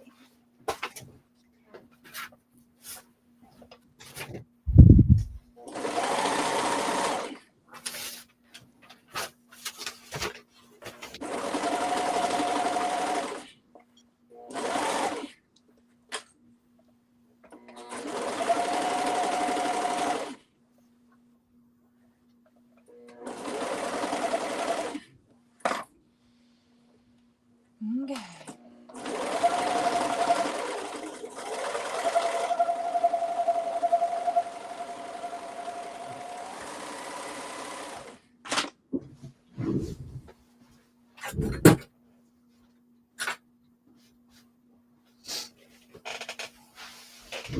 Behind the Music was on MTV, or was that pop video? Wasn't that VH1? I'll say Behind the love Music. VH1. Yeah, I think that was on VH1. Oh my gosh. Remember when? So cute. Oh yeah. Oh, that's adorable. You have stuff going on for Halloween tomorrow night? Yes. Your kids that you can wear it? Yeah, I'm definitely wearing it. And it's going to be cold. It's going to get down to like 40. Fun. That's super cute. Yeah. I love it. Like I said, I almost snagged the last one of those kits, but I was like, no. I really like it. You can't take everything. You can't do everything you sell. I mean, you It's can. horrible. Yeah, you can, but then I would go out of business. That's why you run the business and I just show up. I would go out of business. Sometimes like that's the hard, to be honest, like I feel like maybe that is the hardest part is like I want to have a good time and like do all the things too, but my Enneagram 8 comes in and is like, you don't want to fail. Yeah.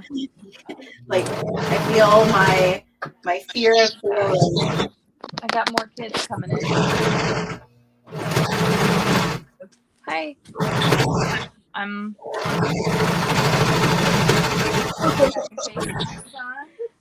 You just got put on my street. y'all just got put on YouTube. No.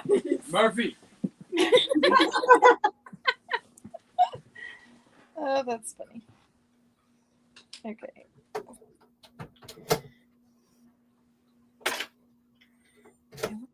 On this.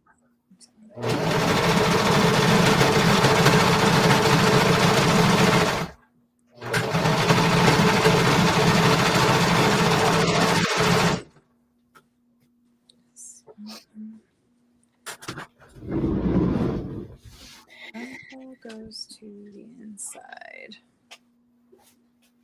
Got it.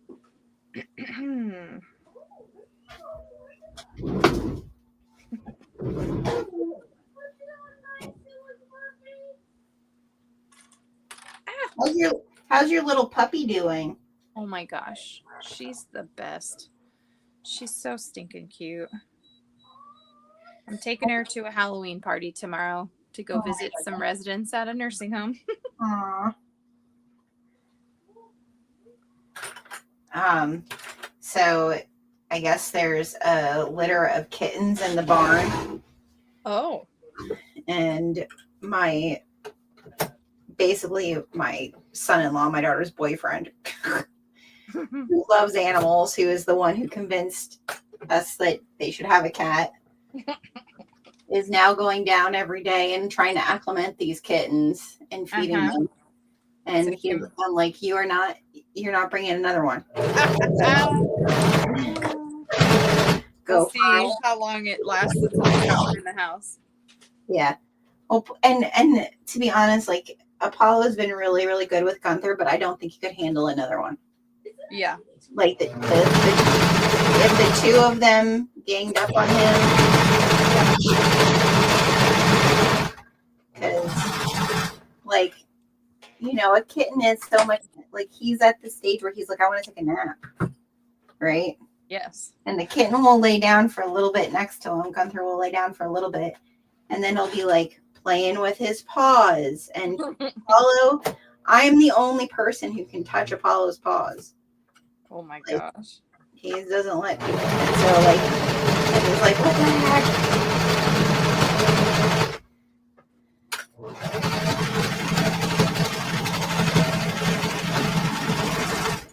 It is funny though, because Apollo, because he's part husky, is basically part cat. And like how Gunther plays with Apollo is a lot of like the paw, like the same paw movements that Apollo does. So I think Apollo just thinks he's a tinier version. He doesn't quite understand why he looks like he does. It like Apollo is such an animated dog. I feel like the whole time we're watching them play, Get down. I'm like envisioning what he's saying to the cat.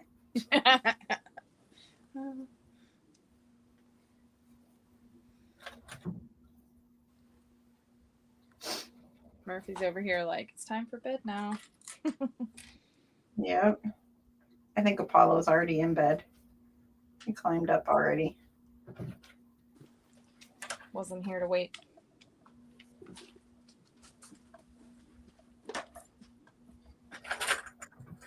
Okay.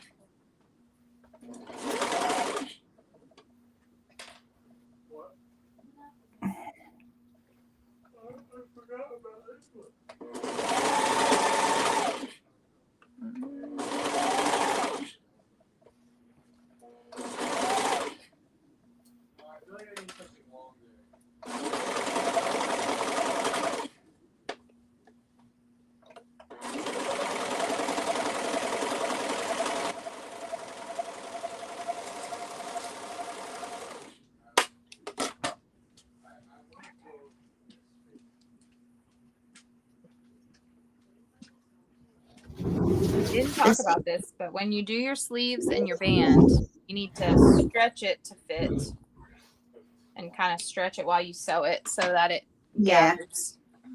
That gathers nice. Yeah.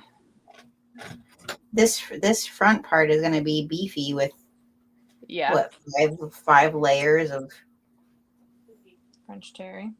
yeah.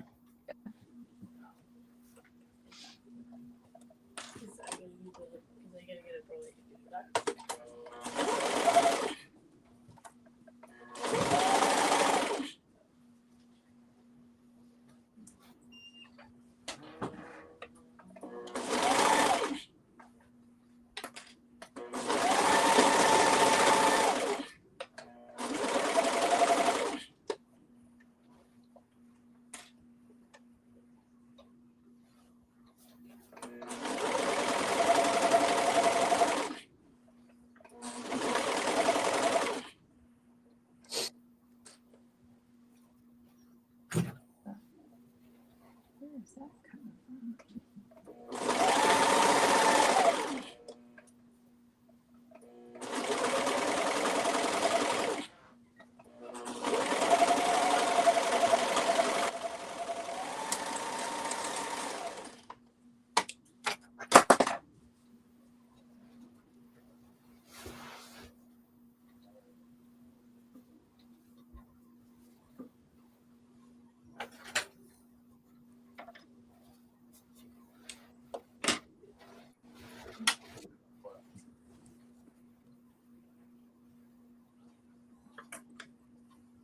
I read that where I felt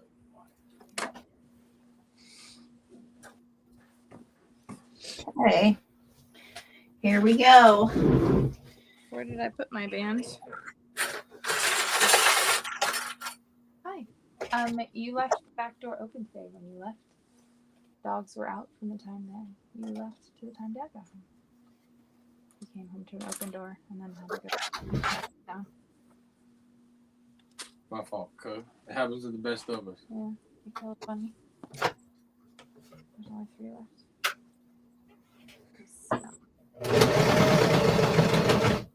We've gotten out. Okay. I feel like I would have felt that. Probably. It was just laying over.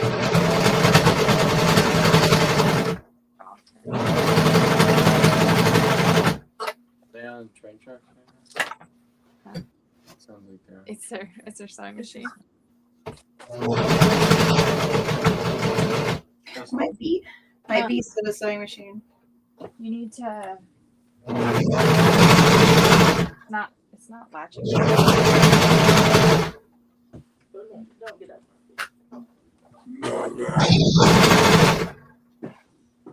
right. Bye. Bye. Love you. Love you.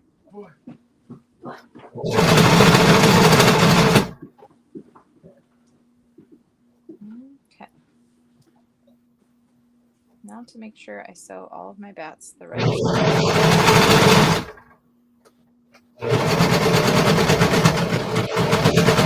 Yeah, this is beefy.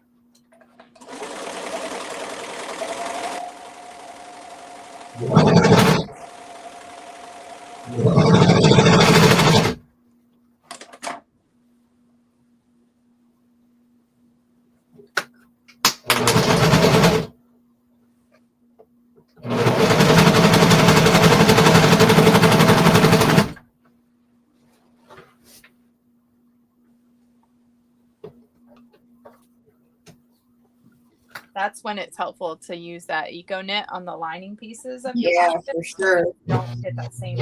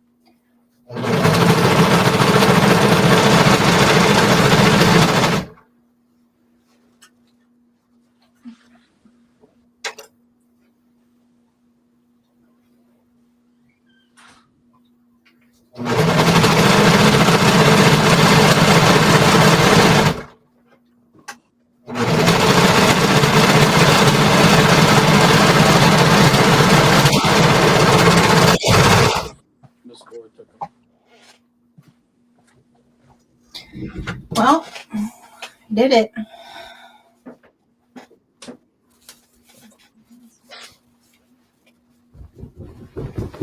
How did it feel about going through? Oh, the front was a little rough, but she did it with some gentle love and care. A little finesse. A little finesse. All right, let's give her a try on. I was gonna say, I'm putting mine on right now. Which way? I'm looking at it. Uh, It's freaking bats.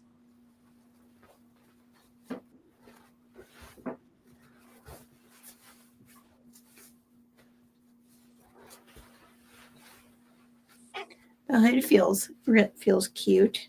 I like it. It's definitely big. Yes. But it fits good. Yeah. I have this other one tied around my waist. Yeah, snazzy. That's so cute. Here, It's I'll back very up. a bit. cozy. Yeah. Ah. It's a nice, I like this one too because it's a nice length. Like, Yes. Actually, covers you.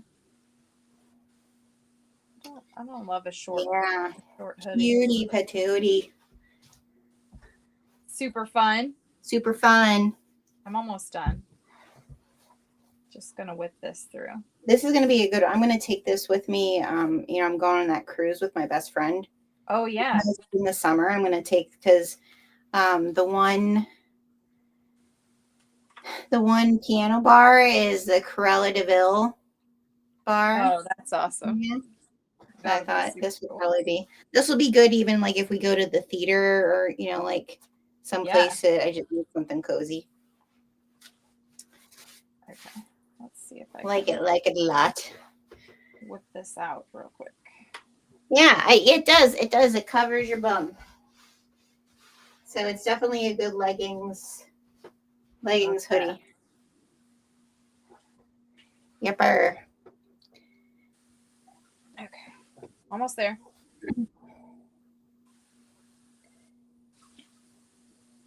Want to make sure it doesn't pull my edges in. Get too many edges sticking out. April asks, what's your new little puppy's name? Her name is Maud. Her formal, very official name is Princess Maudevere. She's the cutest thing ever.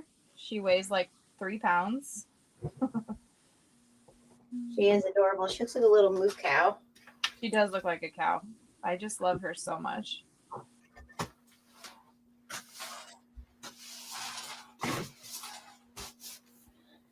All right. This is the one thing about sewing apparel is you definitely end up with a lot of mess. Yes, it makes so much dust and stuff with the serger pieces. But it's so nice to finish it and wear it. It is fun to finish something. I feel so accomplished. You should feel accomplished. It looks great. And you didn't mess up, which And this is why I wanted to do those kits, because I feel like probably one of the hardest things for me when I first started doing this was what goes with what. Like what, and also I would like go and buy a pattern and be like, I want to make that, and I wouldn't have enough of fabric to do it. Because apparel does actually take a decent amount of yardage. Yeah, it does. You know, It really does. which I understand is costly, but at the same time, like if it's something you make, you're obviously going to keep it. Yeah. You know, Yes. for a while.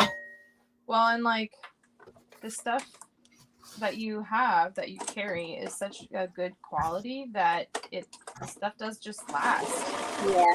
I mean, the other thing too for people that if you don't follow me, if you're watching this on the replay, all of our fabric is eco-friendly printed. So there's no, like, if you're making for kids, like there's no chemicals, there's no, like, we don't have any of the same things that you deal with. Just the good stuff.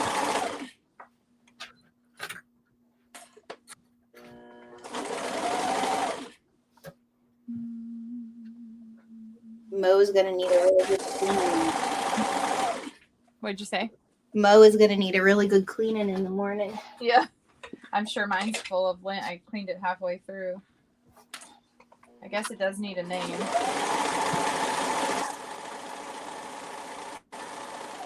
Is having a machine without a name like having a boat without a name is like bad luck? I don't know. I feel like I name my machines because my husband names all of his cars. So That's a lot of layers. yeah, I told you. It was thick. Oh my gosh. I'm wondering that pattern we picked for December because You what? I wonder that pattern we picked for December, the sweater fleece, like when we should really look at that. She gonna be thick. She's gonna be thick.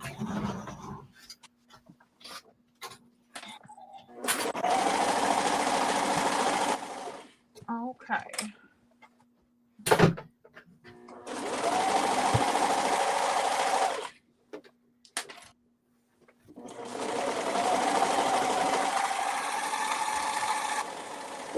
I just use string thread in my serger, but I feel like I really would like to have rainbow thread so that I can have rainbow threads inside of all the things I make for myself. I have rainbow thread. I have the and I never use it. The unicorn mane. From Wizardry? Yeah. But you need four rolls The of problem with it is the spools are so fat it. Oh that yeah. they don't fit right on my serger. Oh.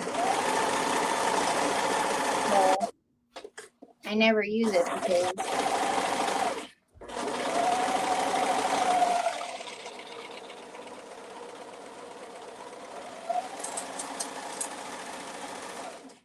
Okay. let's see. Get to watch me awkwardly put on a sweatshirt with my weird shoulder. Oh, I'm glad it's inspiring you guys. You all can do this. If I can do this, you can do this. Okay. Let me see. Get those sergers out, ladies. Tip you up a little bit, maybe. And you don't need the serger. Just because we're using the serger you don't need the serger. You could sew this just with your domestic machine. I'm very excited about this.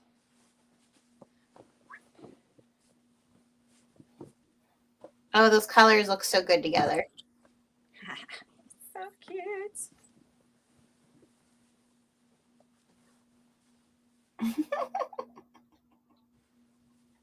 Thumbs. Oh.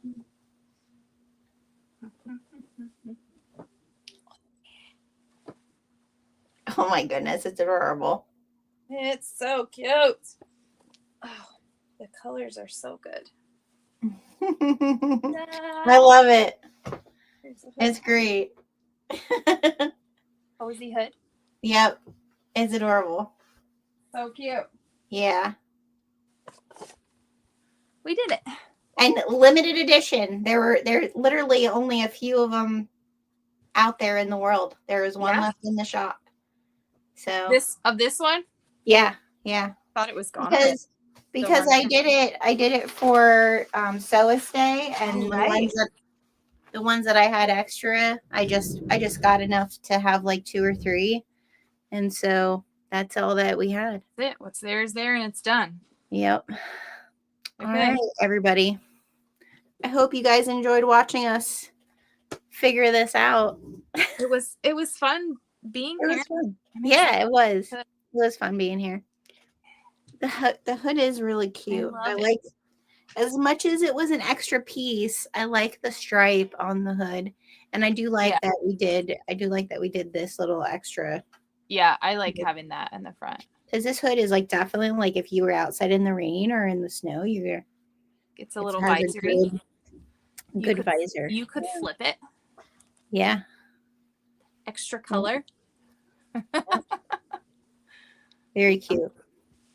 I foresee my daughter probably trying to steal this too. Yeah, for sure. Or steal everything I make. Absolutely. But yeah, it's so cozy. I bet it's even cozier once you wash it. Yes, I think washing it is a really good idea. I put the rib knit inside of this also, and I just it's good. want it on my head. Cute. It's so good. You're welcome. Hey guys, thanks for being here with us. We really appreciate it. And hopefully we're gonna do more. If you are not a part of my email list, you want to get on the email list, or make sure you're in the Facebook group or Patreon, one of the 3. Because what is today? Today's the 30th, right? Tomorrow's the 31st. I'm going to be posting what my calendar is for the month of November.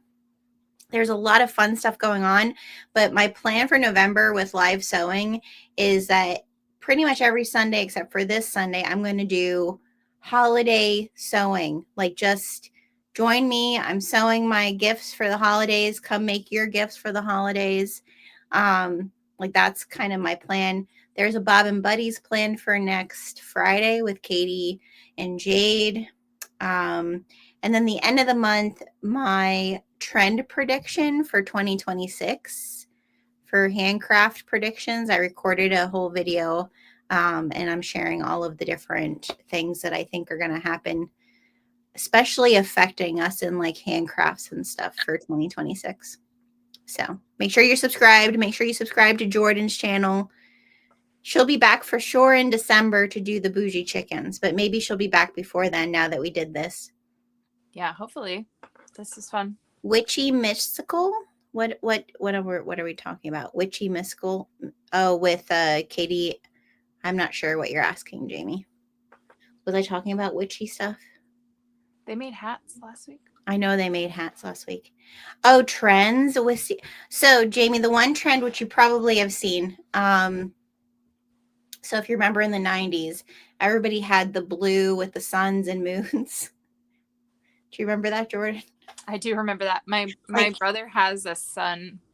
The sun. Like Smashing Pumpkins aura. Yeah. That's definitely a vibe that I see a trend coming back. There were a lot of things that kind of, as I was doing research about it, that were kind of surprising to me. But then when I thought about it, and you think of the 20-year rule, like fashion always goes pretty much 20 years back. So if you think about the time that 2001 was, or 2006 was, like any of those, like kind of year after, like a cusp, right? Yeah. So that's like Jenkos are coming back. Yeah, there's so many, like, I saw someone talking about cassette tapes the other day and flip phones. Apparently, like my kids all want a flip phone. Yep. Like, sure. So yeah, there's a lot of, but it's in particular in handcrafts, we're going to talk, and you're going to see even like when we start debuting our designs for 2026. That's like, I want to share all those things, but we have to focus on last chance pre-order first and the holidays. You're going to see that like the trends for handcrafts are a lot of things you're seeing now, but also progressing in that manner of like people love it, liking our craft, like people seeing a value in handcrafts as well. So, and a lot of ways to take some of like the runway looks and turn them into craft type of things. So pretty I'm excited exciting about that. Yeah, so I have to edit the video yet, but I went in depth. I probably talked way more than what I should. Yeah, so girlfriend, thanks so much for doing this with me. It was fun. Super fun. Yeah, it made me feel like I live next door to you. Even though- Almost. Almost. Yeah. Good. All right, everybody. Make sure you go and sign up for the holiday pop-up shop.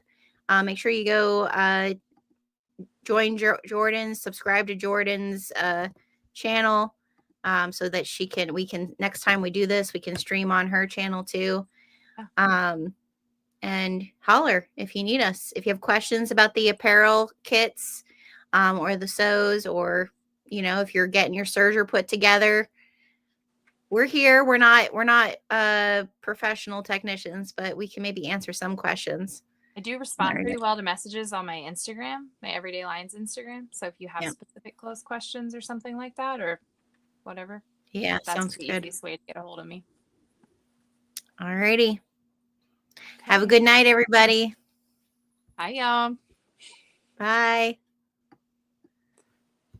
Okay, hold on, Jordan.